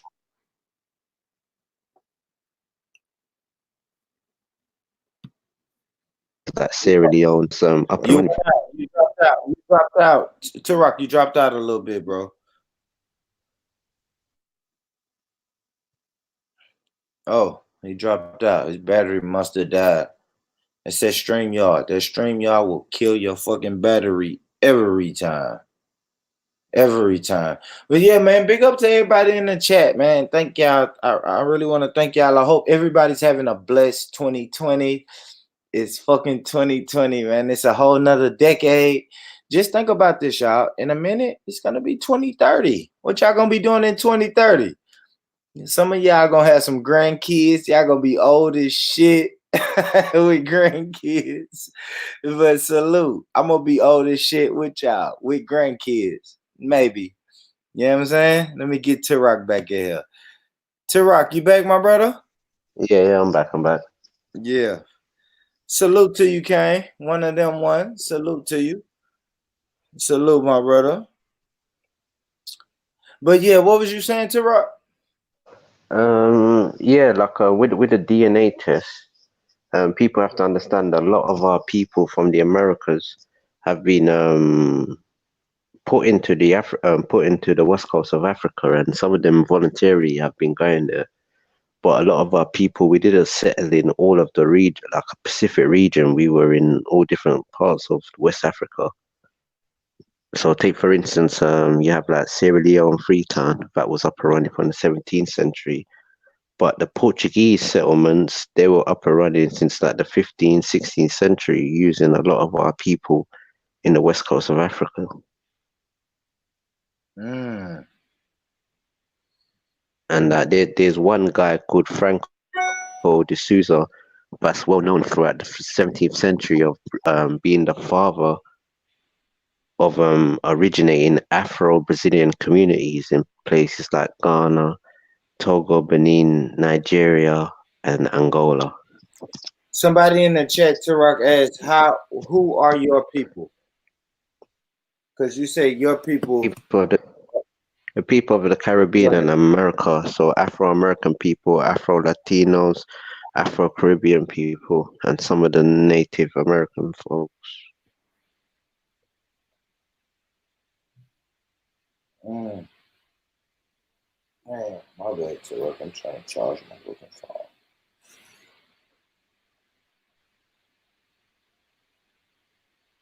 Yeah, man. Salute to everybody in the chat. Yeah, so a lot of things people have to look at as well and keep in mind with the history and the things what we're seeing with the DNA. Because a lot of our people You don't believe in the DNA testing? I'm saying just remember what they might be showing you in the DNA testing, because a lot of our people have been going to Africa since the 17th century. So take for instance Oprah Winfrey, when she took a DNA test, she's not took a little 100 like a 23andMe. She's took a proper expensive DNA test, and she came back to the people in Sierra Leone and Liberia, and everybody knows the history of those people. Mm. And also the DNA is showing certain African people with like 2% Eskimo blood in them. And it's like, how do you get Eskimo blood in West Africa? Who's saying that, T-Rock? I'm saying I just looked at a lot of different DNA tests, what people's done. And I was watching a show where they were saying, oh, guess what you have in your DNA? And it was rugby players. And it was 3 white men and this one black African man. And this black African man just thought, oh, he's just African, innit? But a person posed a question to 2 white men and an African man saying, oh, who's got about 3% or 2% Eskimo blood in them? And the 2 white men thinking, oh, we're white, it has to be us. No, it was the African man. But how did he get Eskimo blood in his region? But if you understand certain regions in West Africa, there's an island off the coast of West Africa where a lot of our people were used as a penal colony for and things like that. So these are the things where it explains why certain people in West Africa might even have native blood in them or Eskimo trace regions in them and things like that. Well, look at this sister right here, T-Rock. That's all African. It's no Eskimo or anything in this sister right here. Africa from where? If I look at her, me looking at her, I would say Zimbabwe. She's probably her people are from Zimbabwe. I don't know. I would say more East African, but she could be American. Features. Look at that nose. I'm saying she could be American, and the description of our people were that we look at the people in Guinea and Ethiopia. That's how the navigators who came to the Americas described how our people looked. And I was saying, not being funny, I was saying most of her features do look a bit West African or even Fulani. I'm not West African, East African, and sort of Fulani. He said she's an American actress. I know she's an American actress, but where's her people from? But that's what I'm trying to say. Like a lot of people would say she looked either Ethiopian or from the Guinea region, like the Fulani people. The Fulani people look like they're a mix of Berber and Ethiopian and West African, so they've got like very sort of a distinctive sort of features. But their people are spread all over Africa. But looking at her now, she does look more American Indian. Just looking at her hand movements, her gestures, African women won't talk like that on camera. So Maya says she could easily be West African. Easily. From where in West Africa? Easily be West African. Yeah, from where though in West Africa?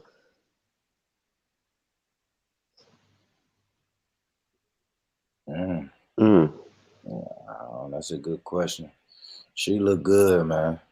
Because if I was not being, now look at this sister. You look at her features.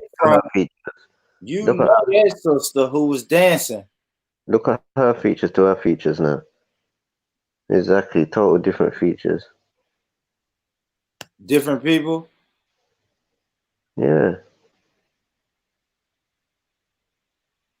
Let's see if I can get one. No, that you could tell that West African lady, she's got more of a rounder head than the lady. She's just got that bait sort of East African sort of head shape or American sort of head shape. But it's not really East African like that, to be honest.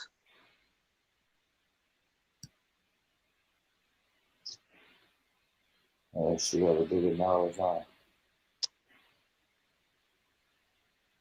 And it's like, come on, it's like not all the brothers in America look like those Ghanaian men what you see in the background.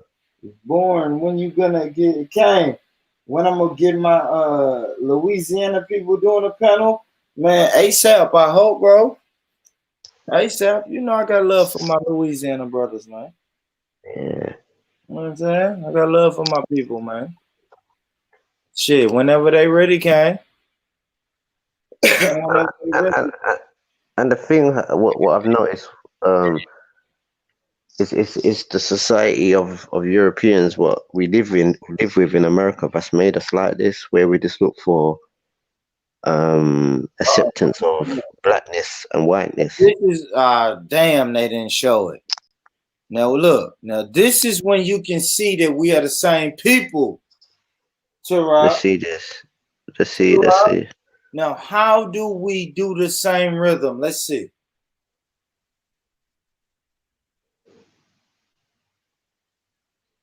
Yeah, she a little off, but you know what I'm saying? She got it.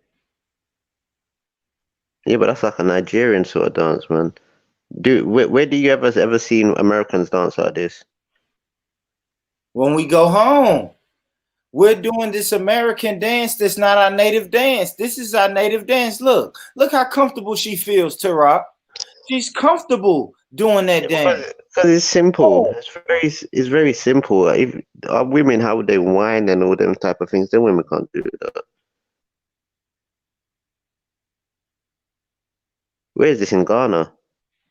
Yeah, this is in Ghana. So this is our sister. This is like when I go to my family reunion in California and me and my cousin, we're doing the same dance like this. With the Come same on, man. people.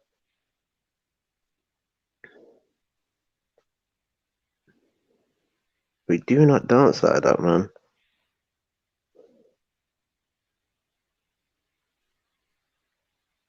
None of our people dance like that. Not even Jamaican people dance like that, man. And we don't even have drums like that neither, man. And we do have drums. We don't African have drums. drums. Look We how don't those have drums make drums. the sister feel. But listen, Listen what I said to you. We don't have drums like that. Like the drums what they got, we don't have the same type of drums. They got drums, but we do not make drums like that. We don't even dress like that. yeah, but look at this sister in her element. Now, you They can dress tell like her, Greeks. she could be a Caribbean, she could be an American or whatever. But when she heard those drums, her whole tempo, her whole But our sister can dance better than that woman. Full stop. I don't know what you're trying to make out. Our sister can dance better than that woman for any day of any week. Look at her. What part of her look like any of them African people in Ghana like that? Come on, man. And what they would say now, oh, she's mixed. There's I probably a don't white know man. Turok. I don't know Turok, man. No, but that's the things that they end up saying. Oh, she's probably mixed. I don't know, man. I just think it's an anti-African propaganda that's going around Turok. Yeah, but You're I'm not feeding being into it. You're feeding into it, my brother. Yeah, If you but what I'm saying, my brother, you can put on something about a Jamaican or a Brazilian, and she will look exactly like those sisters.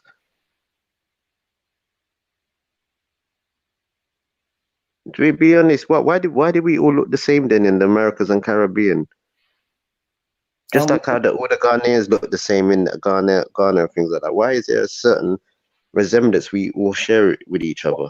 well, why do we resemble Ghanaians? Not all of us resemble Ghanaians. How the majority of Ghanaians all resemble themselves. There's a strong resemblance of each other's of us in the Afro Caribbean community and the Afro American community. Yeah, I don't know, man. I don't know, Turok. I know the comments is telling you, man, you tripping. No, the comments haven't changed, man. You tripping, bro. They know it's true, man. People can tell the difference from an East African woman to a West African woman, for crying out loud. And Fulani are mixed people. They know they're Black Berber and East African and West African mixed all in one. So what are they talking about?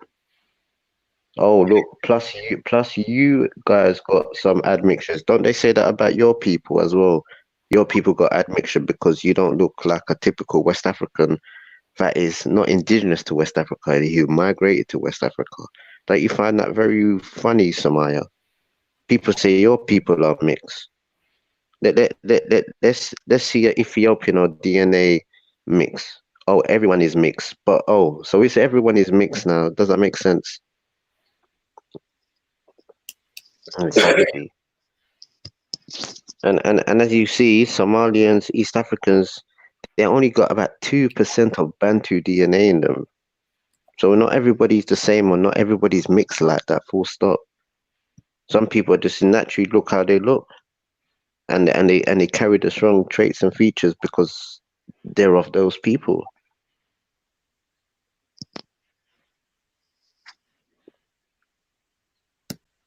Because all right, then, Rich, go to a Tombon or an Afro Brazilian community and see if there's any resemblance of us there.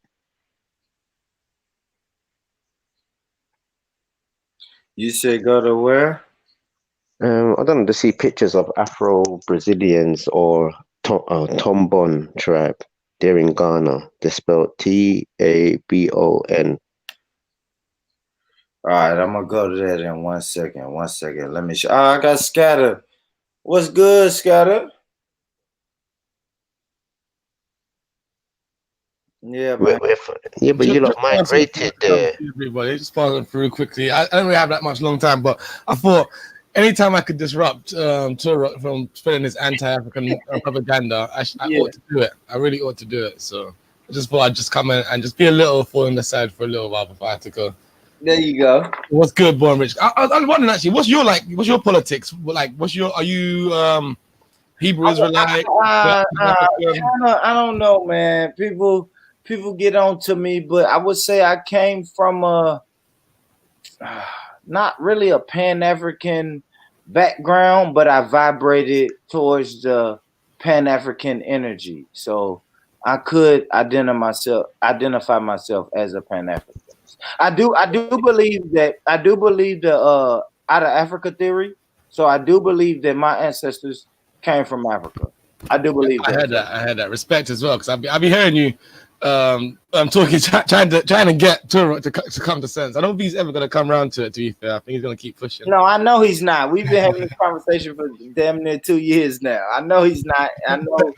I know now or never is not. But I have to just that's honestly what I think. I'm open into listening to other people's opinions, but me personally, I think that my ancestors came from Africa.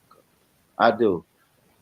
I feel you. Now, I would agree with that analysis. To be fair, I think I don't know, man. Like, I do understand, like, the to some extent, some of the ADOS ideas around, you know, having a long heritage in the Americas and not necessarily having direct links to Africa. So I get that criticism, but when, like, the kind of rewriting of history kind of thing that Turok does, of, you know, slaves being taken from America into Africa and worked in the African fields, etc., and all this kind of counter pseudo history, I don't know, man. I think it's dangerous and it's counterproductive to our community, man.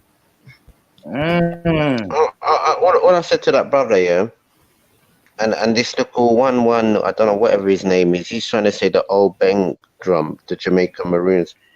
I said there's a Pacific drums where you saw the Ashantis beating in that Pacific video. We do not have that drums with the Maroon people, and I'm looking through the thing now, and I cannot see that same drum what I just saw on the video. So these people need to actually look at things properly and identify certain people. You do accept that we do have drums, though, yeah? That you do accept we do have drums. I never said that. I said we don't have asked you a drums question. like that. I'm asking you a separate question to what you're talking about now. So forget what you said. I'm asking you a new question. Yeah, the new question is: do you accept that we have drums of a similar ilk in the Caribbean? Not like that one's what was on that video. So basically, a drum made on the top with an animal raw hide, usually a cow, right? Bandied down by rope on a wooden trunk, yeah. Usually we have the Rastafarians up in the mountains along with the Maroons. They usually have the bingy ones, which come directly from Africa as well, right? But they have actually several different shapes up in Africa, in the Caribbean, in Jamaica, in the mountains. Yeah, you're aware of this. Because I'm realizing that you haven't actually even been to Jamaica too tough. So I'm trying to explain to you, when you go there, you might see some stuff.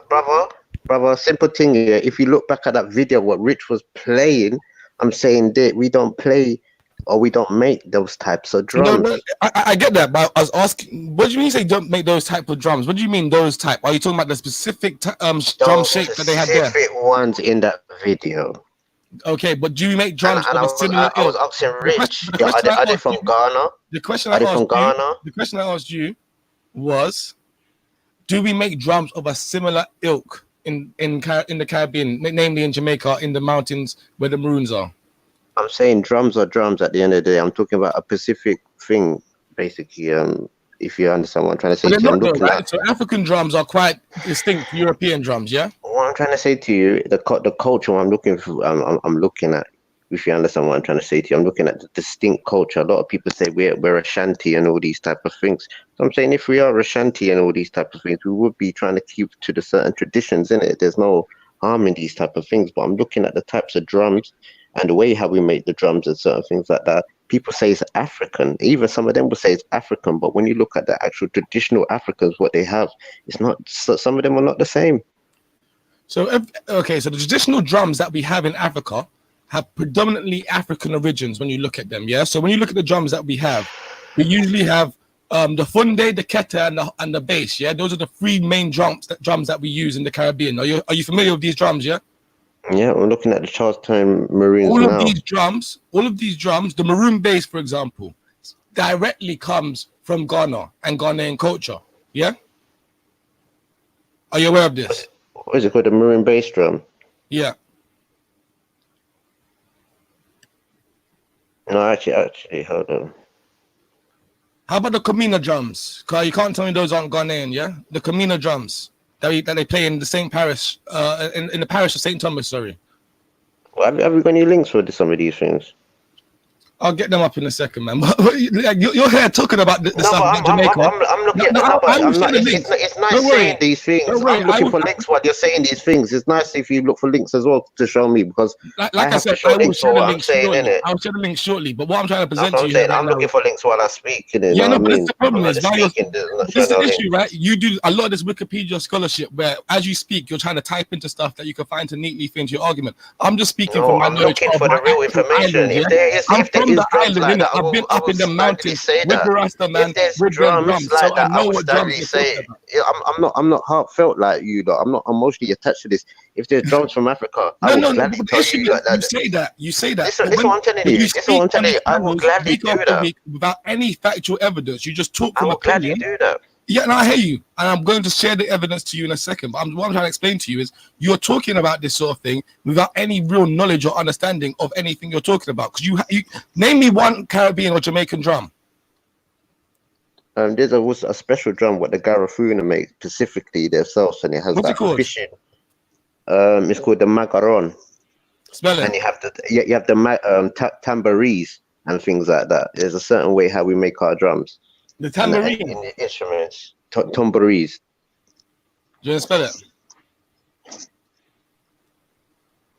Have you sent a link yet for your thing? No, I was asking you. Okay, cool. Let me do my thing then quickly. Exactly. My people is actually named after the drum. Actually, you know what? Thank you for reminding me that. Actually, because I'm thinking to myself, I know the name, but I don't. And my people is actually named after the drum, the macaron. All right, so I'm posting it into a private chat there, so you can go and look up Jamaican drums and learn a little bit of your history there. So a very quick vacation site.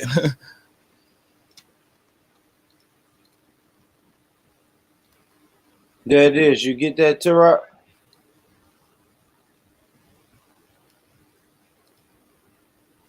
There. So make sure Tara go. Do you know about the djembe, the djembe drum? Yeah, the djembe. Cause there's no way you're gonna tell me that's not an African drum, and that's the main drum the Rasta man them use in Caribbean and the Maroons them.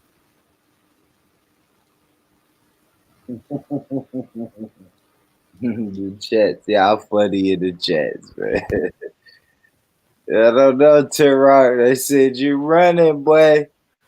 They said you running, Tara. Running now, Bubba. Yeah, I'm looking at it. Oh, 2 seconds. And my boy Now or Never, he's still in the chats, man. This is what's this in the background? Somalia? So that was Somalia in the background. Didn't look like a desert to me.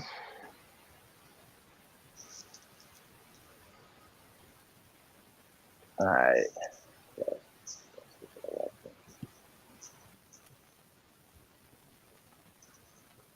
So yeah, man, big up to everybody in the chat. Hit that like button, man. Thank y'all. Thank you to the UK family, the US family, everybody that's tuning in. Hit the like button. Happy New Year's 2020. The start of a new decade, start of a new year. So I hope everybody on their shit. I hope everybody made their New Year's resolutions. I'll be back in 2.5 weeks to shit on your New Year's resolutions that you failed at. So when you fail on your New Year's resolution, I'm gonna be the one that goes live about it and make you feel like shit. So don't fail. Salute to Tara. No, I need to set some. I still haven't even thought of any, but I'm gonna set a couple soon. But I'm definitely gonna fail them, Carl. That's just how it goes. Yeah, nah, don't fail.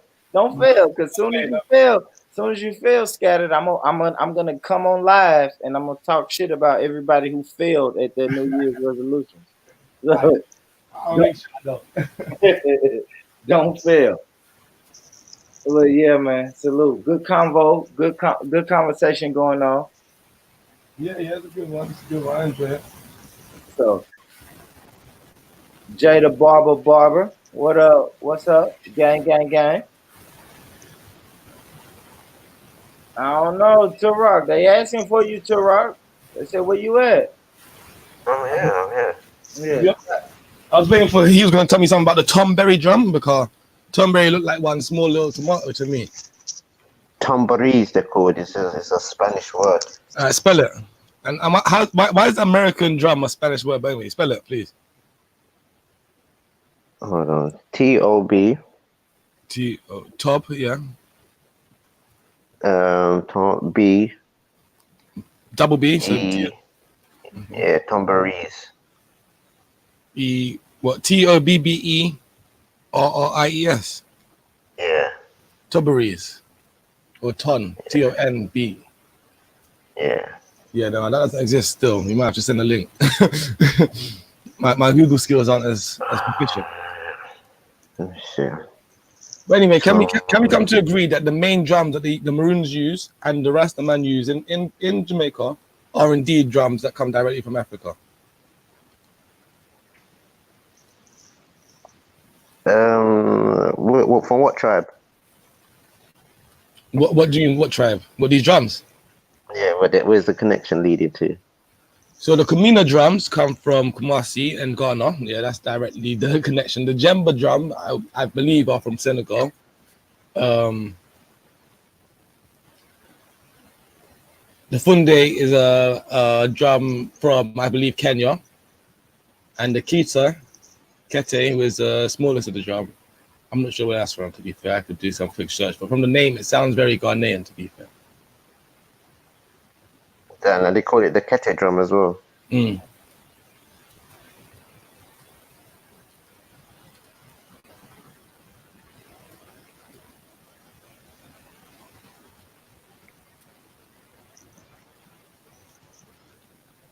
In any case, you know, I mean, and you were talking about what's his name, Peter Tosh earlier. And I thought that was really fascinating. His most famous single when he left the Waves and was on his own thing was, "No matter where you come from, as long as you're a black man, you're an African." You know that stuff. It's a big tune, right? Yeah. So what about the Australian Aboriginal? Boy, I'm asking you about Peter Tosh's tune. You're gonna have to talk to Peter Tosh about that. You are big him up, you know. You're the one who just bring that Pacific sum up like it's some sort of wonderful analogy, like you want to really promote. No. It's a song that shows us very clearly the ideas and the mindset of the singer who you was hailing up. So I was just wondering what your thoughts were on Peter Tosh's position that no matter where you come from, as long as you're a black man, you're an African. What do you think of that? I just told you there's Aboriginal Australians, mate. So you don't. So you disagree with Peter Tosh? He was wrong, yeah. Of course. What about the Sri Lankan? What about the Bengali man? I mean, you know, I'm not sure if that man would count the same as black, to be fair, but you know. Oh, what do you mean now? They don't count as black. Some of them are blacker than some of the blackest people. If you're gonna go, if blackness is qualified by skin color, but I think. So what is it qualified then? No matter what you come from, you're a black man. What are you on about? I think Peter Tosh's song is quite clear and specific in where he speaks. As long as you're a black man, you're an African. In which he's talking about the descendants of Africa. Not some random. But do you know the actual etymology word for African? The etymology for Africa. Or African, or Africa, yeah. Well, you know, it's disputed, yeah. There's no clear. No, it's a Latin word. It's not disputed. No. Africa being a Latin word is there's no doubt, but the actual etymology is what you're speaking about, right? Where the word comes from, how the word is comprised, yeah. That is disputed because some people claim that it comes from the name of a tribe of a specific region. Some people say it comes from a surname of a specific person. Some people, and there is no conclusive evidence on the meaning of this name, yeah. There's the etymology dictionary with the root word. So the only place in that continent was called Africa was Tunisia, was called Africa, and it was somebody that won the battle of that place called Scipio Africanus. Then you also have a deity in Greece. Well, what's his name? Scipio, what's his name? Scipio Africanus. Was his name Scipio Africanus? Was his name taken from after he conquered the Africans? That's my argument. No, it wasn't. It was really his name. Scipio was always named Africanus, yeah. just like their deity is called Aphrodite. So the people who was in Egypt and those places, they were referred to as Nubians, people of Nubia. Africans At what were the stage in lighter history was skinned this? people. This was At the what stage in start of the history? 15th century. So the people that settled So in once those again, places. one second. So you do know that Scipio's name, right, was Publius Cornelius Scipio, born by cesarean section into the Scipio branch of the Cornelia family. He later on takes on Africanus as his name after his conquest. Why do you keep coming up with lies and trying to present them as facts? Say that again. His name was Scipio. His name was Cornelius Scipio. There was nothing to do with Africanus until he had conquered and defeated. Yeah, but I'm telling you that I didn't say. But Africanus and what was the region they No, because you won? tried to tell me that Scipio's Hold actual on. name. No. We need to clarify this here, and you need to accept that you was wrong. You tried to tell me that Scipio's actual name was Africanus, and it didn't come from his conquest. I've just No, it comes from his Latin. From his conquest. No, you're getting emotional. I'm telling you, it's from his Latin language. I'm not getting emotional. I'm trying to understand why you're you getting tell it lies. mixed up. Why do you Because tell these lies? people was in a Pacific region, which was known as Tunisia, the Carthaginians, but and his those name was people. not Africanus until he had conquered Africa. Until he went on his Africa campaign. And Greeks in have a 205 deity. BC. The Greeks. Yeah, What they call what you're doing now Aphrodite. is you're conflating. You're throwing two random things that sound similar out. The You're trying to Greeks. make them stick. The Greeks. Let's deal with it one at a time and show But fortitude what I'm and trying to say discipline to you, here, my brother. Right now we're What I'm dealing trying to with say the to you, name my of brother. That's Scipio. their What language. we're trying to do right That's now their is the name words. of Scipio Africanus. Yeah, that's what we're dealing Yeah, with. The but name also, of Scipio Africanus. also, yeah, because of the place, the region was called Afrique, Tunisia. Yeah, but That was called Afrique. but his name. What we're trying to establish here is when he was born, he was not given the name Africanus. He was born with the name Cornelius Scipio. I'm saying this is Latin language. It's coming from the Latin language. That's my whole thing about it. It's the Latin language. They even got a deity called Aphra. Okay, cool. So Africa. So we're saying Africa comes from the Latin language, yeah? Yeah. So what I'm trying to show you is a specific people use that terminology and that label. Name used to refer to the inhabitants, then known in Northern Africa to the western Nile River, right? That is where the term Afri comes from. What did the natives call themselves? Is the question. Nubians. Ifran. They call themselves Ifran or Ifri. Yeah. So it was their own words. No, that's what the Arabs call them. No. That's what the Berber Arab people word themselves. for Afra. No, Ifri was their own word. That's the Arabic word, Afra.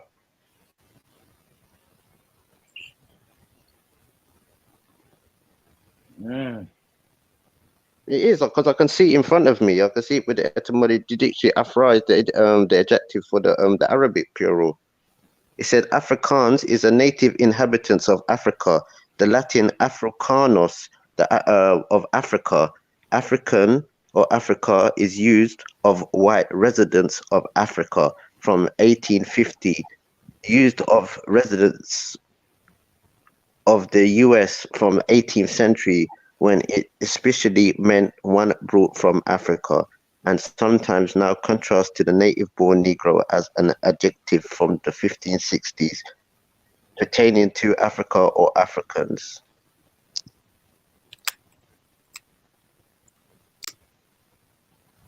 Facts. Where you at, Scatter? You still here? You died, man. Microphone dead. You can hear me? Yeah. Not as good as I could at first, but I hear you. Yeah, no, I'm trying to get my mic back on. I'll try and find something to charge it with. But yeah, no, I was just saying that where was I? Like I don't know where he was reading from, right? But like I was saying right at the very beginning of this conversation, the etymology for the name Africa is disputed, right? We have no clear indication of where it's from. What he's doing now is showing us a bunch of similar things and trying to say correlation equals causation. When we know in science, as a fact, correlation and causation do not equal each other, right? So the correlation, the fact that there's another place within Europe called, or rather European god called Aphrodite, or the fact that Europeans apparently or allegedly use the term Afri to describe Africans in that region, that does not mean that the name in itself comes from Latin, because how does that word even come to be in the Latin language? We'd have to go and look at it. And like I said, historians themselves have put across several different ideas as to where the name Africa could have come from. One of the most popular ones that have been taken on by many historians is that the word Ifra, or Ifri, I-F-R-I, plural Ifran, I-F-R-A-N, which means cave to the Berbers and the North Africans of that area. And during a time which they called themselves the cave dwellers, right? So they believe that that is how they referred to themselves, but as the Ifran. So therefore, when the Europeans started referring to them as Afri, right, it's a European bastardization of what those people have already referred to as themselves. There is no, and I'm saying that even within that explanation, that's still not proven as a fact. Is one theory put forward as to where this word has come from. So when we look at the etymology of the word Africa, we have no conclusive answers or evidence. So everything he's doing there is speculation, and yes, it's unscientific. No, but it's actually, I would actually agree with what you just said there, because it's correlating with that particular area of North Africa. So it says the Latin terra, so the African land, Libya, the Carthaginian territory, the province of Africa. Africa is a continent. Adjective Africanus, Afre, African, a word of uncertain origin. The Latin word originally used to only in referring to a region around modern Tunisia, and gradually was extended to the whole continent. Derivation from the Phoenician cognitive of Arabic, Afra. Yeah, Afra. Dust, earth is tempting. The Middle English word is Afrik, or was Afrik. So Afra, dust, earth is tempting.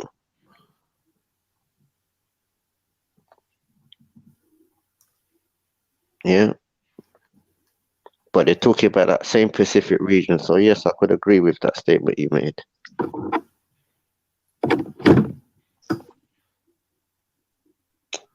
I think that's all there is to it, to be fair. From me, it's like I really got like I don't understand why. Anyway, like I say, out of Africa theory is I go along with that. I think it's probably fair enough to say that we have a Banu Ifran. No. Sorry. I have to do some research into it. But yeah. I think big up to everyone in the chat. Let's see what everyone in the chat's been saying.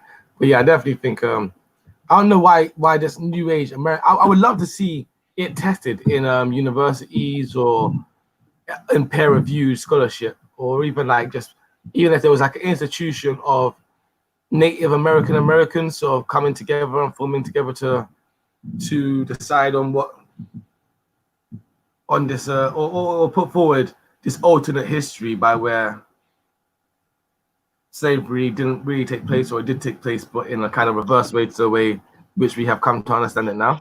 I don't know. Yo, big up Belly Vision, G Block in the building. Where you been? Try not host no show today. Yeah, bigger.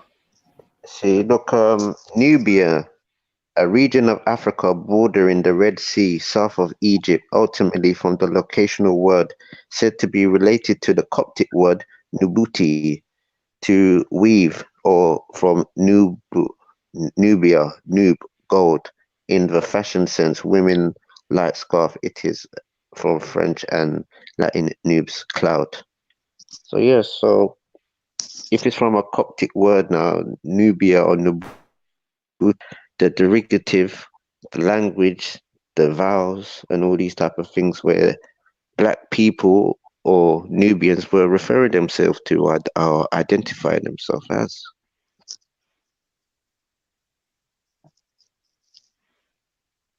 So what do you mean by that? Not African. Referring to themselves as what? Nubians. We know black people are Nubians. Like Nubia, Sudan, modern day Sudan, South Sudan.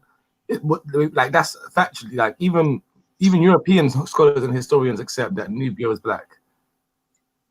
Yeah, but that's what I'm trying to say. An African could be somebody who's a white resident. What? An African could also be a person of white residence, i.e., Afrikaan.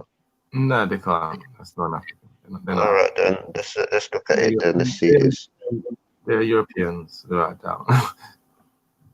See, look, Old English, Afrikaans, plural, native to inhabitants of Africa, the Latin Africanus or African from Africa, used of white residents of Africa from 1850. Why Afrikaans? Yeah. What are you telling me about the Afrikaans for? I don't care about the Afrikaans. I understand. Because those were the people basically of the white residents who lived in Africa. They would be classed as Afrikaans, and we'd be Nubians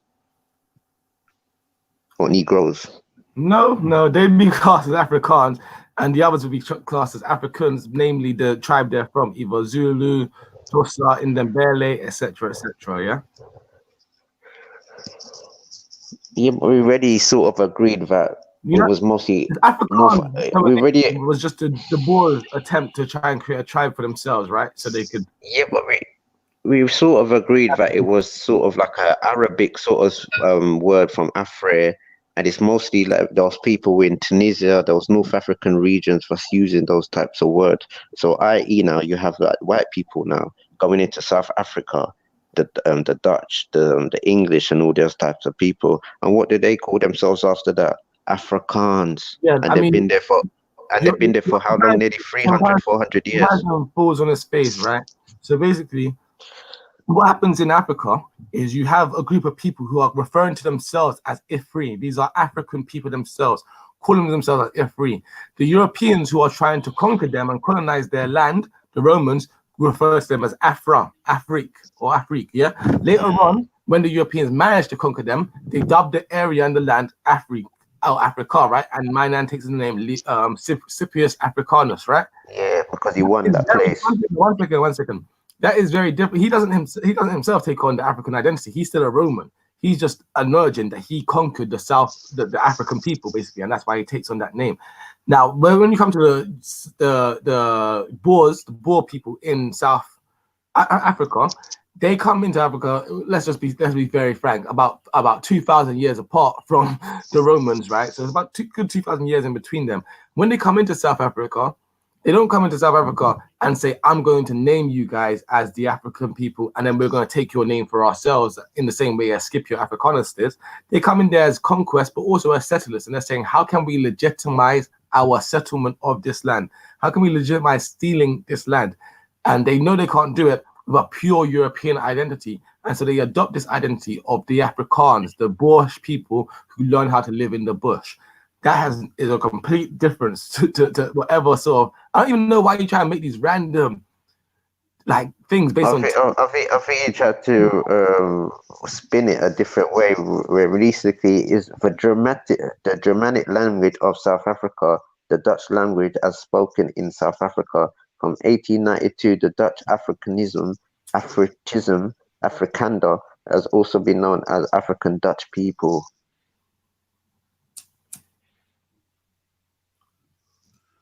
Yes, they're trying to legitimize themselves within that region. I'm just saying, but I'm saying, yeah, but they're already sort of. It's only later on people have taken on this term African. Those were the first people identifying themselves as African, also part of the Romans, some of them. Then you have all these German and 17 years now, and they were the first people to even came up with this Africa. Then later on, it was adopted into America in the 1800s. Why do you keep saying that when you that was the African people themselves that came up with the name? Why do you keep saying that? You're very disingenuous, you know that, Tora. I'm saying that, yeah, but you and I said you just said Africa. That person who calls himself Africanus was a Roman. We know about the Carthaginians, the Roman influence in North Africa. We just agreed on this.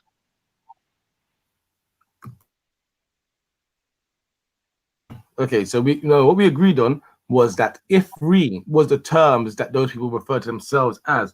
The Romans, in turn, referring to them in their own language, called them Afri. The I was replaced with an A. That's the only difference that was made. It's still what those that people themselves called themselves. Scipio Africanus calling himself Africanus isn't him saying I am an African. It's him saying I have conquered the Africans. That is the difference.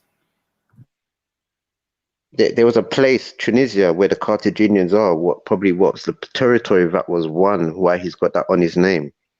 And as I was saying, the Arabic mix as well with the Afra, the Roman folk that's using the Afro, but they also got Aphrodite in as a deity and all those type of things. I'm saying these are the first folks, the lighter skinned folks, but are identifying themselves as Africans, because they just Afrik just means dust or land or something like that. It doesn't really goes into full detail. So what I'm trying to say now, these white Europeans now have took on the same identity. They can't call themselves Nubians. They call themselves Afrikanders or Afrikaners. And that was the first statement used for white settlement for white settlers in Africa. Why would they call themselves Nubians in South Africa when the Nubians are in Sudan? It makes no sense. You're not. Yeah, but if you are going to steal something, you might as well steal it properly, innit? Wear the full T-shirt and say, yes, it's not my T-shirt. Refer to themselves as Nubians other than the Sudanese. You understand that? This whole idea that all of Africa was Nubian is a Pan-African idea that come around, and we've been pushing the sort of Nubian idea. The Nubian identity specifically refers to the Nubian states which were located in South Sudan. Those were the Nubian people. It's actually a Coptic word. When white Europeans came in to South Africa, nowhere near Nubia, right? It made no sense for them to claim a Nubian identity because they were nowhere near Nubia, right? They were in South Africa, which was referred to at that time as being part of Africa, and the people whom they were competing with and competing against were Zulus, Xhosa, and Ndebele. No Nubians anywhere to be seen. Yeah, but what I'm trying to say, at least we can tell Nubu is a Coptic word. So the Coptic language is what language? Okay, so South Africans do not speak Coptic. They don't speak Coptic. Big up my man, big up me. What I'm trying to say to you, at that time, is there a specific word on that continent? It's not like a foreign word from Latin or anything. That's their specific types of word. So Swahili and all those types of things, it's like you can break down languages and all these type of things and communicate with people. So what I'm trying to say to you, at least we can prove Nabuti is an actual indigenous African word.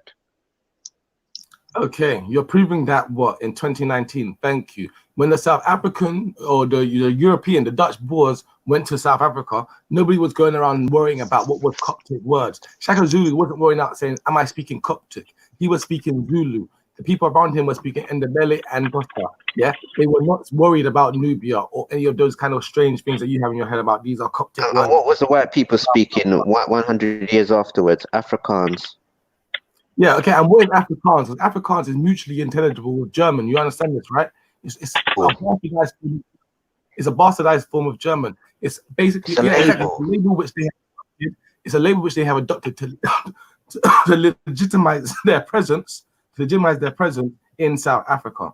It's not a factual thing. I'm done trying to explain this to you, man. Yeah, but I'm just saying specifically where you and you see how it's changing when people's talking up these types of words. That's what I'm showing people. And who are the real Africans?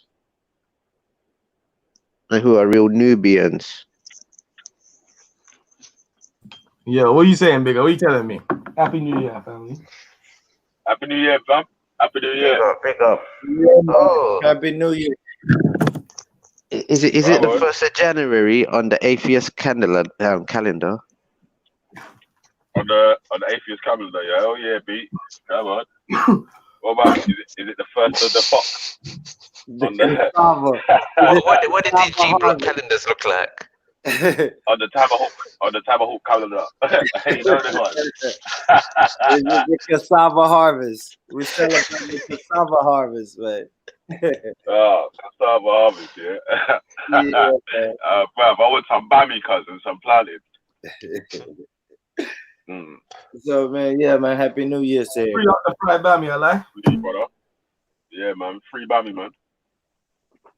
Oh yeah. Yeah, you going do a live today, Bigger?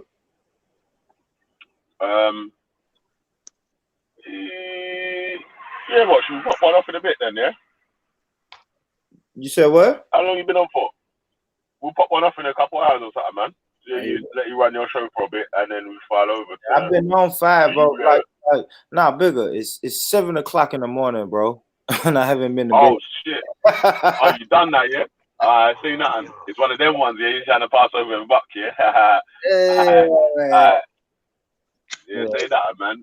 Just let me fucking. I just need to have a shower and that, man. I just like. Yeah, okay. Do what I'm saying. Do what you got to do, but you know I'm gonna be wrapping up.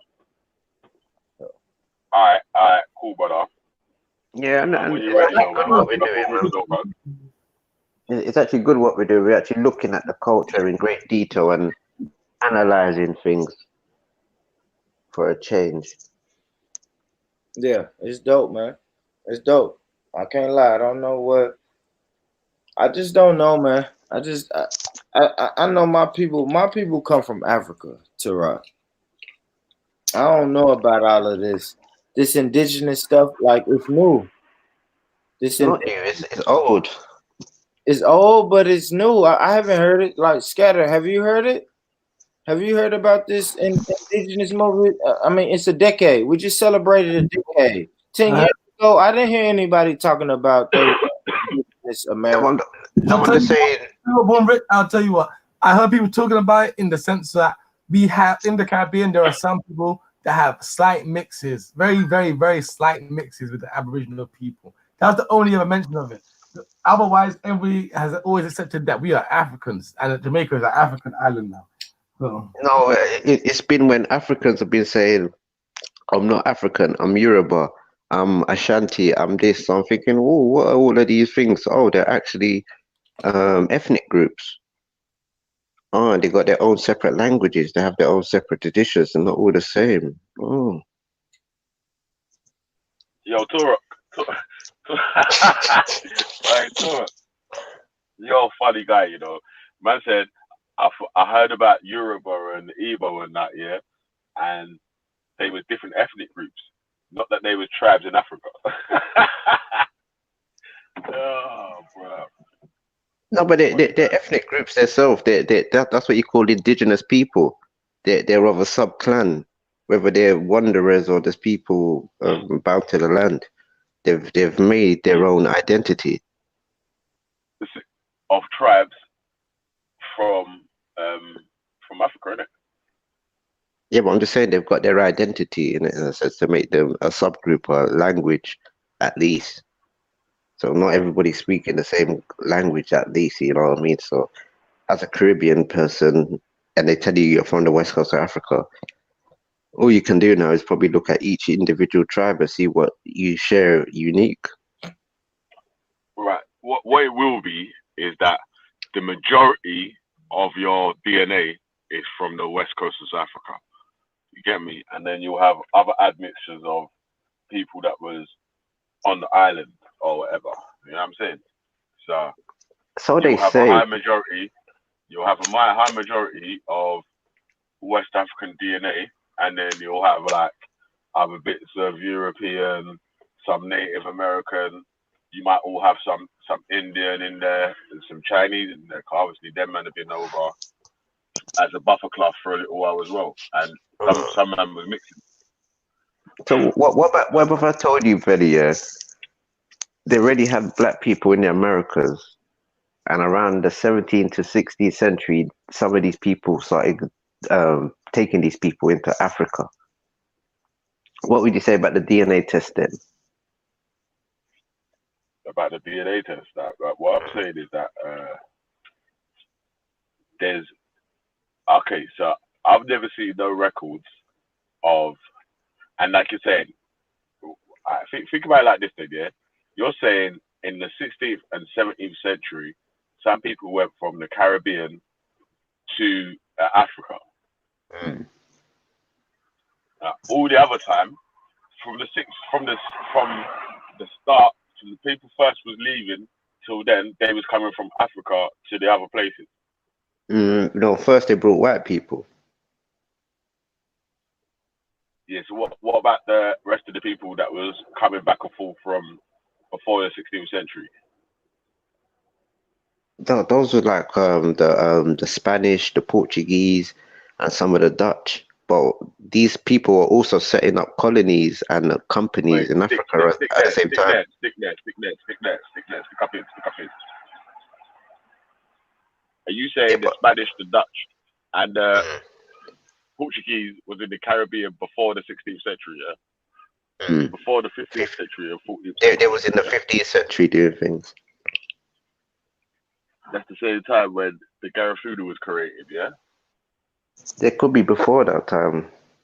Because as I said, the English... Remember we already done this. We already done this check down, innit? On, like, we read from your sources how the Garifuna was created. And obviously it said... But I'm telling you, the first people who got there, the Spanish and the Portuguese, they tell you they were black people already there, full stop. The English were the last people to arrive at the scene. Yeah, but it wasn't the English records we was reading. We was reading the It Dutch was records. English records. The English records. Yeah, but you gave us English records to read, yeah? No, they're English accounts of who they think the Garifuna is. I forgot the person's name. Something William something or the other his name was. It was the Garifuna lady. Remember the lady? Yeah, but she's getting the same information from that same source.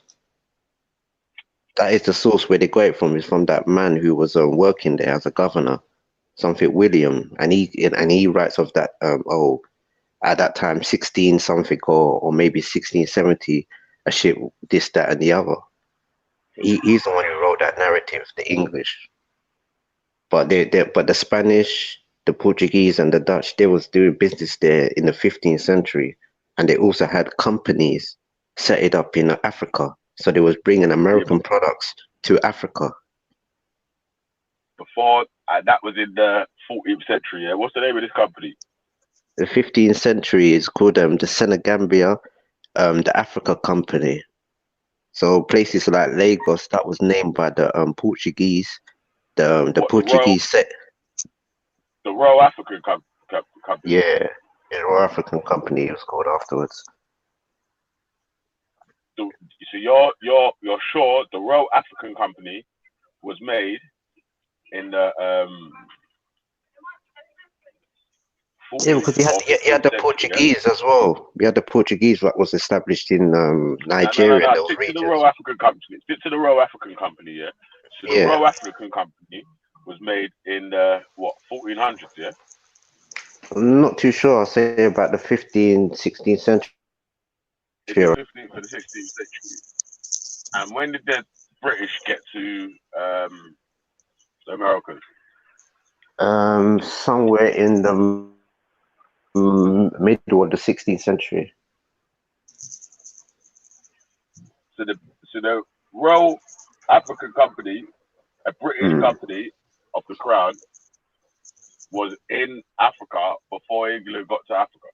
Before England even got to America. Yeah, I think because it was set up by the Dutch first. Because the Dutch made things like Wilhelmina Castle in Ghana. The Royal English Company was started in 1660, yeah? Hold on 2 seconds.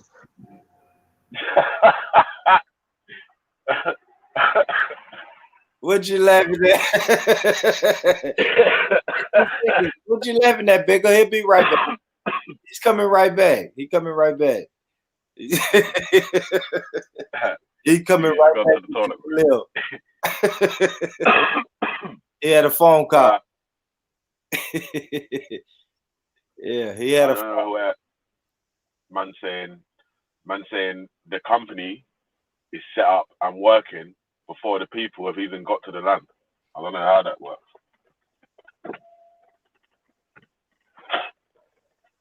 It's like, you know what it is? It's like man are trying to do everything and anything just to be African. Man want to do No, it's not about everything. that. It's not about that.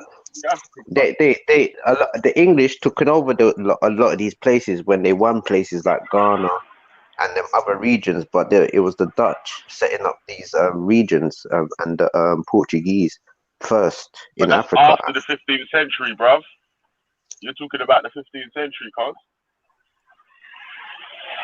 Yeah, but they say the 16th century, I think I say it's in between the 16th century or 15th century, like basically. But the English came later on, like in the middle of the 16th century, and places like Wilhelmina, 1400s, yeah. places like Wilhelmina Castle was built by the Dutch and all these type of people because they had a great interest into from Senegal all the way to Gambia. It was called the Senegambia. Then the British took over it, just how they took over some of the regions where the Portuguese had in British Nigeria and them type of regions. So the Portuguese had a company called the Senegambia company. Sorry, like because you said the 14th, Right. the 15th century, right? So the 15th century is the 1400s. The Royal African Company set up in 1660, which is the 17th century, right? So there's at least Check the Senegambia company as well, so, scattered after. there was no Senegambia company. The Royal African Company was set up to exploit the gold fields of Senegambia. So they were the Senegambia company. And prior to that, slavery had been going on for a good at least 200 years.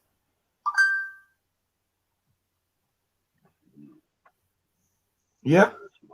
Turok, you accept that, yeah? So hold on 2 seconds. Say that again. Prior to setting up the Royal Africa Company, slavery had been going on for at least 100 to 200 years. Yeah. Hmm. Okay. Yeah, but it was the Portuguese and it was the Spanish and the Portuguese there. So if the company had only been working for 200 years before that, yeah, we will say, yeah, how does that equal them having the Royal Africa country in the 15th century before it was even created? Say that again. If the company, he just showed you the company set up in 1660, yeah? Hmm. So how does that equate to them having a company working in Africa and the Caribbean in the 15th century?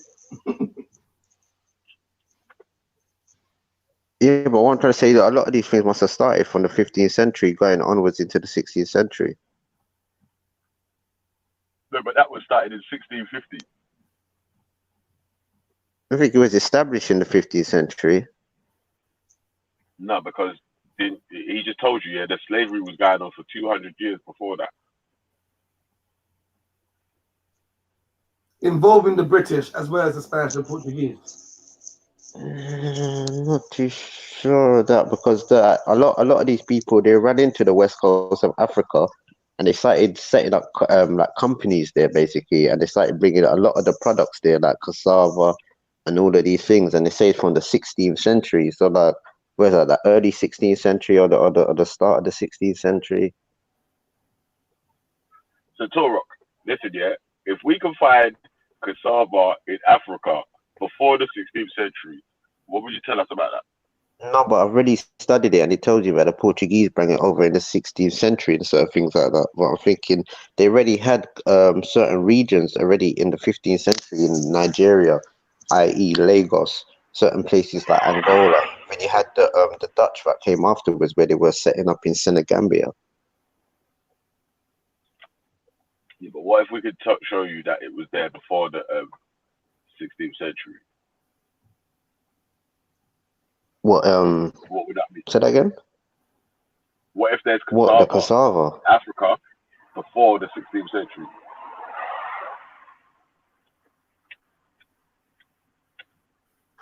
Don't think so.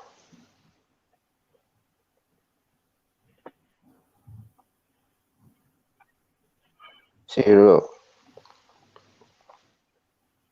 Oh, where is it? The Senegal, Port Ale di Ali. This was in 1680.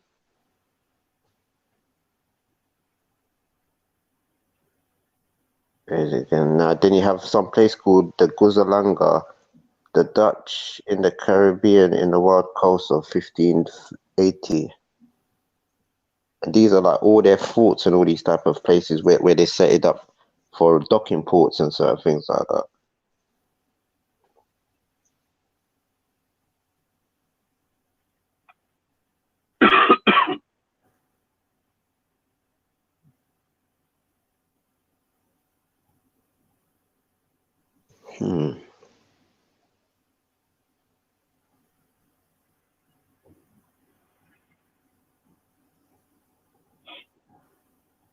Yeah, so it says that the early 1600s.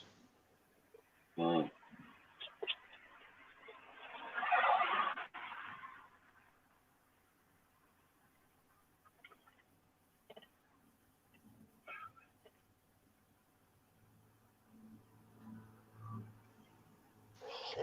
Um,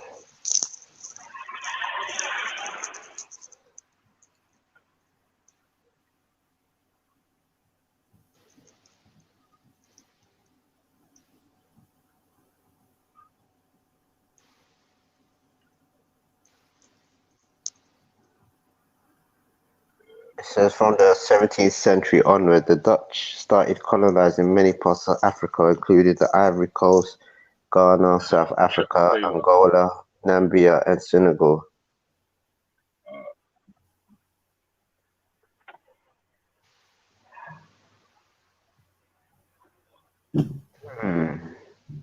So what was the actual debate? Like, what's the question in it? I asked you if there were black people that was really in the Americas, and some of them they took to Africa, and on your DNA is picking up, say that certain people from West Africa are your relatives. And if you did go and look to see the actual ones, and they did say they did come from America, what would you say? What would I say? That's a lot of ifs in it, man. But if it's all true, then it's true in it. But if it's not, then it's not. Like I think that's sort of how you need to look at it. Like, what's actual true and what's not. Just stick with what you know is true, and then all the speculation bits and pieces, just leave that as a, I don't know until that's actually confirmed as what's actually real factual evidence. Well, there's a man called Franco de Souza, and he's known for being the what's it called again? The father of the Afro Brazilian communities in Africa. And this is from around let's see, from about the 17th sort of century. And some of these communities you can still find today.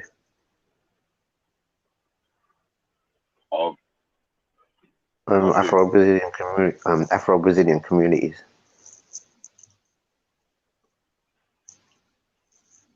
To the setting up, right? When will the so-called Africa do the extensive investigation regarding the telling of people known as Black Americans? Until then, mystery all the black is black. That's a weird statement though, because all the records, all the records that you've got in America show that you man were brought from tribes in West Africa.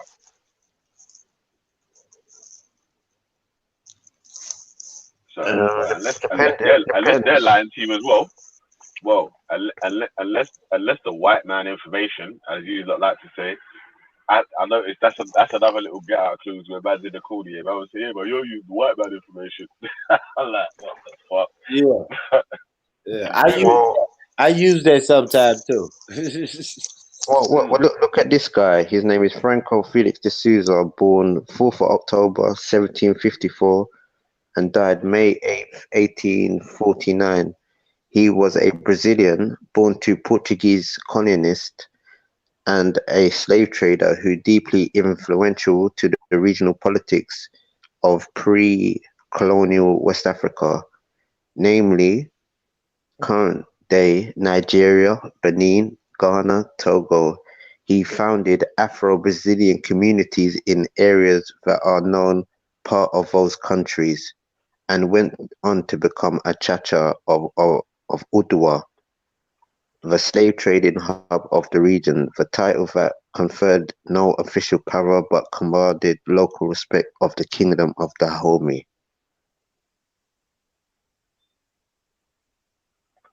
Yeah. Man say reread it then with comprehension. Get time with comprehension. All right.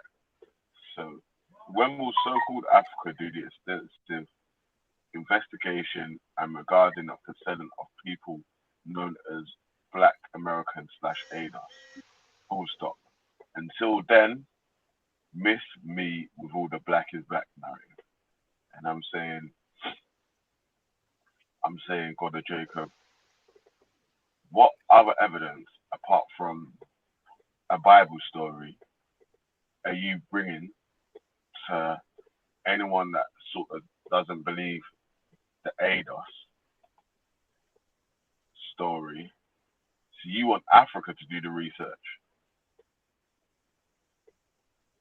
What, you want Africa to do the research on the American, on the slaves that had left? Yeah, but Bigger, I have to be fair. The first word of the statement is when. So when is he's looking for a time period. So when when's Africa going to do the research to show that Africans were? Yeah, when's Africa going to do the research to show that Africans were taken from Africa? And it's like,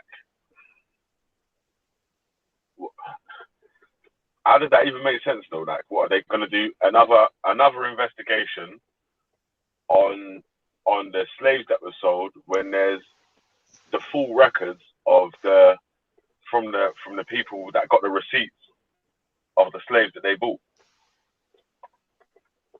Yeah, but in those days, people was a bit naive and didn't even care what they bought.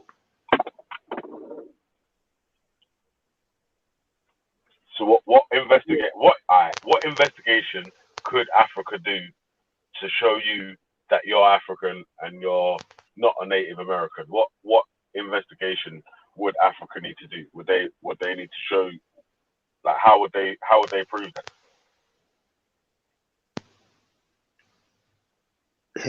Pardon? What would Africa or African countries, say Ghana, Nigeria, Congo, the Gold Coast sort of countries,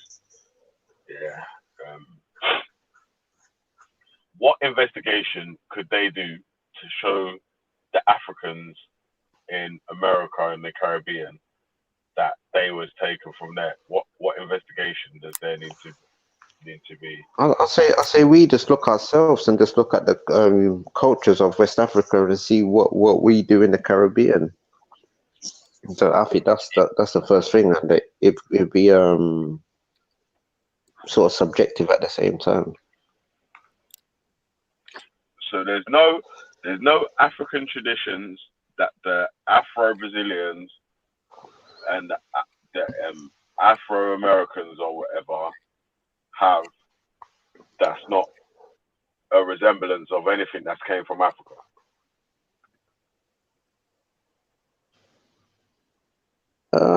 It depends how you're looking at it in a sense.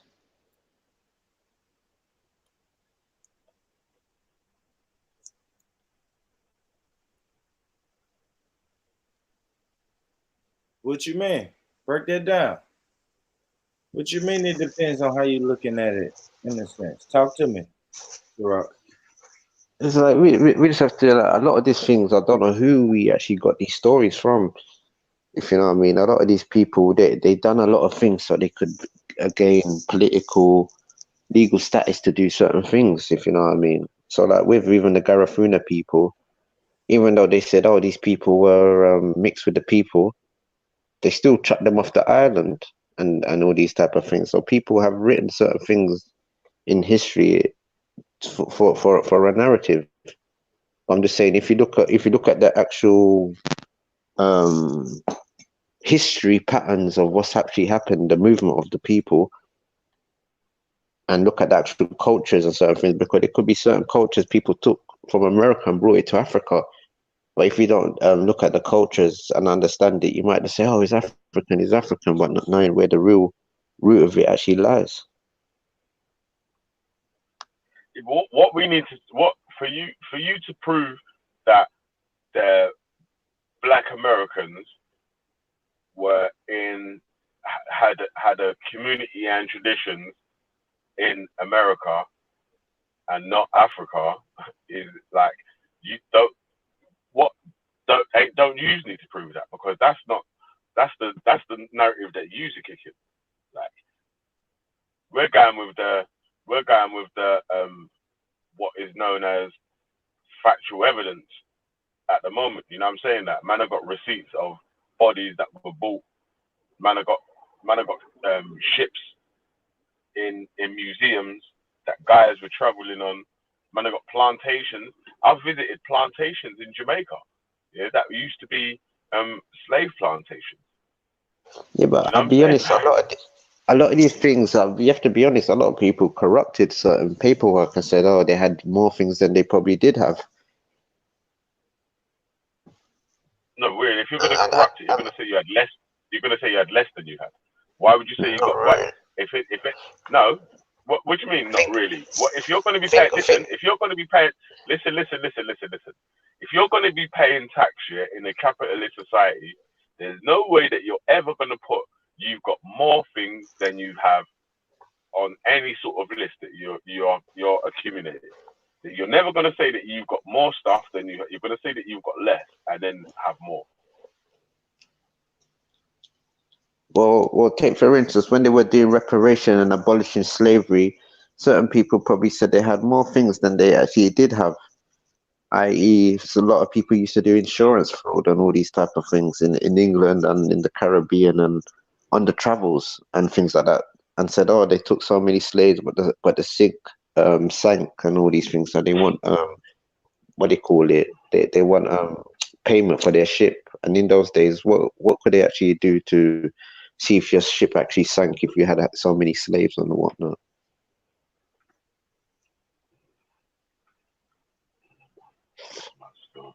Like even that, yeah, it still leans towards people coming in rather than people being there. Even if there was less people, or they put less people than there was when there was more, or they put more people than there was when there was less. That's all coinciding. Wait, let me finish. It's all coinciding with what man was saying in the first place, that the people was taken from Africa and brought to America. And even with the Hebrew Israelite story, then yeah, as far as the Hebrews are concerned, yeah, really and truly, yeah, that story should really be sufficient for them, because they're saying they come from further east. You get me? So they're saying they come from the Middle East, like Jerusalem and shit. They've walked from Jerusalem so first of all, you might have walked from Jerusalem to Timbuktu, yeah, and then from Timbuktu to West Africa, yeah. So even just that is a fucking mighty feat, right? You might have come from Jerusalem. Yeah, but even the Ghana people say that you come from Jerusalem to Egypt, first of all, yeah, in your Bible story. You get captured in Egypt, and then I don't even know how you get your freedom in Egypt or something like that. And then you go into captivity again after that, which ends up into the slave trade still. So, it's mad still for yeah, but any Hebrew somebody. Israelite. Wait, listen. For any Hebrew Israelite to be claiming that they're a Native American doesn't even make sense then, because how do you? Yeah, but you don't even go by it. Wait. Let me finish, bro. Because like I keep trying to say, yeah, for you to be a Native American, that means that your ancestry comes from the Americans, isn't it? Like, so your main maternal lineage is all in the No, we all say in the indigenous. Aboriginal and indigenous is two yeah. different things. What's Native is native is like even the white people in South Africa. They moved there and they've stayed there for a while. They're native to Africa. That's not native, man. That's Native. native. Native and indigenous is the original people on the land. No, natives are the people that natives are the people that travel through the Bering Strait and came there. You had indigenous people that's already there, like the Mayans and the Aztecs and all them type of people. Yo, Born Rich, you got the share screen thing in it, yeah? I beg you just look for what the definition of a native or indigenous person is. Because these men are just remixing actual words that are in dictionaries. We can check that. We could check that, but some of the original tribes, what you see in the west coast of Africa, even they will say out of their own oral stories, or they travel to West Africa. The same thing that today actually originated in those areas. That's why they're called natives. There's about 3 tribes that do that, yeah? Listen, there's only 3 tribes that do that, yeah? And they're all trying to link themselves up with this Hebrew Israelite thing. So they're trying to say that they're the real Jews and this shit. On some no, there's nothing to do with religion. There's nothing to do with religion. There's no other people, there's no other tribes in Africa that say that they don't come from Africa. They say they come from East Africa. They came from East and came over to the West. They don't say that they come out of Africa. No, they don't say that they come out from outside of Africa and then traveled into it. No, but that's what I'm saying, whether religion or not. They don't say they're Jews. Some of them are just normal people. Some are nomadic tribes, but there's people that are in the west coast of Africa that tell you that they migrated into the west coast of Africa, just like how the Zulus in South Africa is. No, any nomadic tribes that don't originate from Africa. Bigger, what tell you that they originate. What did you want me to share my screen for? For this, man keeps trying to say native and indigenous doesn't mean that the people that are originally from the land. All right, let's go. We see religion, man. I don't know. You know what's annoying as well, yeah? These men keep trying to say Hebrew Israelite ain't a religion, yeah? When it's that's one of the dumbest things I've heard in my life. Cause you men have got a Bible, yeah, and costumes. It's not a fucking tribe, cuz, because you men ain't got no tribe, cuz. It's tribal. It's not no blood clot tribe, bruv. Stop your blood clot knives, man. You idiot. Yeah, with this fucking tribal business, fam. There ain't no fucking tribes, cuz, yeah? Because you're saying the only way that you can find out if you're a Hebrew Israelite is that you have to have a person that was enslaved. And it's like, what? Bigger, real quick. Tarak, real quick, Bigger. Do you want me to share my screen real quick? Because I'm gonna have to run to the store. It's gonna take me like 5 minutes to get back to my laptop. Okay. Yeah, just show them what native means. Because man are saying that native, yeah, doesn't mean that you're original to the land. All right, like the original people of the land. So like the native Australians to the Aborigines. Here we go. Yeah. Have you noticed they don't call them native Australians? Can you read that, Bigger, or no? I can't read it. You have to read it still. I'm on my phone. Oh shit! Public school education don't let me down now. A person born in a specific place or associated with the place by birth, whether subsequently resident there or not. Yeah, I butchered that. A person is born. What about indigenous, isn't it? Because native, you could be a British native and be an African, isn't it? So yeah, exactly. You know what I mean? That we're talking about like indigenous though. You know that in indigenous, say if you're indigenous to the land, yeah, that's like the original people of the land, isn't it? Like, yeah, that's what I'm saying. Yeah, that's what I meant still. Yeah, but that's what I mean. Native is people that. box. Native Yeah? If man people are say, like well, it proves that the Hebrew Israelite is a religion. Is a religion. it's not This a is how it's religion, a it's a religion. tribal Yeah. thing. Yeah. All right, but this is wait. This is how it's a religion. Yeah. This is how it's a religion. Yeah. Because you've got a thing called the Bible. Yeah. The King James Bible or the Apocrypha or whatever different Bible you want to go with. Yeah. Yeah, but there's Hebrew Israelites before there was a Bible. There's Hebrew Israelites in Africa. How can you? Wait. There was Hebrew Israelites before there was a Bible. I said before Did you just the say that? 1611 Bible was even introduced, before anybody even started understanding the scriptures properly, Hebrew Israelites were Was there scattered all over the place already. So was there Hebrew so Israelites before there was a Bible? Yes or no? Yes, yes. So you either keep up the customs and the traditions to know that you're of this ilk or not. And what's that? Like the Igbo people, like Stop it, man. the Shona in South Africa. The Shona in Zimbabwe, yeah.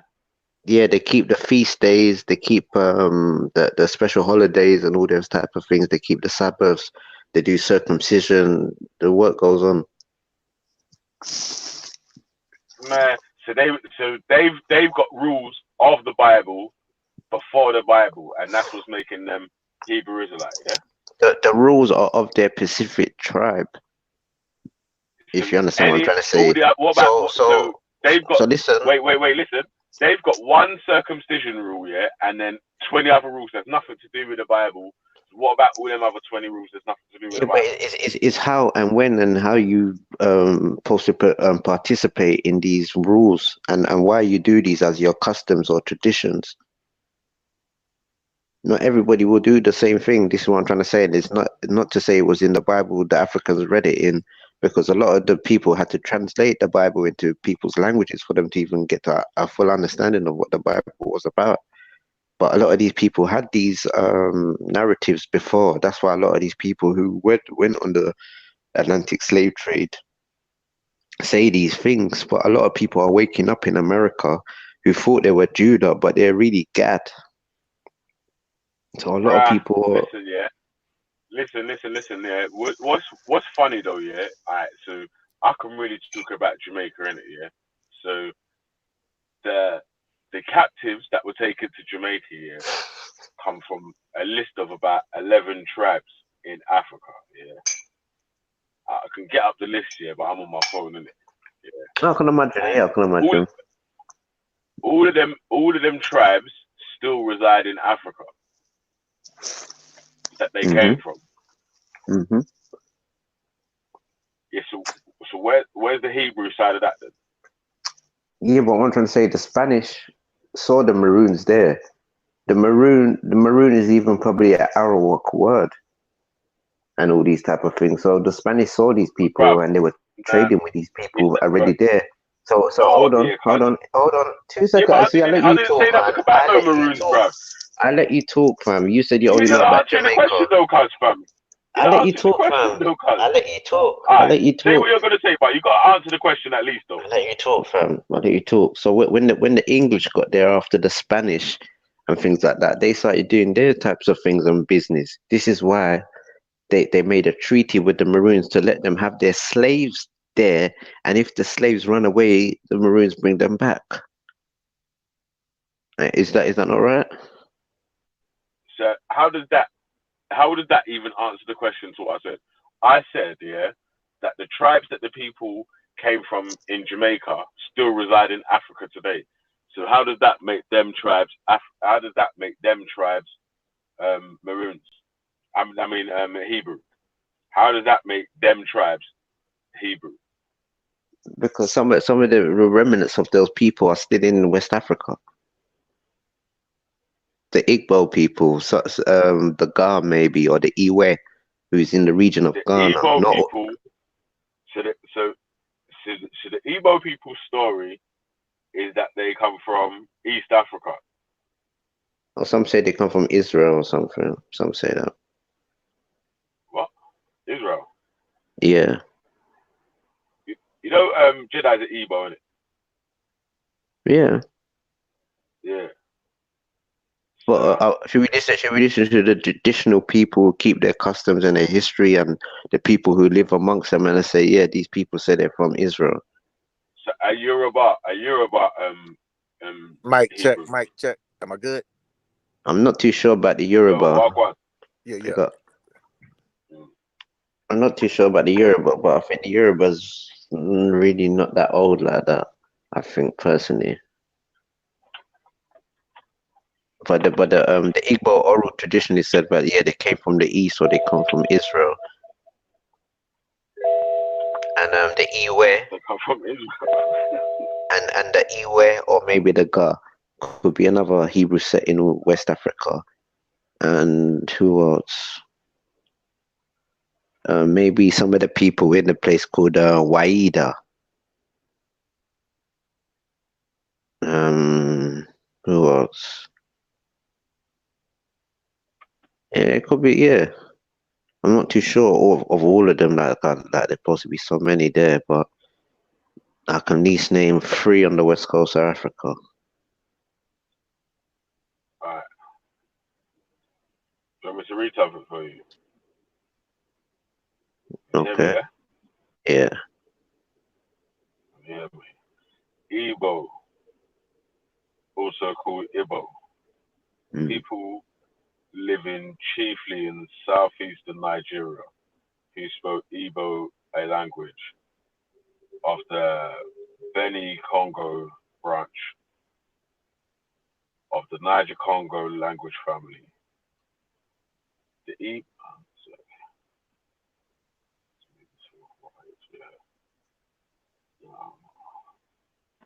Igbo may be grouped into following main culture and diversions: northern, southern, western, eastern of the Cross River.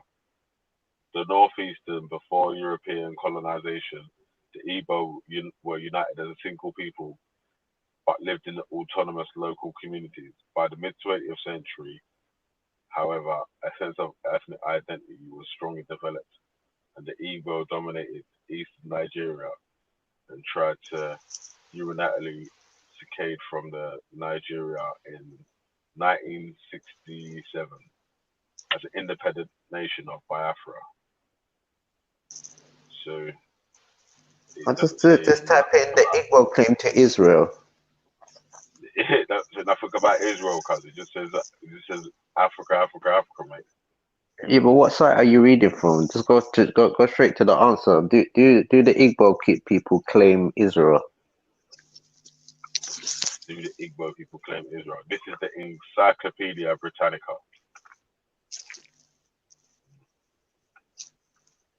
Suppose that's white man information, though. Yeah, but it's only certain information they're gonna drop like that. What they're gonna give you wrong. Yeah. The third Igbo's origin is the Bweni River origin. These Igbos migrated from Igala country of the lower Benue River into Igbo belt late 17th century AD to avoid the Fulani slave trade. Respect people. So, yeah.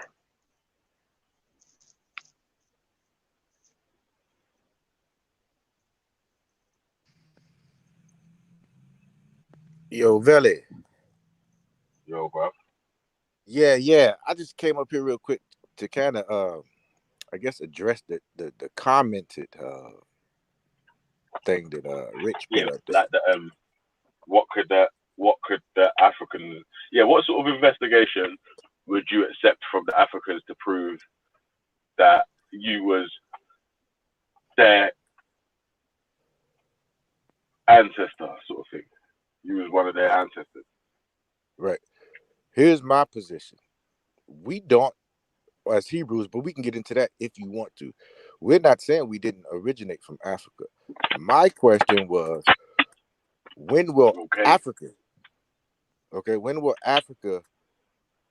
produce an extensive investigation as to what happened? We heard this side. Where is their side? And I kind of wanted to address the part where you keep saying taken. You know what I'm saying? There was a process to this taken angle. There were black African slavers who aided and assisted in the European process of taking, as you said. Sometimes we act as though the white man just went into the interiors of Africa and just took us. No, they were assisted and aided. They didn't just walk into the interiors of Africa and scoop us up. So I want to know, because we tend to gloss over that fact. We go straight to the Europeans coming in and taking us. No, there's a process there. And I want to know about that process. I want to know about that process. What do you mean, the process of the people being captured? Who was it? And who aided? The wars that was fought and all that sort of stuff. The black slavers who traded and sold other black Africans to the European. Again, the European just didn't walk into the interiors of Africa unassisted. They had help.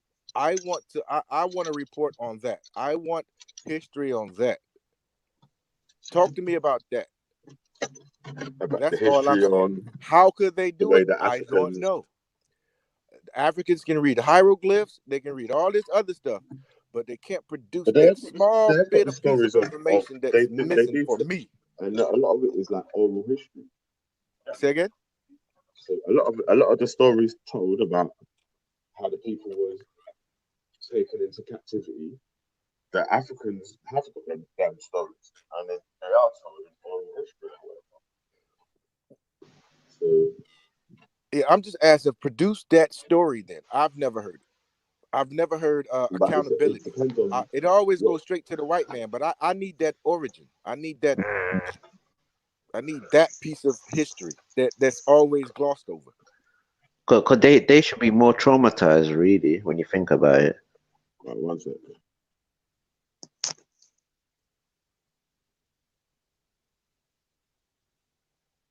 But that's all I'm saying. So we occasionally just skip to the European taking them. No, there was a treaty, there was an agreement, there was a Confederate process with black people. I don't want to hear the white man's version anymore. You want me to return?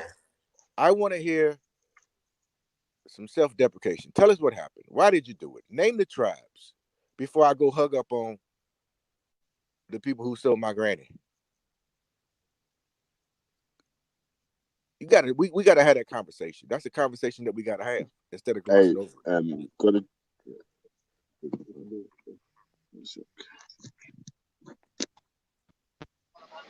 Yo.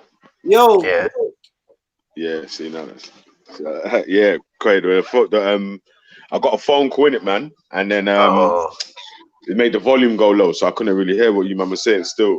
So I beg you, God, Jacob, I beg you, repeat what you said first of all. Yeah, I'm just going back to the premise. Like, typically we always say the white man taken, but that taken, as you say, there was a process to the taken. Okay, you had black Africans, so-called Africans, who were in agreement or treated or in confederate with the European mans to go into the interiors of Africa and produce the commodity, which was black people. So I wish, I don't know how it can be done. You asked the question, how can we? I don't know. Like I said, a lot of them people over there can read hieroglyphs, they can do all this stuff, but they can't produce that tiny segment of history where black people who look like me, helped the European in regards to selling black people. I just ask for some information or accountability as far as that, because like I said, we always gloss over that tiny bit of history to make us be all black is black. But before we can be all black is black, we gotta have that conversation. For me, yeah, all right. Yeah, let me help you out a little bit. Yeah, obviously, I'm not like a historian or anything like that, and I've done minor research. Yeah, we say yeah, but there's you see like the Ashanti tribe, yeah, in Ghana. One of the leaders of the Ashanti tribe made a public apology to the people of the diaspora for their role that they played in the slave trade. Do you know? So there's information out there, bro. We just need to go and actually, because like, all right, so what you probably need to do, yeah, is trace where your earliest history of your family came from in the Americas, yeah. So wherever the first one of your family members landed in America, trace what sort of tribe of people was brought there for that. Yeah. So what tribes of people was brought there? That so obviously with Jamaica, like I said, there's a list of tribes that were brought there, and then with speaking to my parents and grandparents and whatever, you've been able to single down different sets of tribes and all that. You get me?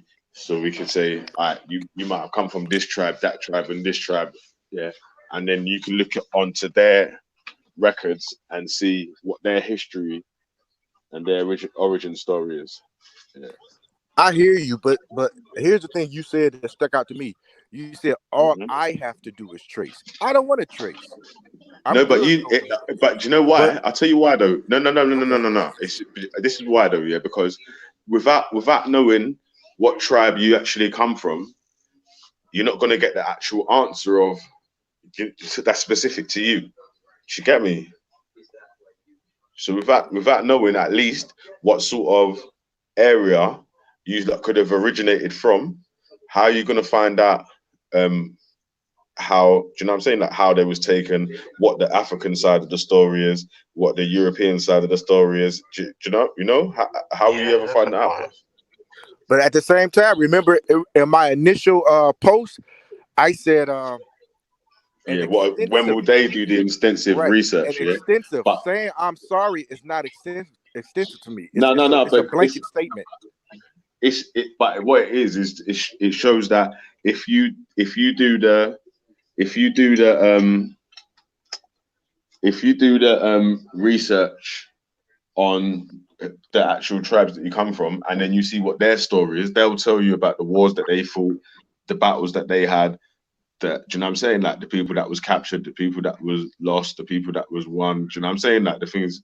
So that will help you with the story of how people got captured or whatever, how people got taken. I hear you, but you keep saying all I gotta do. I don't want to do nothing. I'm good. Yeah, because it's basically the story. Hold on. Let me say this. My whole thing is this, bro. I want them to put out a comprehensive summary of at least what happened. You know, because here's why I say that. You can put out a whole campaign in detail of a year of return. You can come up with data. You can show us the castles. You can show us this, that, and the third. But for some reason, we can't get the black on black treason of that time. We can't get that, and I wonder why. But you're asking me to return. Well, you're promoting a return. You're not asking me to return. You're promoting a return.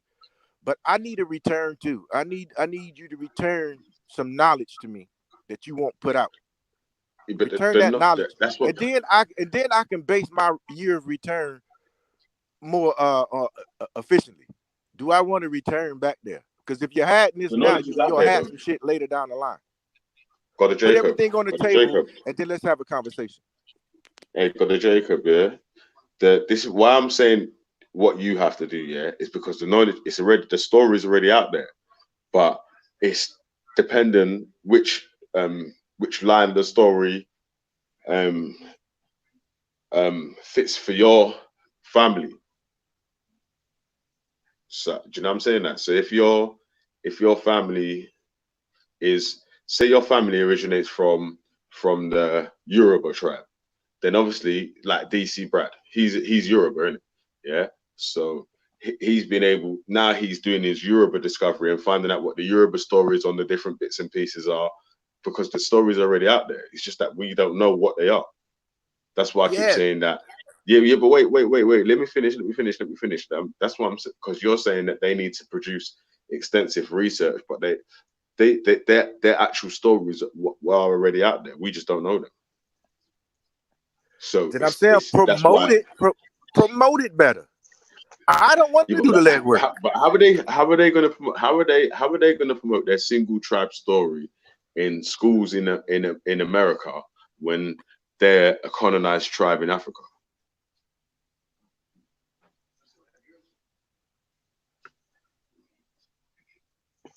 Yeah, that's what I'm saying. Other people's writing their history for them. No, there's not though. They're telling their own history, but you need to. It's not, bruv. You need to check on.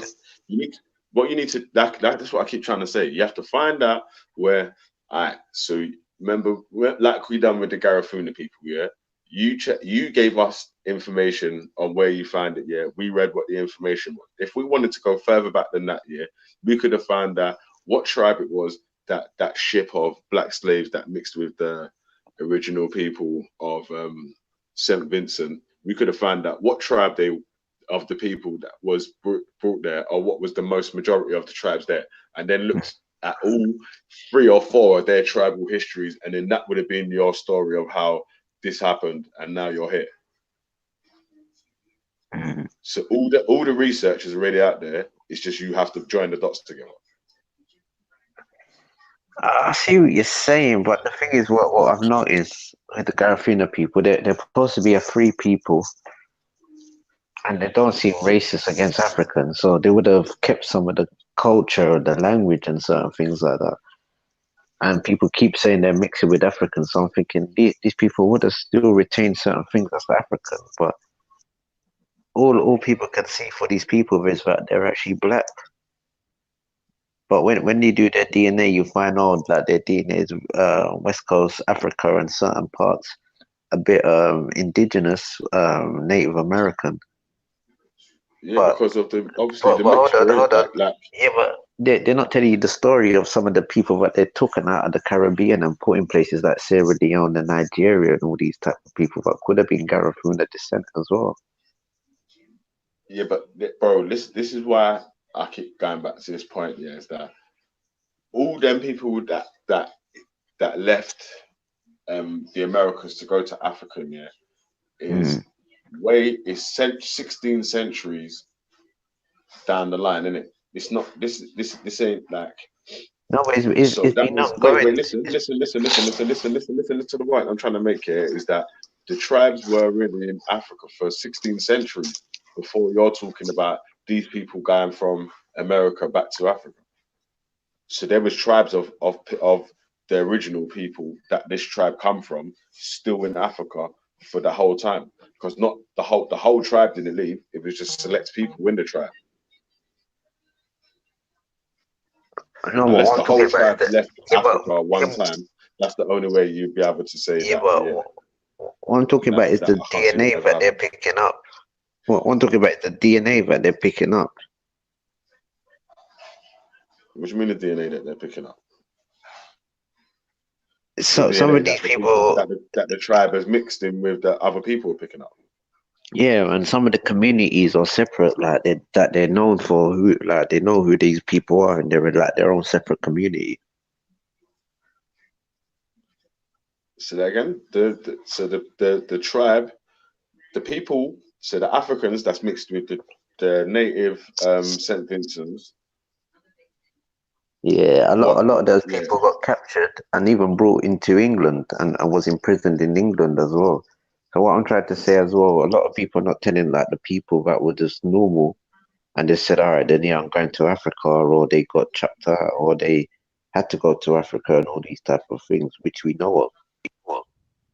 Because from the 16th century, the 17th century, 18th century onwards, people of American and Caribbean descent have been thinking to go to Africa, i.e. Marcus Garvey as well. So this is not a new thing, this is what I'm trying to say.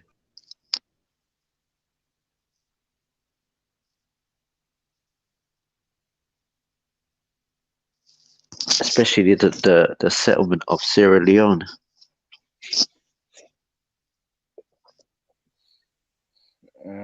It's wild to rock. That's wild. Bigger his battery. Oh, jeez. The battery must have went dead. But salute to everybody in the chat, man.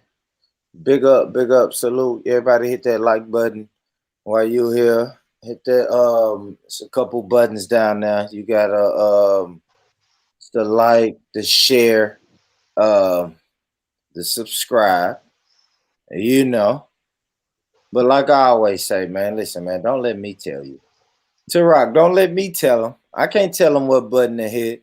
I'm gonna let our dear brother, right?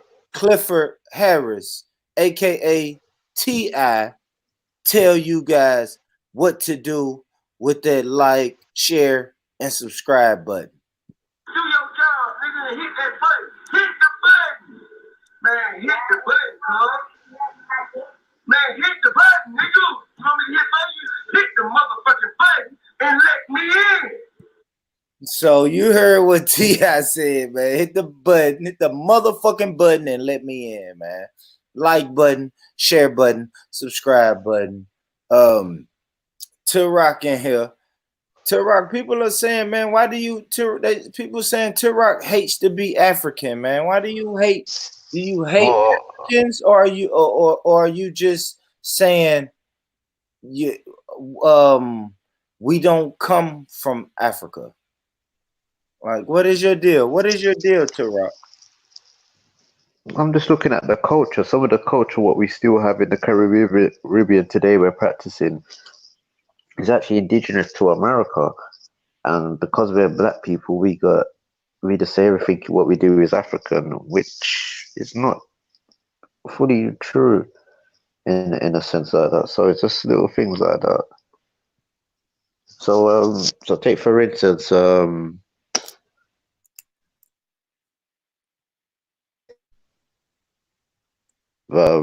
was very what's it says? They started exploring since 1418, 1419, and they had all these different spice routes from America, Africa to the Caribbean, and around the 15th century to the 16th century, they started making all these different forts, factories, and about 15 or the start of the 16th century, these people were spread out nearly everywhere, Asia, parts of the Middle East.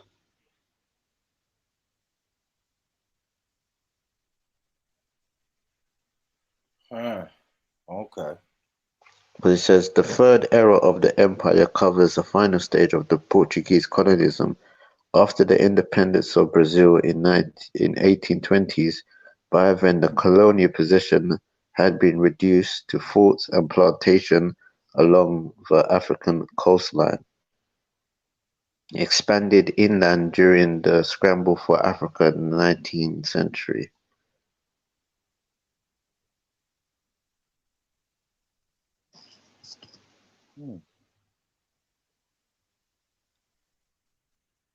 Okay.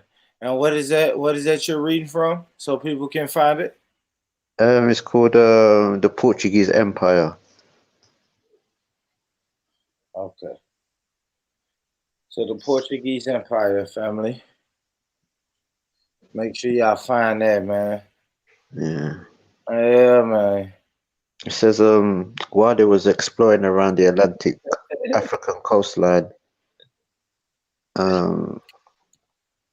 they was doing this a lot of maritime exploration of the African coastline. Yeah. Yeah. Yeah, and from there I think they went to Asia. I think even the Portuguese tried to even colonize the Ethiopians as well.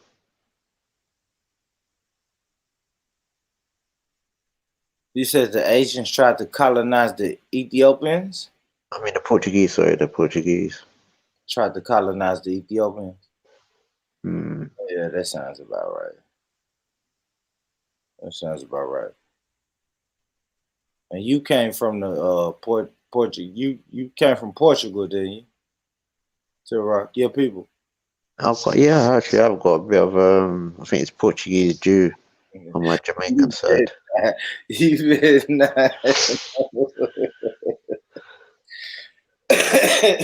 No, but this is what I'm trying to say, and people do like they laugh all the time. Like the Portuguese set it up in Jamaica in the middle of the 15th century, They 1545. settled or did Yeah, they colonize? they got run out of Portugal and Spain, so a lot of them ran into the west coast of Africa and into the Caribbean, especially Jamaica. They're the actual people that named Kingston. What did how did the indigenous people greet them? Some of them they got along with, because some of us we actually got along with the Spanish, but I don't think we got along with the English afterwards. Some of us, that's the thing. Like a lot of them, that we took sides with a lot of people, and the people that who lost the war, they would have to either come off the island or they end up in prison or death. And like yeah, there's a lot of that type of thing going on. And Roz said the Portuguese ran to Brazil also. Yeah. But they were doing a lot on the west coast of Africa in the early 1400s. There's a guy called Alvarez Fernandez who's like he was so far into Africa, he got into what they know as present day Sierra Leone and the Gulf of Guinea.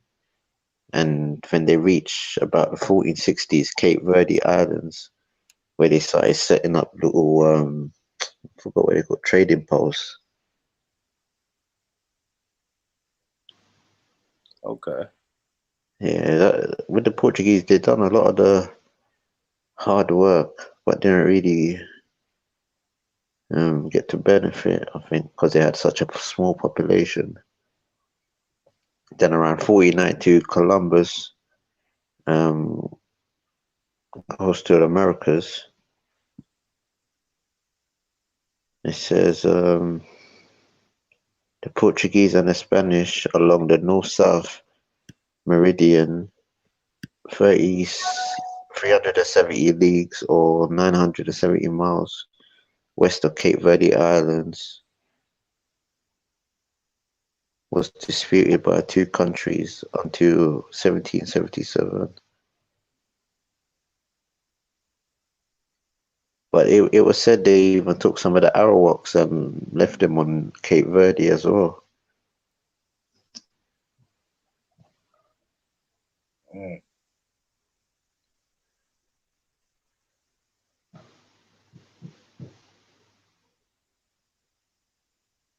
Yeah, man. These Portuguese, they done a lot. They was all in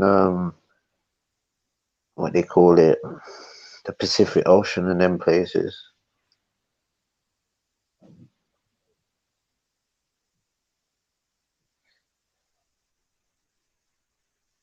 Yeah.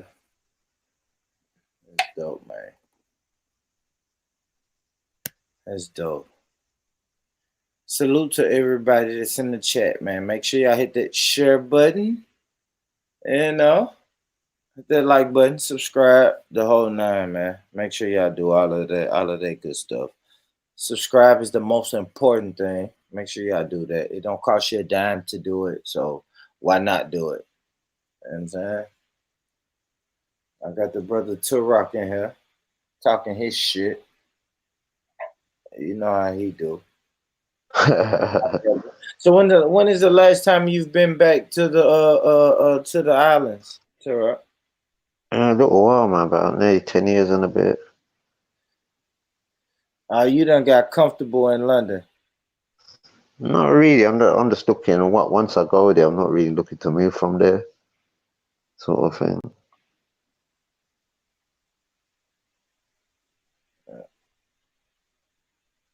So you trying to get your, I don't know, what you trying to get? The confidence up? Like what's stopping you from going?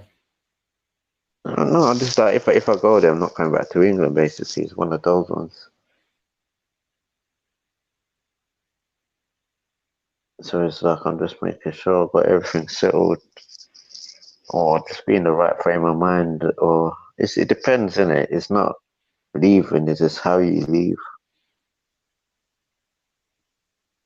Yeah, man.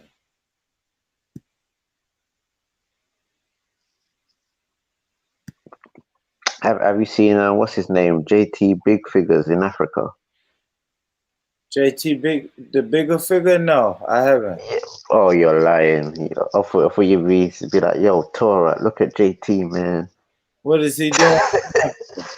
He's in Burkina Faso, loving it out there. In Africa? Yeah. Every day he's I live thought streaming. you said that was in our land, though. Right. Well, you should. Well, basically, it's up to you, innit? If you want to go there, the dollar's strong in it, basically. But I'm saying it's not the same as my Caribbean land, innit? My Caribbean land is lush and green and beautiful, and you know what I mean. Mm. Yeah, I believe all of that. I mean, but JT Bigger Figures, even him seeing him in Africa makes me want to go Africa as well. I can't lie. But I'll be honest, I don't think I would like it. Because you know what home is. Nah, I don't. I wouldn't like it though. I'll be honest. You know what home is, man. You need to Home is somewhere. Home is somewhere you're comfortable to die in. God damn. I'm not comfortable being buried in Africa, I'll be honest, and I'm not comfortable being buried in England.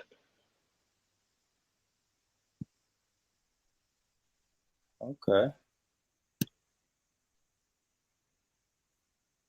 Yeah.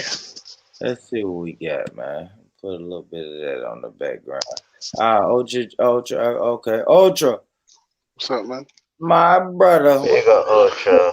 Alright, listen, I don't know if you can see my profile picture, yeah. What is that? I'm about to keep up a madness in the kitchen. Is that chicken? Yes, sir. All right. I got chicken. What is the milky substance? That is homemade ultra buttermilk. Okay. And what's in the green bowl? Huh? What's in the green bowl? That's the chicken before it's been put in the buttermilk. Oh, you prefer chicken here, bad boy. Oh, shit. Yeah, bro. Listen, I'm not gonna lie to you. Yeah, obviously the chicken it's been dumped in buttermilk and it's in the fridge now. It's gonna sit there for about 4 more hours. Then I'm gonna dip it in fry mix, which is spicy, and then I'm gonna keep up some serious stuffs in the kitchen. What? I don't know. Isn't that not my black hat? My grey hat's in the office. That's yeah, fire. bro. Listen, That's fire. Yeah, bro. You see that? You see the chicken? Yeah, I seasoned it with garlic, Scotch bonnet, onions, blended and all that stuff, and then curry powder, garlic powder, paprika, all-purpose seasoning, and then honey. Oh, you found my hat? Where'd you find it? No, please leave my hat. Take the grey one, Malachi. Take the grey one. You're going in the car. Take my grey hat. Leave that one on the bed. Are you going in the car? Take the grey hat and leave my black one on the bed, please. Thank you. Jesus Christ. Take the fucking hat. Yeah, sorry. You see that? Yeah. Like, and then the buttermilk is milk, flour, egg, garlic powder, and black pepper. And I squeezed half a lemon into the batter mix as well. Yeah. Squeezed half a lemon. Yeah. I don't think Turok know anything about that. That's African. That's African Turok. What is African? Scotch bonnet pepper? No, just this whole recipe ultra whipped up. It's African. I don't know if you may not know nothing about Name the African ingredients. garlic powder. Okay. That's African. What you say, Ultra? African chicken. So African chicken. That's African. Okay. All right, take care, baby. I'll see you soon. Yeah. No. I didn't say African chicken. It's ultra fried chicken. So it just, bro, it like transcends like all nations, bro. Like it's just. No, it doesn't, man. It's just It's just basically my Africans don't twist. fry food, man. Africans don't like frying food. Zulu said this out of his own mouth. He said, "You West Indians and Americans, you have all these fried foods." Do you know what the funny thing is, Torok? Only people that say that are jealous. Yeah, it's true. Let me tell you why. If you knew how sweet and succulent and spicy and flavorsome this chicken was gonna be, because I seasoned it yesterday, bro. Yeah, listen, I seasoned it yesterday, left it in the fridge. Frying coconut oil. How can you hate on somebody frying in coconut oil? Exactly. Yeah, so seasoned it yesterday, took it out the fridge today, dipped it in the custom homemade buttermilk batter, and then I put it back in the fridge to set. Now, once it's set, I'm dipping it in hot and spicy fry mix, and then it's going in the oil.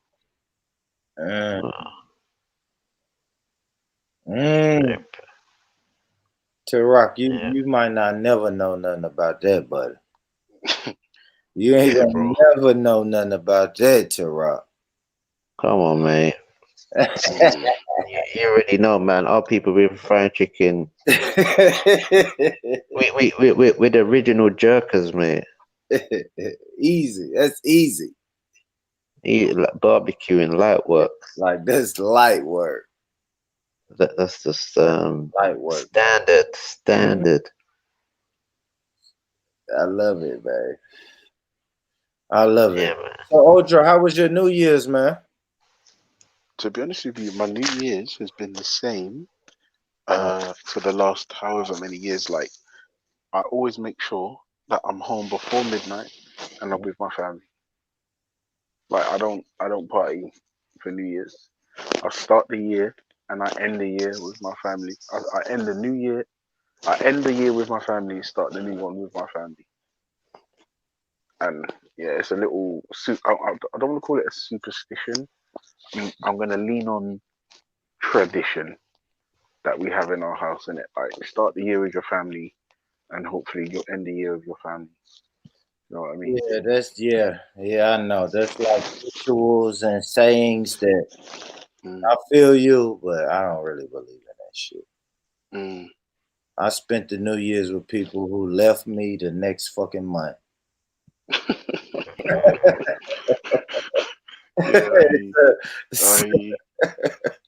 I thought it was gonna last, Ultra.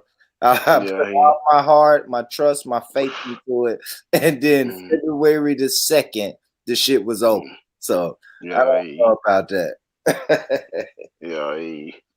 But I mean, I won't lie. So far, so good. I mean, the tradition seems to be working. But one thing I will say about the new year is, I hope we all make it. Do you know what I mean? Like, there's a lot of people that are like kind of you against one. You cut out, Ultra. You cut out, bro. Anyways, we all. Yeah, I can't knock that. We'll make it. Oh, sorry, bro. I was just saying, life is nice, man. Life is nice. Yeah, man. Life is nice. Life is nice, man. And I just hope we all make it in it, because like there's enough life for everyone. There's enough for everyone to enjoy. Not anymore. There is, man.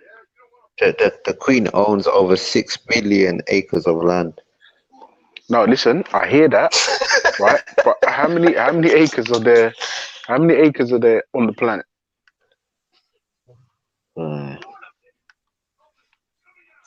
He rents a few plots now and then. Yeah, but do you know what I mean? Like, how many acres are there on the planet? Hmm. Because she can own like a little more. But all I'm saying is, like, look, there's enough life for everybody. There's enough life for everybody. Trust me. Not Like, everybody.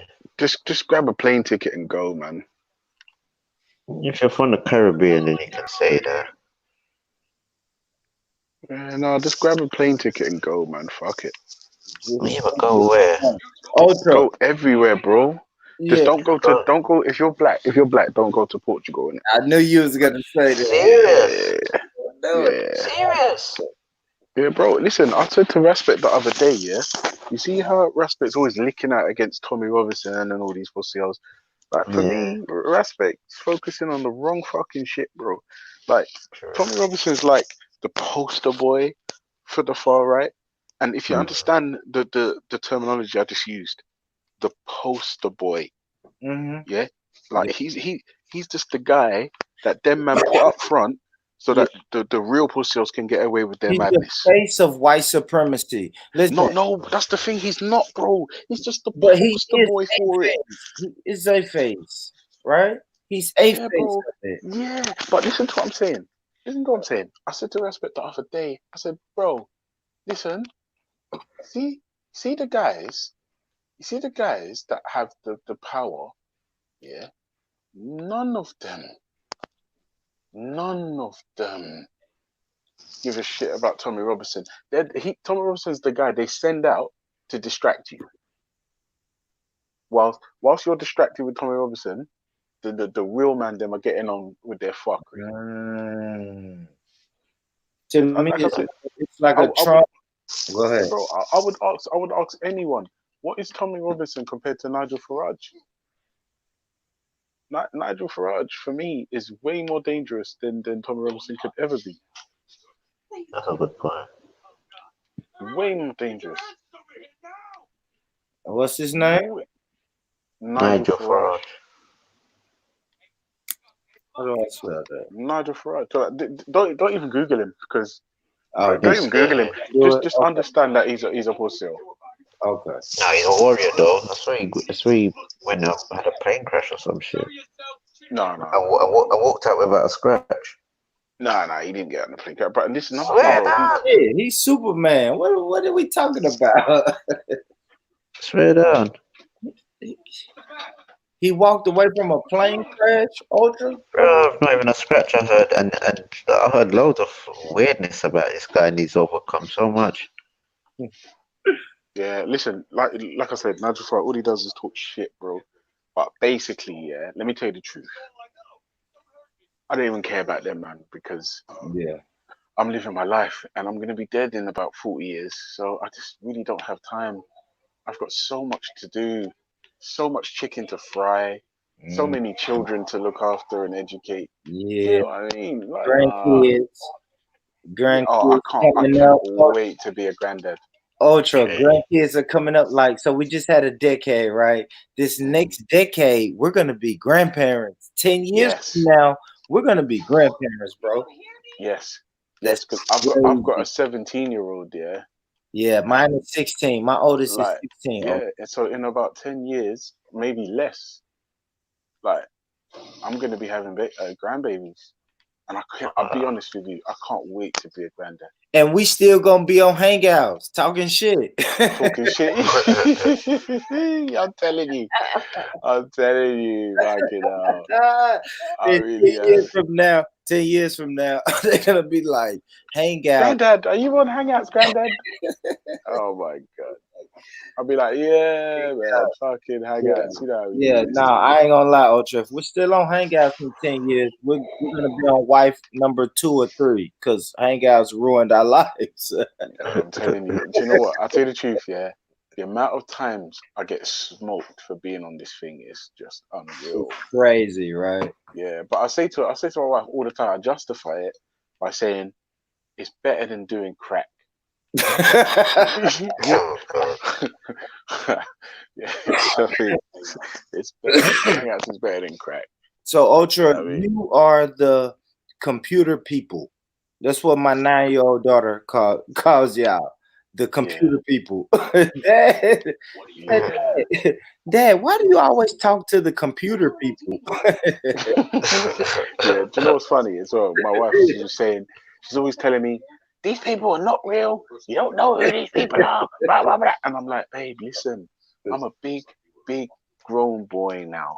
Yeah. And I understand what you're saying, but I have my wits about me. I'm fairly sharp. Fairly. So yeah, I mean, I'm alright, man. Chill out. But you know Yeah. what girls are like, especially when they're pregnant, they're a nightmare. Yeah, they don't like that. Oh my gosh, I've heard everybody say it. You know, it's funny. Everybody who has a YouTube channel in their moment, they've said it. They said, "Listen, my partner doesn't like this at all." So no woman is gonna like this. Period. She's not gonna like it. If she don't understand it, she don't like it. Do That's you know what what the I funny think thing is? She about. does, right? But do you know what she's getting? Like my missus, she's really territorial in it. Really territorial. So she feels like something's encroaching on her turf. Then Yeah, there you go. she's gonna start making up bear noise and You could be spending time with her. yeah, So but talk now, to me. And I was my like, yeah, but God. you moan. I don't want to talk to you Oh right my now. gosh, Ultra. And now I understand why you whisper. Now I understand why you whisper, Ultra, because I know a woman is gonna say, why you gotta talk so loud? Yes. No, but not even that. If I wake the baby, I'm fucked. Yeah. Yeah. Try it. Wait, is it fried? Let me see. Yeah, you can't wake the baby because of hangouts. Oh my god. Is that what did you huh? Is that the what did you is that the original mix? But look, in the meantime, I do want to make this announcement. As y'all can see on the screen right there, What is that is the Roman god Janus, right? Looks like Jesus though. No, that's Janus. He looks like Jesus, but look, he's the two-faced. He's the two-faced Roman god. Janus, right? Jan, as in Janus, as in January. So so when you're celebrating your New Year's, this is who you are worshiping. All of those rituals you do on New Year's, this is who you are worshiping. I'm not gonna do it right now, but let's say 10, around maybe 10 hours from now, I'll probably do a presentation on this. I'm gonna murder New Year's. I am the G Block murderer. I'm a G Block representative, and I murder everything. I murdered Christmas, I murdered Kwanzaa, and now I'm going to murder New Year's pagan ritual. You hear me? Are you sure you want to murder Kwanzaa? I had a really good time. Yeah, but I still murdered it. I murdered that shit. You don't understand. You celebrating Kwanzaa while the founder of Kwanzaa, like the foundation, right? The founder of Kwanzaa, he used to beat women with electrical cords, Ultra. Yeah, he sounds like a prick, to be fair. Yeah, I mean, of course, he's a prick. So I have to kill that. And you can't even, you're a fraud. He's a fraud anyway. He takes the 7 principles from Hanukkah. He takes the 7 feasts from Hanukkah. Like, I did a whole breakdown. Me and Shakarat chopped that up. But like, we came to the understanding that that's a fraud. It's a fraud holiday. But you know, if our people celebrate it, our people celebrate it. But it's up to me to tell people the truth and just leave it at that. And plus, So wait a minute. So are you saying the guy who invented Kwanzaa was a bit of a prick? He was a what? A bit of a prick. Absolutely, he was way more than a bit of a prick. He beat. Do you know what the problem I have with that? What is that? if you check any prophet in history, he was a bit of a prick. That's it. And I am the guy, Ultra, that's gonna let the world know or let everybody know that he was a prick. So I don't just hold it. I just don't hold it to him. It's just not him. Everybody can get it. Like, people are upset at me about Selassie. I had a person tell me in the chat today, Ultra, that they were gonna bust my head when they see me. Because I said some stuff about Selassie. But what did you say about Selassie? Was it defamatory or? I'm gonna ask you this before I answer that. Please. I'm gonna answer that question, Ultra, but let me ask you this. Was Selassie a bit of a prick? Yeah. There it goes. And I just put some of his shit on the forefront. He left, he left his country during a time of war, and he was over here kissing it up with the queen. That all of his ups and downs with Somalia, Eritrea. Do you know what's funny as well? Like, this is the thing. Like, nobody likes to hear, like no one likes to hear defamatory stuff about their thing, but it just that says more about them than it does about anything else. It's like, people are big babies, man. People are big fucking babies. Yeah, that's it. And I said nobody's above criticizing. Yeah, nobody should be above critique. But if there's an idea out there, it should be critiqued. Like, it's not even difficult. It's like, oh shit, my bad, Scatter. You at the bottom. I'm not used to this.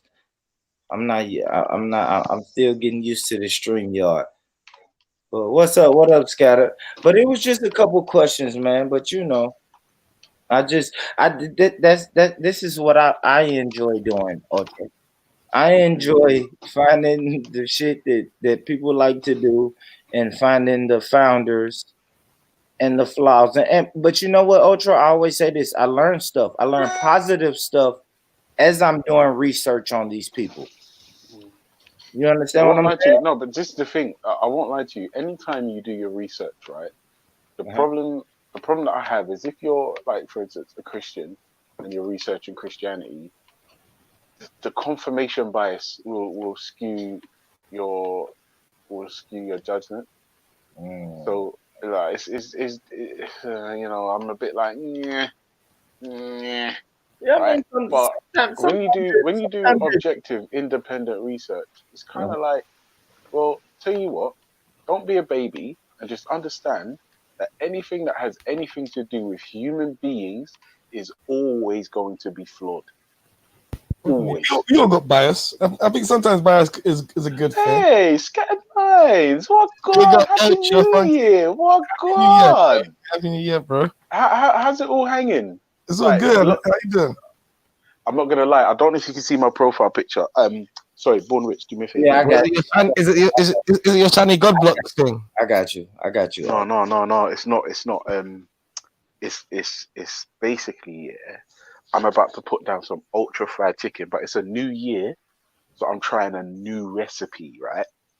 I don't know if you can see the profile picture, my bro, but on the right, there's a green bowl with seasoned chicken, and just to the north of the green bowl, there's a measuring cylinder with a creamy liquid inside. That is homemade ultra batter. Okay. What's on the left?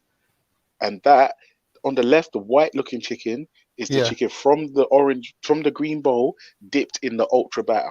Okay. So it's all got the seasons sealed inside the seasoning. Yeah, it's all there. But basically, you see the chicken in the green bowl. I seasoned that yesterday. Marinating. Yes, sir. With curry powder, garlic powder, black pepper, paprika, onions, garlic, Scotch bonnet. Yeah, honey, and a touch of ketchup. So you learned it from Dad, yeah? Pops. Huh? He learned it from Pops. Yeah. All right, cool. Yeah, but with a little bit of twist on it. Dad taught me the basics, but I'm putting an ultra twist on it. And then I took the chicken out today, made the ultra batter, dipped the seasoned chicken in the the ultra batter mix. Now the chicken is back in the fridge, and that's gonna stay there until about 6-7 o'clock. Then I'm gonna put it back in. I'm gonna roll it in fry mix, and then dip that bitch in some hot oil. Now I can't lie to you, Scattered. It's gonna be a mad thing. Mad thing. It's sounding mad, right? Yeah, it's sounding mad. Yeah. Now It's sounding proper. Now, like I said, it's a new year. It's a new year now, yeah. And we finished last year strong. Like, I'm not gonna lie to you. For me personally, as a community, even though we might be different theologically, maybe, but we finished the year strong. Like, I've never heard Pan-Africanism, Marcus Garvey, so many times and in such a positive light, consistently,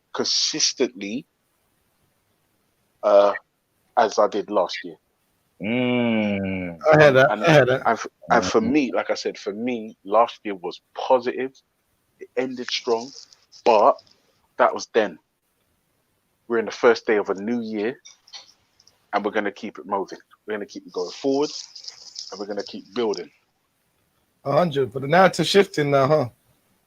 Yeah, no, because I won't lie to you, brother. Like, we're in When I first started going Speaker's Corner, do you know what I said I wanted to do? Go on. I wanted to put Pan-Africanism on the agenda at Speaker's Corner. That's what fake. Now, not even that. No, do you know what's scattered? Don't even talk about it. Don't say I wanted to. No. You're going to. No, I did, bro. It's done now. It's done. And listen, I'm not gonna lie to you. You confirmed it to me. You just confirmed it to me yourself without even knowledge of that. All this year you've not heard it more than you have this past year. Yeah. So and it was for me. Do you know what it is? Do you know what it is, scattered? For me, it didn't feel like just talk.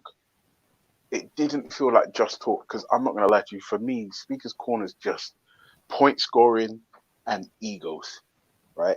But when the Pan African thing, I'm not gonna lie to you, but hold on. Can you see my camera? Let me turn it on. Look. Yeah, talk this shit, Ultra. Hold on. Yeah, man. Ooh. Come on. I love it, Ultra. I love it, bro. Oh, beginners. And wait, this is important as well. The DC Encyclopedia. Come on. Of course. Do you know what I mean? Now, this is the thing, Scattered Minds. If it wasn't for the year that I had last year, those books wouldn't be on my daughter's shelf. Do you understand? Like, that's, for me, is significant. It's massive. And that's what I said. Like, for me, we finished the year strong, and we're going to keep that momentum.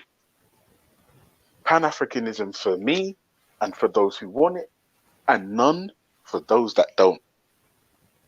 That's it. 100. That's it. Now, 100. I'll dig up. Do you have any topics? Because on that note, I did have a question for you guys. Yeah, come on, talk. Bring it true, bro. Come on, bring it true. So on the Selassie question, right? Okay. And Selassie is a controversial figure and can be a controversial topic. But let's say somebody less so. King Shaka Zulu. How do you guys feel about King Shaka Zulu?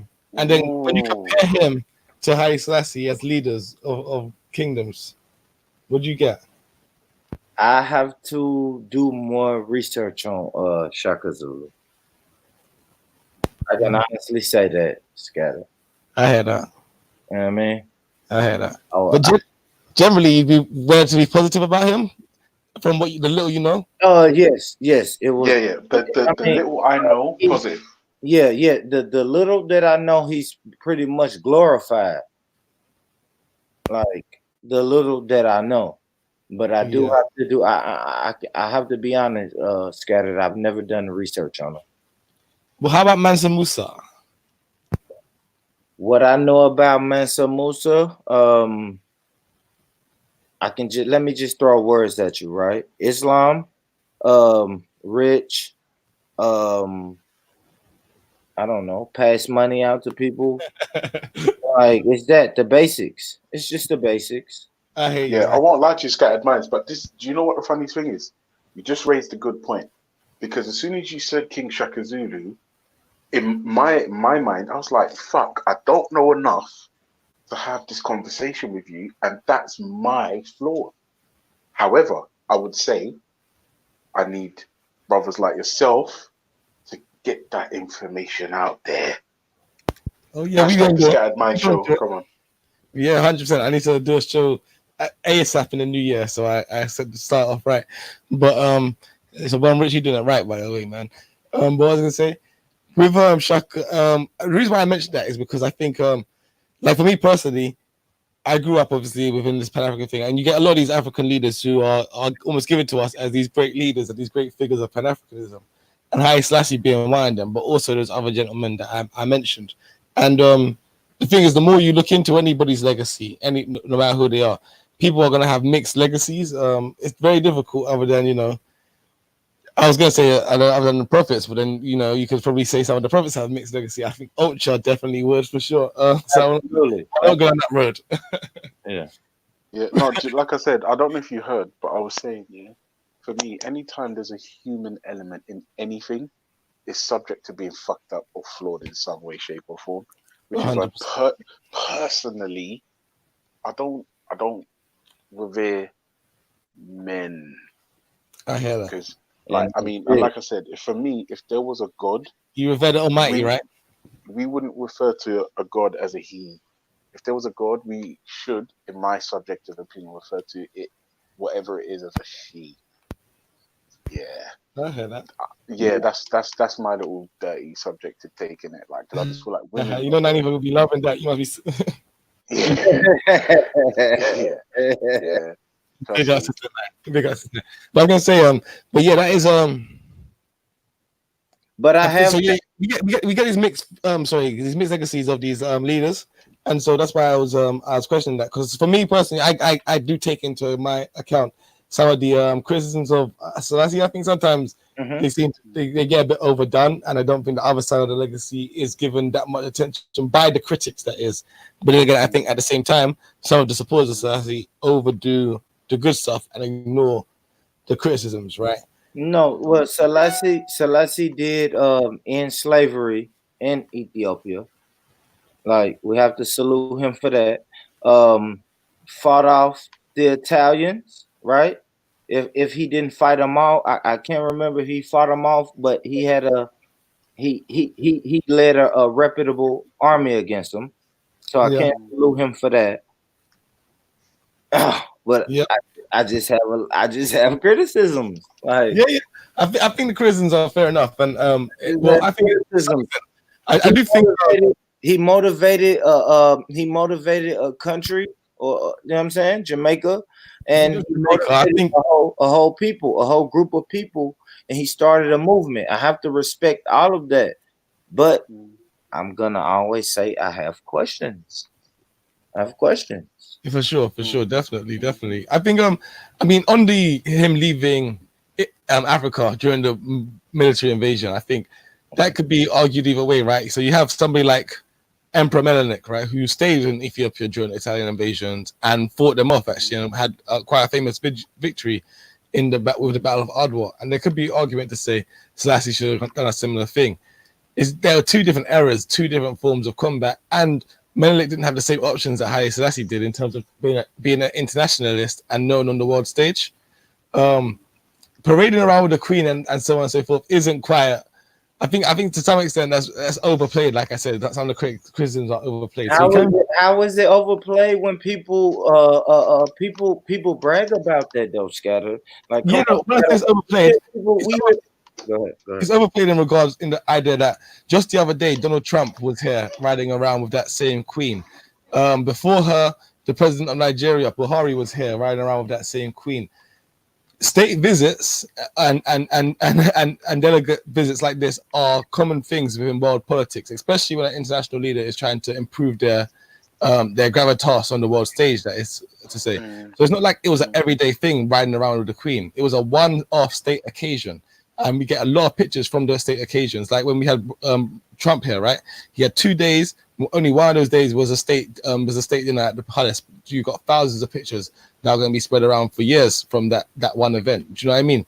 So I think people overplay that kind of. He was there. He was here as a state guest here in the UK, petitioning the UK to involve themselves in the conflict against Italy, which actually did work. It did work for a long while. How long was he there? One day? Are you saying how long was he in? No, he was in exile. His state visit in London at Buckingham Palace was one day. He was in exile in Bath at Fairfield House for about 2 years, I believe. How far is that from London? Yeah. Bath is about what, 4 hours drive? Would you say, Ultra? They're about 4 hour drive. I'm not gonna lie, like 4 hours is Alton Towers. Huh? Alton Towers is 4 hours. Okay, it might be a bit further than that then. Yeah. Yeah, because it's past Bristol and them things. Yes, it's not close. Yes, it's up the road. I can't lie. So yeah, so he spent the majority of his time here in exile there, writing letters to people all around the world and receiving reports directly back from Ethiopia from the people he sent to fight. Now, like I say, he wasn't Menelik. He wasn't really a fighting man. He was a lot more of an intellectual. So on that criticism, I would say I agree.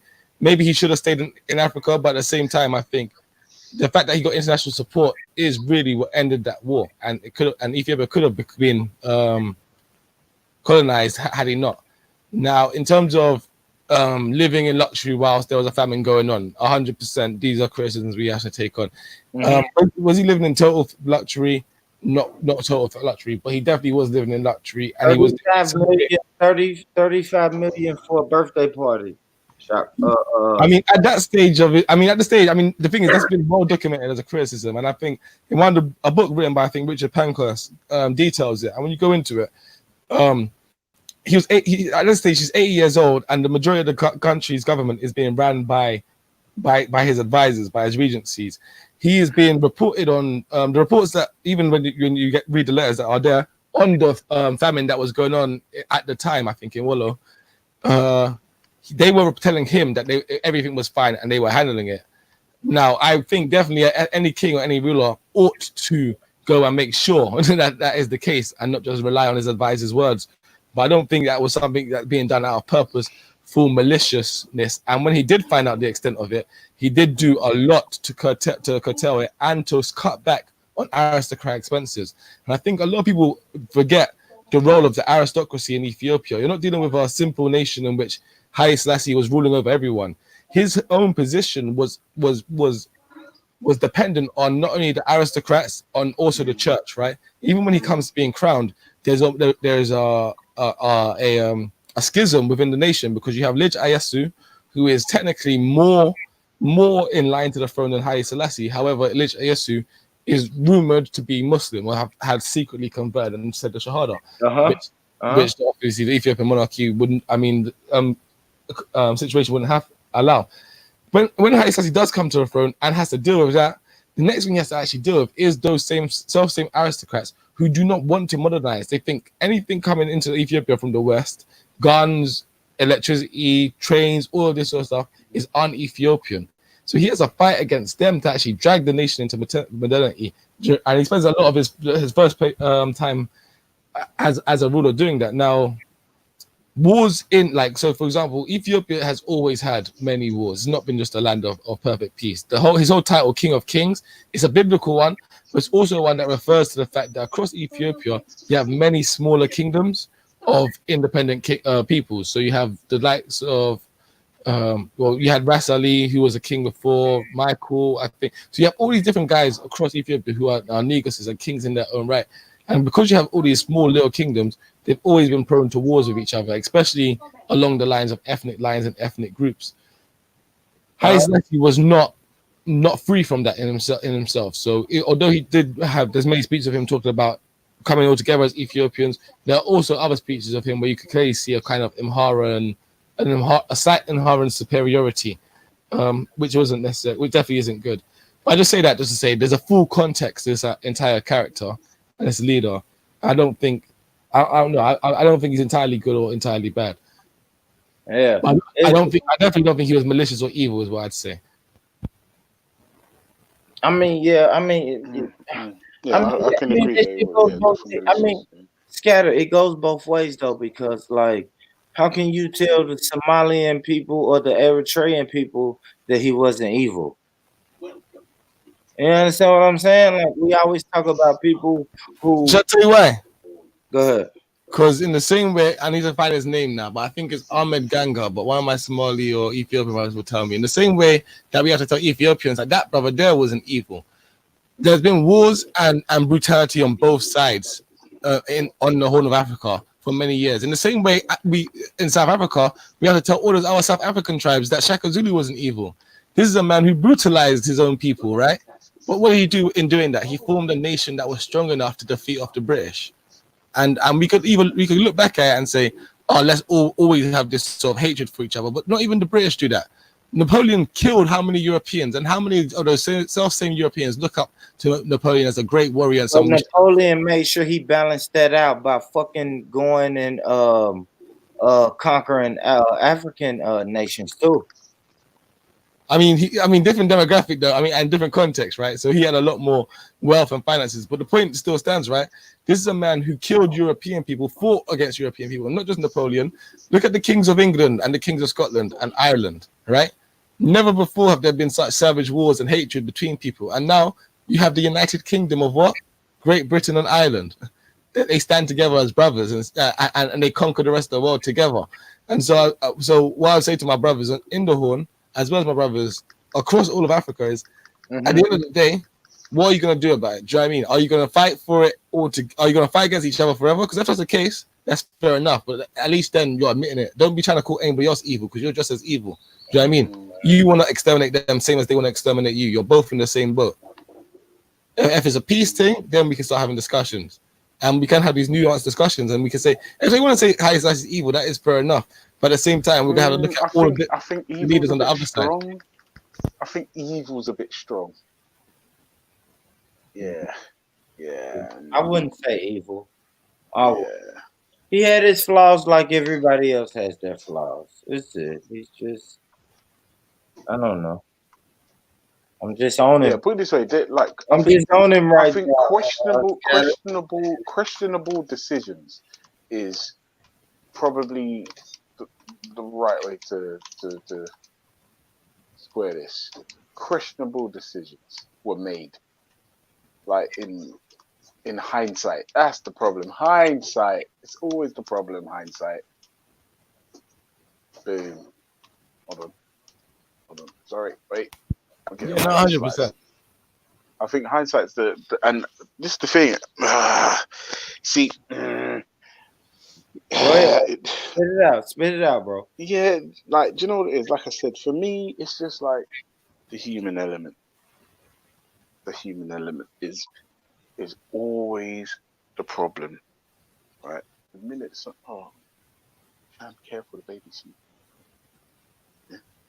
Yeah. The minute the human element gets involved or takes over, it just gets muddy. No,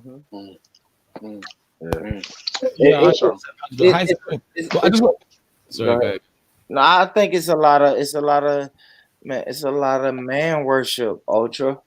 A lot of man. Scattered minds. Do you know what this is?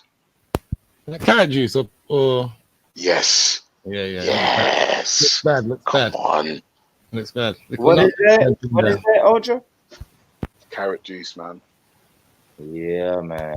Little nutmeg and ting and cinnamon and them thing in there. Cinnamon, nutmeg. I don't know if it was this one. I think she was this one. Carnation. Yeah. Got in, bro. Got in. Yeah, I was gonna say quickly. I think there is definitely man worship in some of it, but I think also, I guess for me as a Pan-Africanist, I'm somebody who likes to look at all of our leaders with nuance, but I generally take them as greats, to be fair. So I would take Haile Selassie, but I'd also take Lich Iesu and say they're both great men. But I'd also say King Shaka Zulu is a great man, Mansa Musa a great man. Now, when we go to, like I say, look at all the legacies, I think we're gonna find failures in all of them. So Mansa Musa, there's a lot of, in Mali to this day, some people blame him for exposing the gold and bankrupting certain gold mines, etc. There is what do you call it? Shaka Zulu, obviously, there's a lot of talk about the era they called the Mefakane, in which he completely the borders of South Africa were redrawn by his conquest as tribes ran away from him and his armies, basically. So yeah, and who was what's his name? Usman Dan Fodio. and the Sokoto Caliphate, like a lot of people in Africa. I definitely just uphold all of our African leaders and kings in the same way Europeans uphold all of their kings, and their kings do a lot worse nasty stuff. To be fair, in terms of, yeah. Do you know what it is though? What I will say is that I don't think we should do an Adnan Rashid. That's what I call it now, and shy away from our past failings. No, because I'm not gonna lie to you, Scattered Minds. We've all done some stupid shit back in the day, and some of us do stupid shit today, right? But we grow and we learn as human beings. Yeah. You understand what I'm saying? Sometimes, you know what? I did this really stupid fucking thing like 3 days ago. I understand that what I did was fucking stupid. I can't believe that I did it. It goes against all my better judgment, and I hope in time, my behavior going forward can prove to you that I'm a changed person, rather than double down and lie and deny. I think it's the difficult questions that we need to ask ourselves so we can actually grow. When I find that when people just deny shit, it's just like, oh, are you really interested in growing? Really? Or are you just looking That's for true. confirmation bias and to be cottoned and cotton wool and all this fucking no, not everything is perfect. Nothing is perfect. Yeah, no, In regards to the human element of anything. And I think as mature adults, once we start accepting that and acknowledging and going some way to understand the things that we question, is personal growth. And there isn't enough of that, I don't believe. Yeah. So pineapple soda, sorry, it's fizzy. Yeah, man. I like that. We need to. So in 2020, we all should be focused on a way to grow ourselves personally. Personal growth should be the key. That's it. Keep growing, keep learning. You know what I mean? And we can still enjoy our hangouts and YouTube and talk shit in the comments. But long as we're growing, we're doing a beautiful thing. Like you said, Ultra, you said like Pan Africanism. You heard that a lot, for real. I honestly heard that a lot this year. Marcus Garvey. I've done more research on Marcus Garvey, Yeah, same. Haile Selassie, fucking even Karenga with the Kwanzaa shit than I've done in years. So I have to salute. I have to salute to that, and salute to keep learning. Yeah, and that's the thing. As long as you're making steady progress in whatever you do, yeah, you're doing all you can. Steady progress should be your minimum standard. That's You can have that. That's obviously trademarked by Ultra Funky, but it's for you. It's for everyone. Steady progress should be your minimum standard in anything you do. I mean, if you're a natural and you excel, perfect, more power to you, right? But for those that don't, for those of us who ain't learned or aren't gifted, right? Just make sure no matter what you're doing, you're making steady progress, and life is good.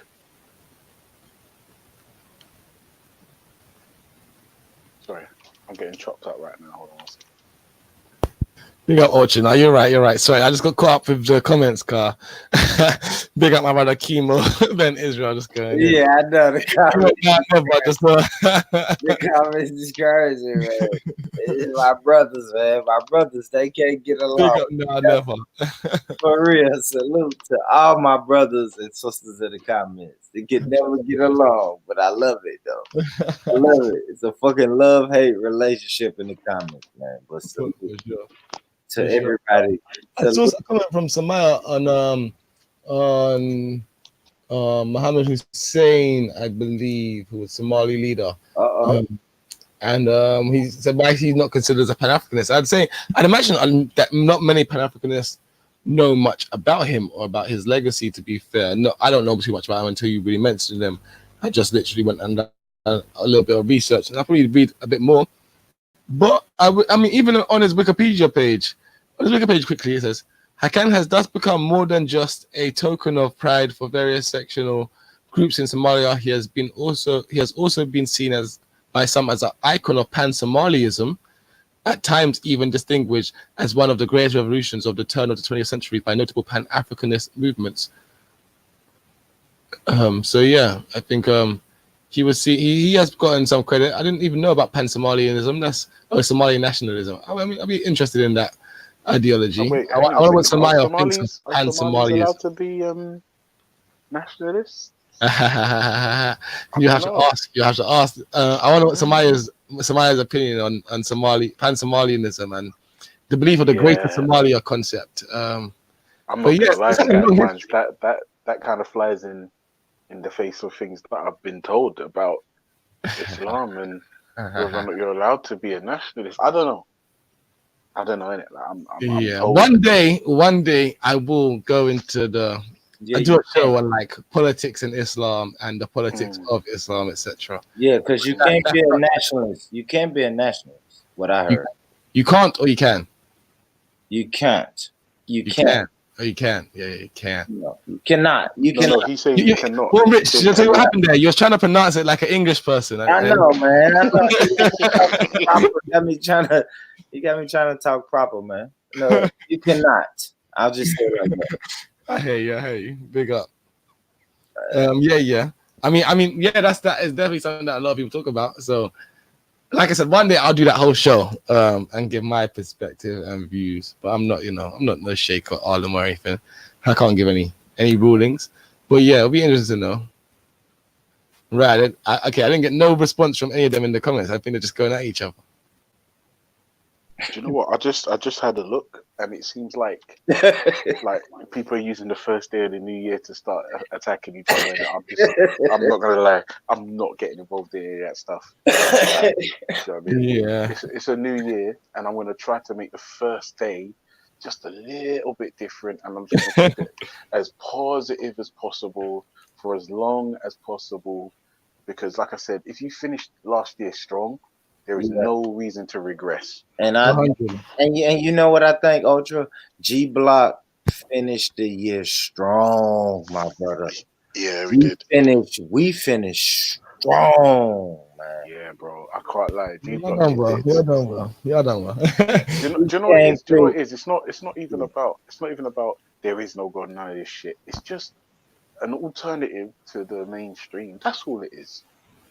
You know what I mean? It's just an alternative because, like, the majority of the time, whenever you see an atheist, like, in the Speaker's Corner circuit, he tends to just be a bit of a prick. Do you know what I mean? Whereas it's just been rational discourse, and for the most part respectful. For the most part, not always, but for the most part, it's been good. Yeah, it's man. been good. It's been good, and also as well, it's just the fact that there's no show that was had such a provocative title. Sorry, hold on. I'm not wake the baby. Yeah, but like I said, and do you know what's funny, guys? The thing about the G Block is our regular viewers were all God people. All of them theists. Religion made the G Block work. You gotta respect it. Yeah, listen. G Block works because the comments and the panelists and the questions posed. Mm-hmm. So essentially, we all are the G Block. If you think about it, we're all the G Block. The G Block consists of everybody: the God-fearers, the people that don't believe it exists, some people who are not sure. I mean, yeah, man. It's a good place to have discourse. I think it's a good place. And discourse is important, especially when you can have a conversation that doesn't end in ad hominems. I won't lie to you. There was a lot of that in 2019. I can't lie. It got boring. Yeah, can I just say that? Can I just say on that note? Can we at least the 3 people here on this panel? I'm gonna try and spread this around to other panels. But she who must not be named. I mean, y'all gotta find some way of just not tolerating down the panels. Do you know what the funny thing is? I won't lie to you. See, for me, I kind of agree. I kind of agree, but then, like you know, like for instance, let me put it to you like this. You know, when I go to, you know when I go Miami 2021, yeah. Yeah. I I'm don't. there. I don't. I'm gonna meet you Yeah. too. I'm gonna meet you there too. Yeah. Come on. I'm Everyone's invited by hashtag Yeah. 2021. You know I'm there. What I'm saying is, I don't want to party with a scholar or do you know what I mean? I want to party with party people. You know what I'm saying? I don't want. Yeah. Do you know what I'm saying? Like, do you know what I'm saying? Like horses for courses. 100%. That's it. You don't want Horses for crazy courses. people there either, though. I mean, for example, Madam President, right? Scared mine. Sorry, the baby's waking up. Sorry, I have to go on mute. Sorry. All right, Ultra. Yeah, man, y'all chill out if y'all can, man. Chill out in the comments, brothers. Come on, brothers. Let's get it right. Get it right. And Roz, I don't know why you looking at G Block like that, but you know G Block represent. We do what we do. You know that, Roz. Don't do that. Don't you do that, Roz. Really going back and forth. Yo, Kushite Small, why don't you jump on the panel, bro? Jump on the panel. Let me hear a little bit about your takes on Ethiopia, Eritrea, and whole of Africa history and all of that. Because those comments aren't gonna take. Let me play the link. Let me I ain't dropped the link for shot. For shot scattered. I'll drop the link in a while. That's the link in the chat. Anybody want to jump on? We got the link right there. Come true. We got scattered on the panel. He's riding with Selassie. He's riding. Do you have a Jamaican background, Scattered? Well, of course.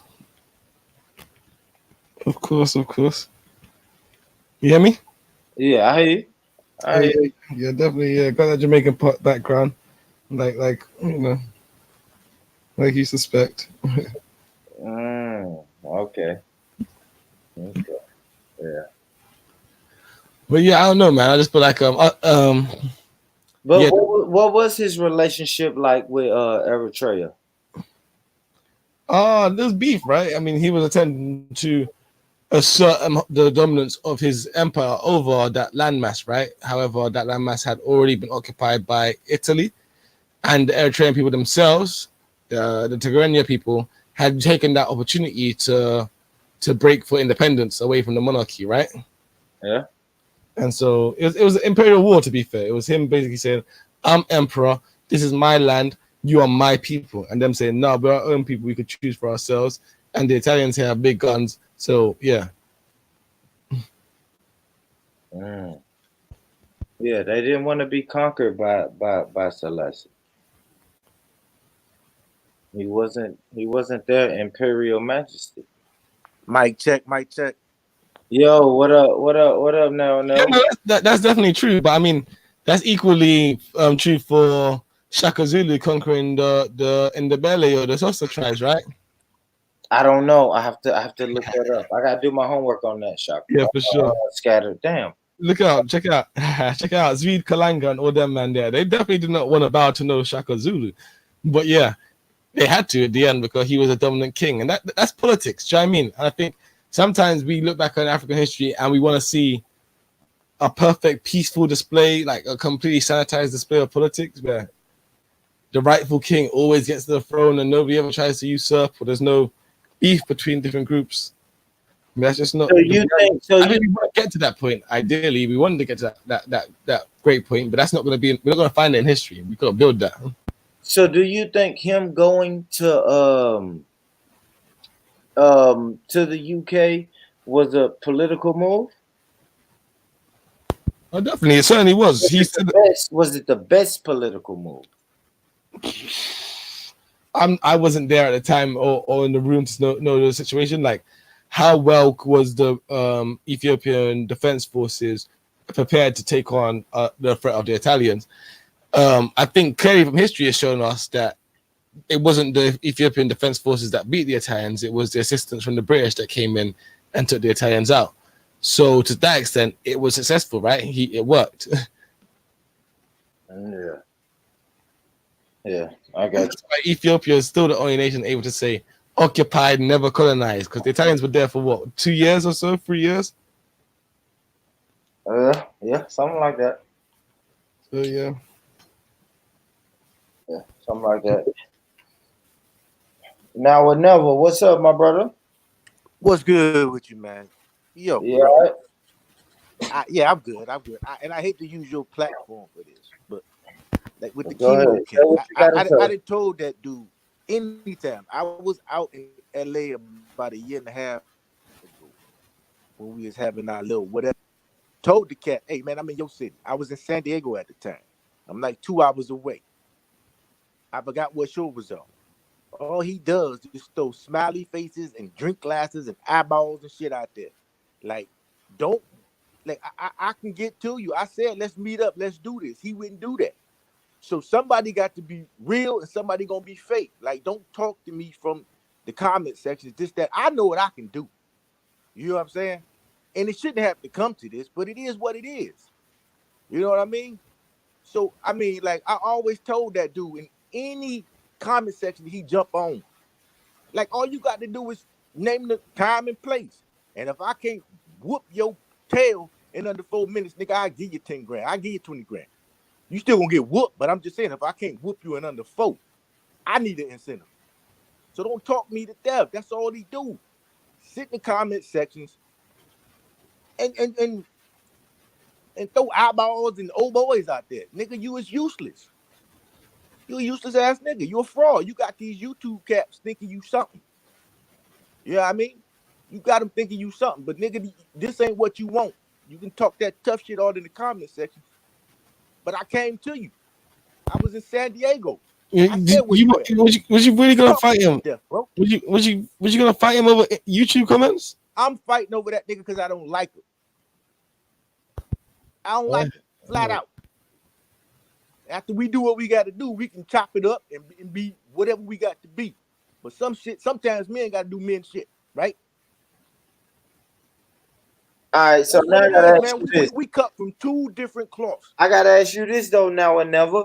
Do 2 you different cloths, man. That nigga need to, he don't know what the fuck he dealing with. Do So you need to go ahead and stay in the comment section. Don't at me. But is it 2 different? I would end that nigga for real. Go ahead.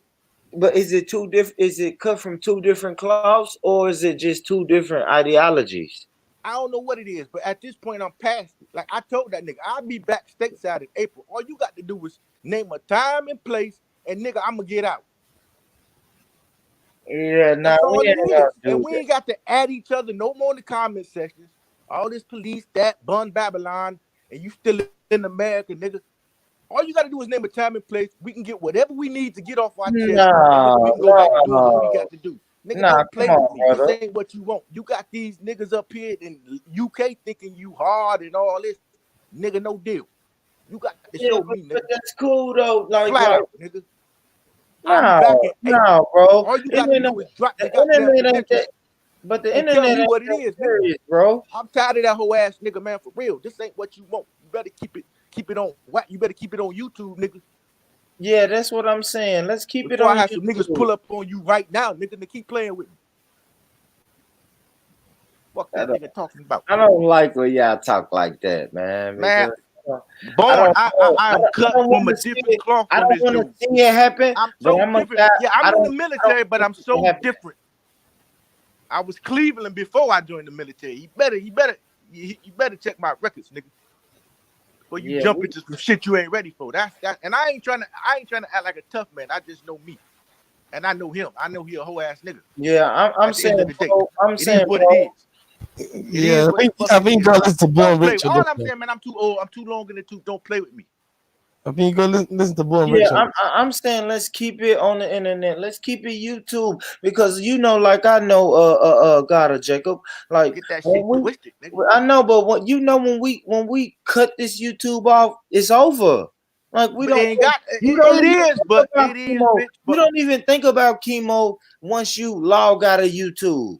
So like let's just keep this shit on YouTube. If you guys are gonna go back and forth, man. But it ain't. I just asked that nigga, don't, because when I gave him the opportunity a year and a half ago, I was teaching out in San Diego. I said, nigga, I'm here. All that bitch do, all he do is throw smiley faces and waste man. Like, nigga, you ain't trying to be about your work. If nigga, I'm here. I was 2 hours away, nigga. I said, nigga, what's good? Yeah, no, but listen, bro. What's good, nigga? I'm Nobody's in your going spot. to listen. Nobody's going Fuck to. that nigga talking about, I man. know, but nobody's gonna tell you to pull up, bro. Like I'm being honest. Like it's on YouTube. Like this. That's what's up. Being real is bro. something you can't say. It's something you got to be, man. And that nigga is trash. And I was gonna show that nigga he trash in under 4 minutes. Come on, bro. That nigga talking about, man. But yeah, I hate to use your platform like this. No, I just don't like. I'm just publicly putting that off out again for the second time. No, I think this is a beautiful moment because we Yeah, have to know that because I always say, and everybody says this shit is not real, God. It's not real. This shit ain't real, bro. We hang up from this shit and be done with it, bro. It's not no real. It ain't real, but Diego, if I'm close to you, I'm not going to talk shit and say, hey, bro, I'm 2 hours away. Where you at? Like I'm not doing that. Just shut the fuck up online, cause nigga, I move different. Yeah, you know but what I mean? he's just talking online. I mean, if people are talking online, right now I'm trying to bring it offline, so we can come back online the next day on some we get it off our chest shit. Other than that, don't at me, don't do nothing to me, cause when I was in your atmosphere, nigga, all you do is throw out some old boys and waste mans, and this, that, and the third. Nigga, show up so we can show out, or shut the fuck up. Yeah, I hope y'all can. Maybe, yeah, I mean, it is what it is, man. That nigga is straight pussy. We know he a fraud. That nigga's a fraud ass, fake ass Jamaican nigga. Believe that. Oh my gosh, I hate. And I put 20 grand on it right now, nigga. Put your money up, y'all niggas will win easy. I promise you. Well, all right. So since you said it is what like it that, is, man. But like I said, I hate to use your platform like that. No. Since you said like that, I got my 20 grand on now or never. Scattered. Who you got? Who you got, Scattered? Nigga, I got 20 on myself. I got another 20. I got another 20 on top of it, Scattered. Who you got? Yo, you gonna have to put some money for me, man. That sounds like a lot. It is what it is. But like I said, man, put me on chemo. I think I might be something big if I but go. I came on your platform because this is the last time I'm address that situation right there. You know what I'm saying? All right. Well, let's never do it again. I think. My brother, now, you know my brother, now or never. Just leave it alone, brother Chemo. If I can, all I'm saying, bro, we from two different worlds. That nigga better understand, man. I get at you though, for real. Like, yeah, I understand, man. If y'all could just leave it, if y'all could just ignore each other, man, that'll be the best bet. Exactly. And I don't even know why. These are the Israelites. Why would I want to be an Israelite? Fuck that bum ass nigga, man. If y'all both of y'all are Israelites, why the fuck would I ever want to become an Israelite when I see Israelites? That nigga is a coward. I might as well be. I don't understand that. Shouldn't you guys be on the same side? No, don't worry about it, Scatter. I might as well be a nigga. I might as well still be a nigga because if another black man is gonna kill me, I should just be a nigga. Why would I be? I ain't gonna kill him. I'm gonna just beat his ass. The other Israelite is gonna beat my ass. I should just be a nigga. I'm cool. That's the behavior we're seeing. Come on, man. Look, like I said, man. Look, sorry I had to use your platform like this, but I just put it out publicly one more time so everybody can hear. I put it out there a year and a half ago.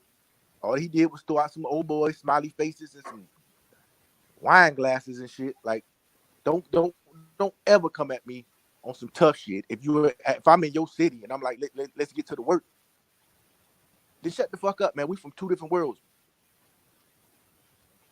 That's all I'm saying, man. Like, keep that shit right here. Don't get at me no more. Don't address me no more. And we good money.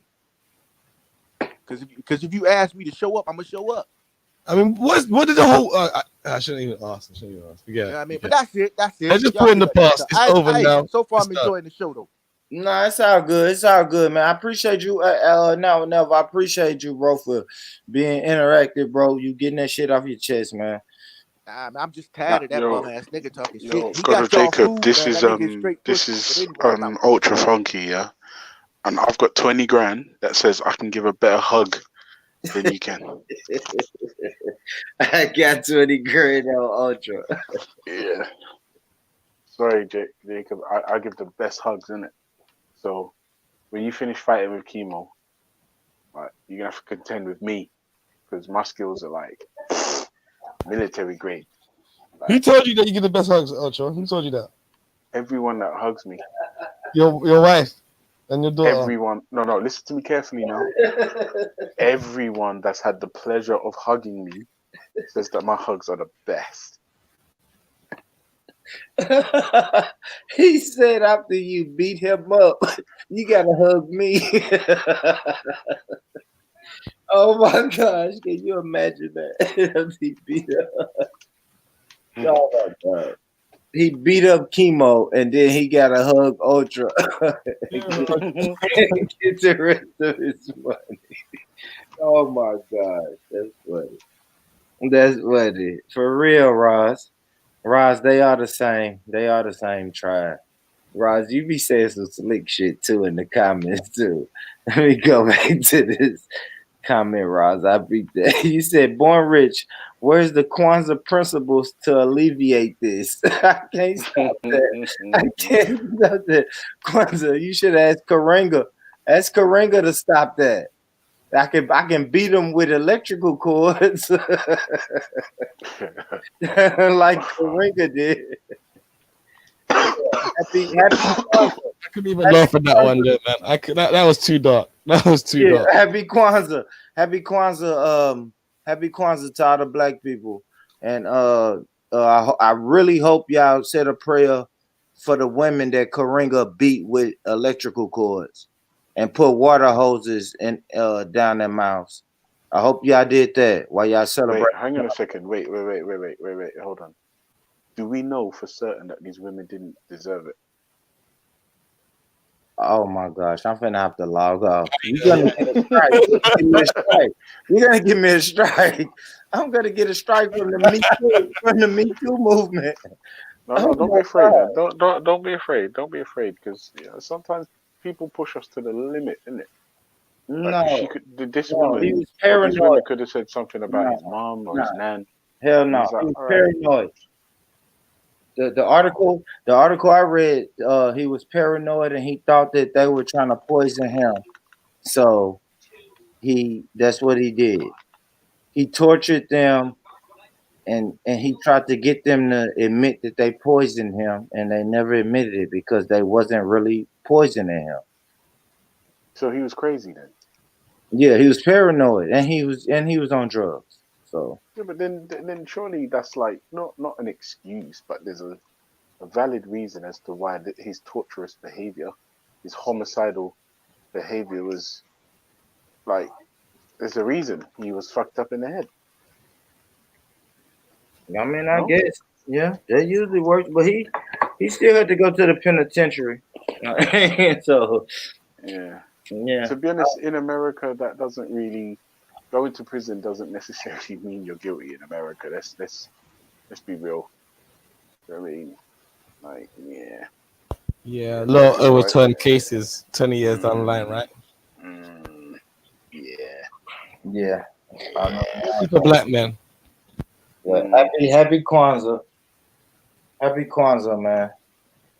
Happy Kwanzaa. Karenga, So tell me a little bit about January Born Bridge. I'll go in a bit, but I thought that was interesting because, yeah, I'll give you my thoughts afterwards. But tell me a little bit about this guy with the two faces, one facing forward, one facing backwards. I'm doing that later. I'm gonna go in depth about that. I'm going in depth, but okay, let me share my screen. Just do it very light then. Yeah, let's do a light one. Let's do a light one, man. That's my thing. This is what I like to do.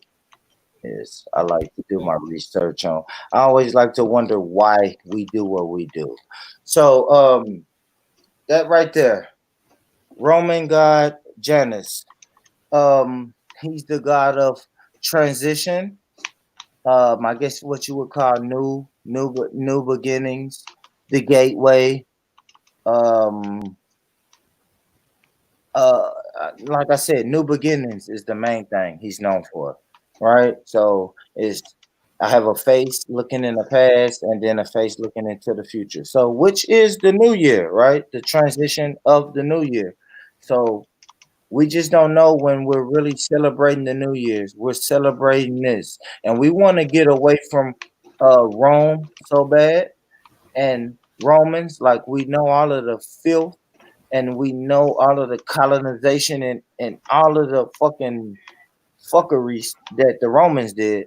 That we want to get away from them so bad, but at the same time, we still choose to celebrate their gods, their holy day, and their rituals.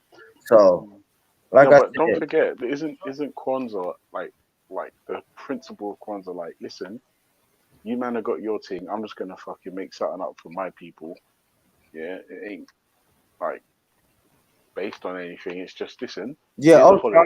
holiday. I'm not talking about Kwanzaa on this one, Kwanzaa, though. Ultra. This one Kwanzaa. We're talking about New Year's. Yeah, this is Oh, New New Year. Year's. Oh, This sorry, is And New sorry, Year. sorry, Janus. sorry, And Yeah, I'm Janus. on sorry, another sorry. one. I killed Kwanzaa. You can go back to Bigger Valley show, probably December the 26th or 27th when I killed Kwanzaa, Ultra. I'm You not know what? I killing was actually Kwanzaa. working on the 27th. Yeah, but I'm killing New Year's now. Now I moved on. I have another victim in sight. Oh This shit. Roman guy right here, Janus.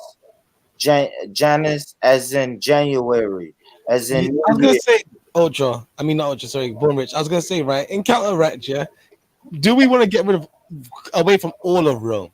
And by which when I say that, I mean we know that Rome has, like you say, plagiarized a lot of things, a lot of culture, even down to their concepts of God and religion to some extent, right? Like they plagiarized the Greeks, and the Greeks plagiarized the Egyptians. Could it be argued that some people who are going back to Kemet might end up with a very similar type of concept to this Janus type god, just only the original Kemet version? Mm, mm. I mean, but what God is this? And Kemet, what is the Kemet equivalent of this God? I'm not sure. Some chemologists will be able to tell you. I'm sure. Yeah, that's what I'm saying. No, when we find that God, then I'll know because we do know that a lot of it was plagiarized, but Mm. I haven't heard anyone speak about Yeah. about the equivalent. No, you're right. Yeah. So we know like Zeus had an equivalent. You know what I mean? We know about the Roman and Greek gods that had an equivalent, but this one doesn't have an equivalent. So That's true. That's true. It'll be interesting to see if there are any or what people come out with. I'm looking forward to your in-depth showing it. I won't make you diverge anymore. Yeah. yeah, man, we'll go into it, man. I really want to get into it. I was looking at the etymology of the name, and I was just another quick little gem is he is supposed to be the god of the oh my gosh. I guess like before you do any type of rituals or anything, he was like the god you would look to before you did it. And they said people didn't discriminate, whether it was good rituals that they did or profane rituals that they did. Either way it goes, they always looked at this god before they did it. Good or profane? Like break that down to me. Break the profane part Yeah, down. like so profane would be like we know the fucking pedophilia rituals that the Romans had.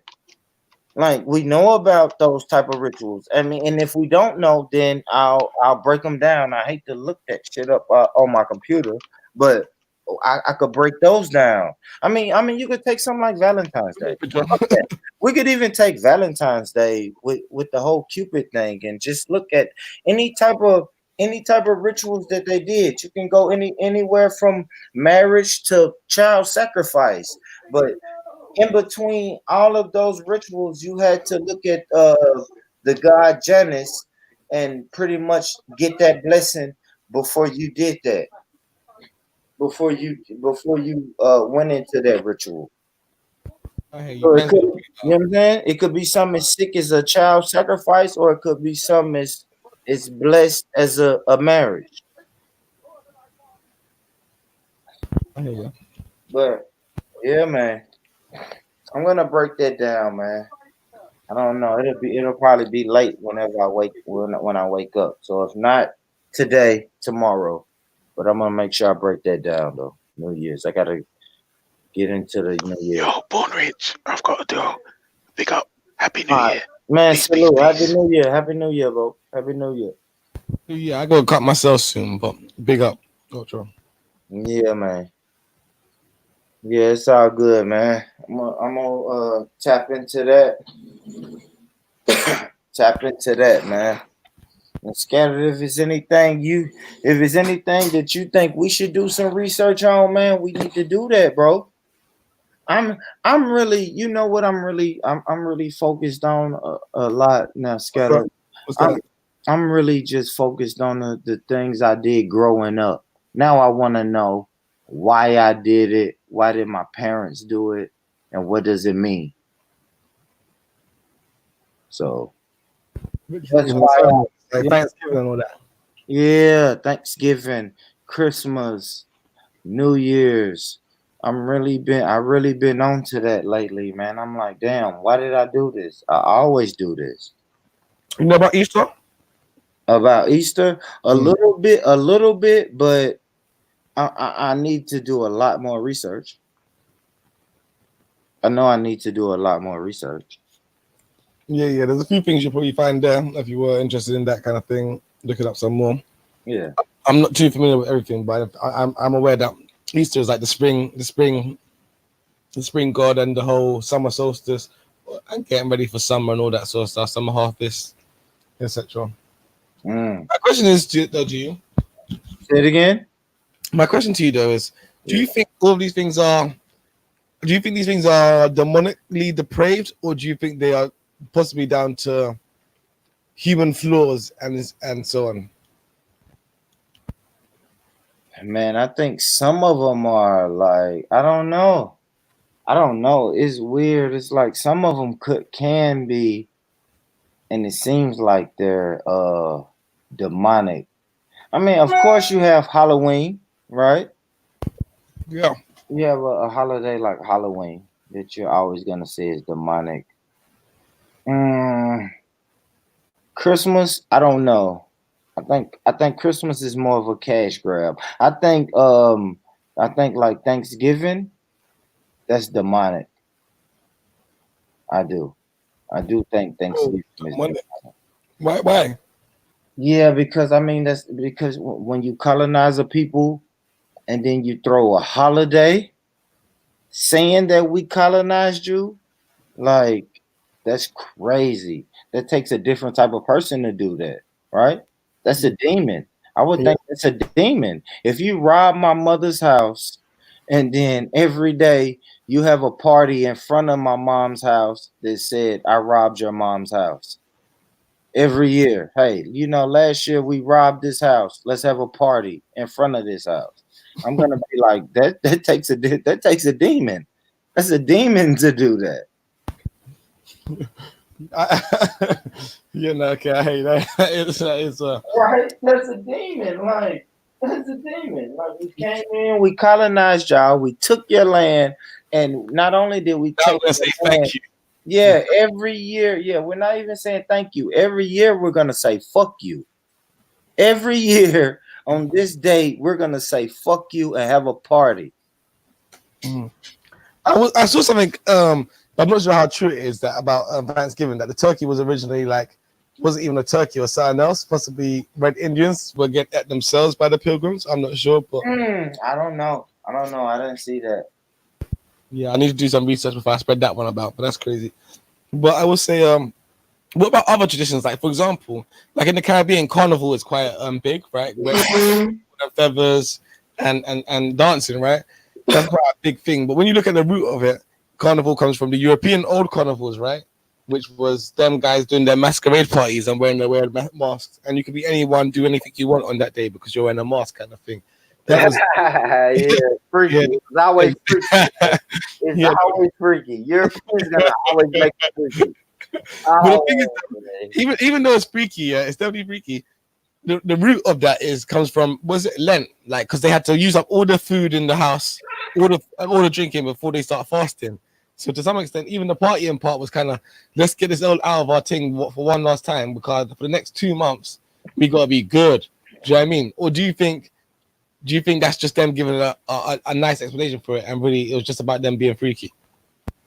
I think it's just about them being freaky. Like, we know that the Europeans, a lot of their shit is no matter what we do at the end of the party, we get freaky. Like, we know that's what the Europeans do, and so when they put that on us, we really enjoy that. We love our traditions where we can get freaky at the end of it. I ain't gonna lie, scatter shit is New Year's, bro. I was trying to see what I can get into tonight, bro. I'm not lying. I was trying to see what I can get into. I'm a single man. Shit. I was trying to see what I can get into tonight, man. We love our traditions where we can do that. That's why we love Valentine's Day. That's why if you talk to men who celebrate Valentine's Day, they tell you, yeah, I'm gonna give my wife something, and at the end of the night, I hope to get a payoff. Yeah. So we love that. The Europeans told us that's what we're supposed to do. You have to spend, I always say you have to spend money. They make it like you have to spend money. Go spend money, show her a good time. Go out to eat.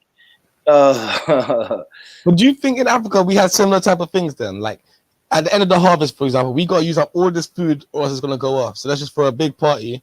And then over time, that big party is what it becomes known for rather than the harvest. Because everyone's getting freaky at that party. That's mainly what people are looking forward to. Or do you think we didn't have them kind of things in Africa? I don't know. I think we did. I ain't gonna lie. I think we're freaky people by nature. Like, of course, bro. We knew when to work, but of course we knew we know how to feel good. So 100. it could be based on the harvest. You know, okay, here go the harvest. You know what I'm saying? We got what we need for the season. Shit, baby. 100. Lay down. Yeah, come here. Let me talk to you. I saw you working the vegetables for the past couple months. For real, man. For real. Salute. Brothers, I wish y'all would relax in the chat, man. Y'all are wildin'. Yeah, I looked up. I can't believe it's still going on, to be honest. I was like, oh, man. Yeah. It might be. What's the time over there? I think it might be time for everybody to. Yeah, it's 9:36 over here. If you're on the East Coast or Rise, it's probably 10:36 in the morning where Rise is on the East Coast. Yeah. So yeah, man. Y'all need to chill out there, man. I'm gonna head out in a bit. I just realize it's 3:36 over here, so my day's been started. I gotta go make something off it. My last day off of work, so. Nah, it's all good, bro. Wow, man.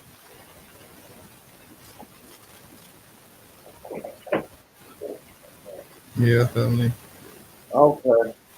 Yeah, man. It's all good. I think I'm gonna lock it off myself, man. I've been on here long enough. It's 7 hours, almost 8 hours.